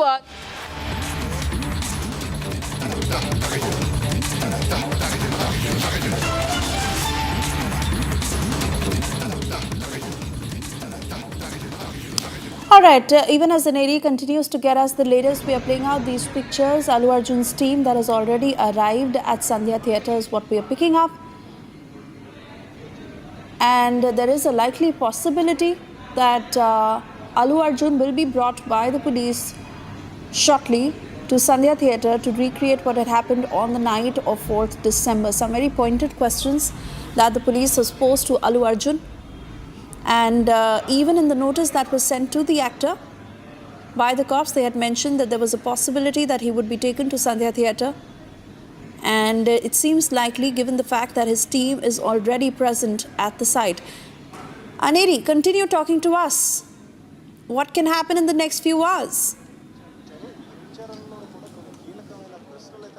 Well, Suesha, definitely a lot of things which have been going on. On one side, we see that how Allu Arjun is being questioned by the police officials right now at the Chikatpalli police station. On the other side, we also see, as we have, we are playing the visuals from Sandhya Theatre, where we see that the team of Allu Arjun has already arrived at Sandhya Theatre there, because that is one place that is the scene of offence where the woman had lost her life, and also at the same time the notice which was served to Allu Arjun yesterday by the police officials mentions that if necessary, then he would be taken to the scene of offence. And also at the same time, we have been seeing that there could be a possibility, based on the questioning which is going on at the Chikatpalli police station. Based on that, the police officials would further decide on if Allu Arjun needs to be taken to the Sandhya Theatre for the scene recreation or not. But yes, as of now, a lot of developments that have been taking place. On one side, we have been seeing that how the deceased woman Revati was brought out of the Sandhya Theatre on the 4th of December at around 9:15 p.m. But Allu Arjun was seen coming out of the theatre at around 11 p.m. So definitely a 2 hours gap. A lot of things might have happened on the 4th of December, where we see that has brought to light. And also at the same time, now in that regard only, we have been seeing that the questioning of Allu Arjun is going on. So definitely a lot of questions as to if does Allu Arjun have knowledge about the incident that had taken place. When did he get to know? Why didn't he inform, he or his team basically inform about his arrival at the Sandhya Theatre? A lot of questions which needs to be answered by the actor right now, as the grilling of actor Allu Arjun is underway. He is there inside the Chikatpalli police station. We'll just try and get you the visuals once again from the Chikatpalli police station. As you can see, the security, the police officials and the security has been beefed up already. There is barricading which has been put up across the police station, because huge crowd has gathered here outside. There are a lot of fans who have gathered outside the police station, as actor is already inside. It's been almost 2.5 hours that the actor Allu Arjun had arrived here at around 11 a.m. Just now it's almost 1:30. So we have been seeing that it's been almost 2.5 hours that actor Allu Arjun is being inside the police station. So questioning began later around 12, later around noon. So we'll have to see how long that will go on for. And also at the same time, we have been seeing that there could be a possibility, well, we are yet to get any sort of confirmation that will Allu Arjun be taken to Sandhya Theatre or not. But yes, but right now he is undergoing questioning at the Chikatpalli police station, which is being done by the top officials, including the ACP who is questioning Allu Arjun here at the Chikatpalli police station. Absolutely, and continue talking to us, as we'll also stay with those pictures, because that quite tells the story of what transpired on the night of 4th December, how the crowd forced its way in while the police and the theatre management tried to control them. but they literally barged inside the theatre. And details coming in, Aneri, if you could confirm that the deceased, Revati, her body was taken out at around 9 p.m. Because she had fallen unconscious. Whereas more details of how Allu Arjun continued to remain in the theatre. The police is claiming that they had informed him about Revati's situation, but he said that he will not come out unless the film gets over. Clearly, the pictures indicating how the cops were struggling to ensure that there is some order with the crowd, but they were failing to do so because the crowd clearly overpowered them. Aneri.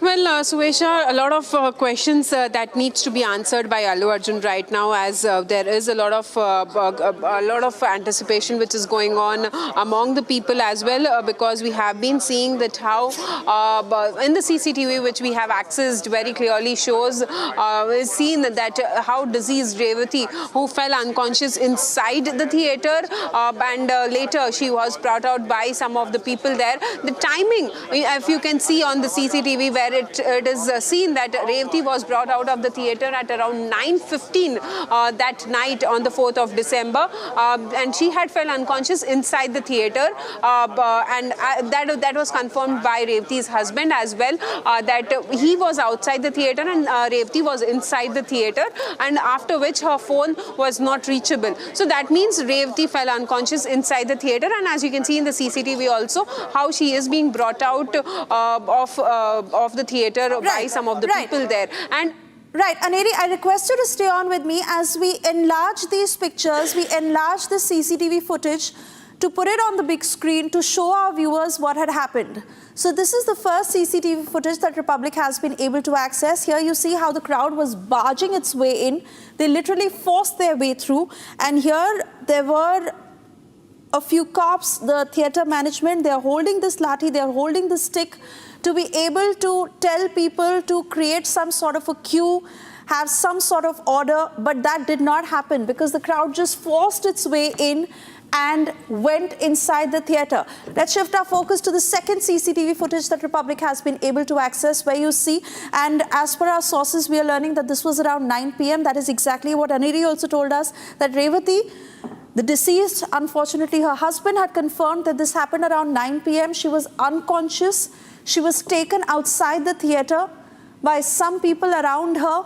They realized she was unconscious and they took her out. That is when there was some sort of knowing that a serious consequence has occurred. Revati was unconscious. She was taken out. There you see, we've circled those pictures to have our viewers understand what had happened, and this happened at approximately 9 p.m. Shifting our focus to this set of pictures that Republic has accessed, you see how the crowds just forced their way in. They clearly outnumbered the cops. You see one cop and another one who's holding this stick. This is the theatre management and the cop who tried to control the crowds, who tried telling them that there must be an orderly fashion in which they enter the theatre. But the crowd that not just forced its way in, they barged their way through, they outnumbered the cops, and the situation was uncontrollable by and large because they just went inside forcefully. So all in all, you see all these pictures coming in. Republic has accessed the CCTV footage from the night of 4th of December, exactly what the cops are questioning Allu Arjun on, because they had given prior information that there could be crowds larger than what is expected. That is what the police has maintained so far. And now they're questioning Allu Arjun on whether Allu Arjun was aware of the situation, whether he knew that one person has lost her life. Because the police was also claiming that while they had informed Allu Arjun about the same, he had said that he will only leave from Sandhya Theatre after he watches the complete film. I want to go back to my colleague Aneri, who has been tracking all the developments on the ground. Aneri, our viewers have a fair sense of what happened. And while the police is questioning Allu Arjun, as they had mentioned in that notice that they had sent him, that they may take him to Sandhya Theatre to recreate what had happened. Allu Arjun's team that is already present at Sandhya Theatre. What more are you picking up? Well, Suesha, definitely a lot of developments that have been going on right now. We are at the Chikatpalli police station, and as you can see, there is security which is already deployed here, and also at the same time we have been seeing that there's some movement that is happening right now. There's a possibility that Allu Arjun might be coming out in a short while from now is what we are expecting. But yes, as you can see, Allu Arjun is being questioned inside the Chikatpalli police station, and we are seeing that we'll just try and get a. Sorry. See, I'm Padur Srinivas Reddy, advocate, impleaded in Padur Srinivas Reddy, advocate, impleaded in this quash petition. With my efforts, he was been brought today for summoning. For my fight for justice has brought him here. So after court hours, my work complete చేసుకొని ఇప్పుడు వచ్చాను. Yeah, I asked for to join the investigation, but somehow the state police is denying my right. They are coming in between the administration of justice and also between the accused. I have every right. I feel this the government, this constitution and the framework of law has given me as an advocate to see the proceedings. I am not here to disturb them.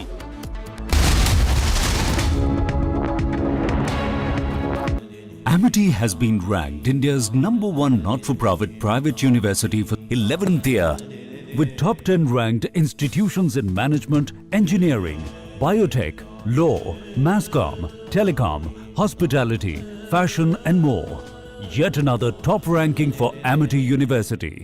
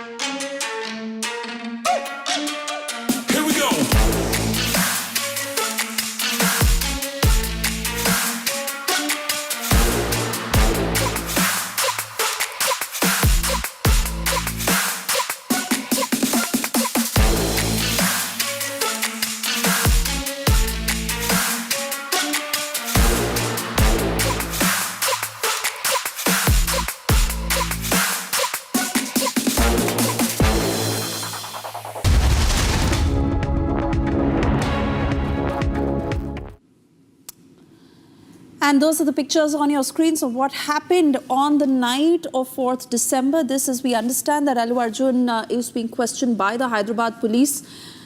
These pictures that clearly indicate how the crowds forced their way in, and the theatre management and the cops that were deployed at Sandhya Theatre that night were not being able to handle the crowds. We'll commercial break right now. On the other side, we'll get to the latest on Allu Arjun and what happens next as far as the investigation on the theatre stampede is concerned. Stay with us. उस दिन sunset देखने छज्जे पे चढ़ा, टूट गया। हाँ, तो किसने बोला घर की दीवार पे रॉक क्लाइंबिंग करने को? सफीना बदतमीजी। समझ गया। मेरे पास आप दोनों की प्रॉब्लम की मेडिसिन है। इसको घर पे लगाओगे तो शादी का तो पता नहीं, पर घर पक्का नहीं टूटेगा। रुंगटा नहीं तो घर स्ट्रॉन्ग नहीं। रुंगटा स्टील TMT बार एकदम solid. All the different hoaxes, and the new one is President Trump has ceded the presidency to Elon Musk. No, that's not happening. But Elon's done an amazing job. Isn't it nice to have smart people that we can rely on? Right? Don't we want that?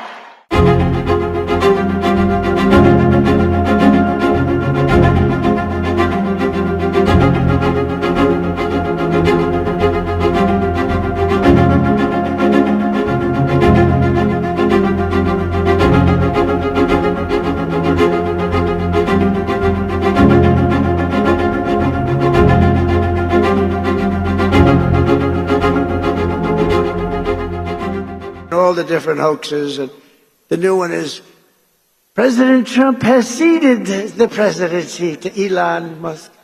No, that's not happening. But Elon's done an amazing job. Isn't it nice to have smart people that we can rely on? Right? Don't we want that? And he supplied Starlink for North Carolina when they had no form of communication.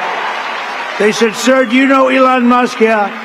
Well, we can't get Starlink. It's very hard to get. And I called Elon, we have to get some up there. You got to get some up there. And he got over 2,000 units. It's a lot. And they flooded it with Starlink, and it was so good. It saved a lot of lives, so we want to thank him. But no, he's not going to be president, that I can tell you. And I'm safe. You know why? He can't be. He wasn't born in this country.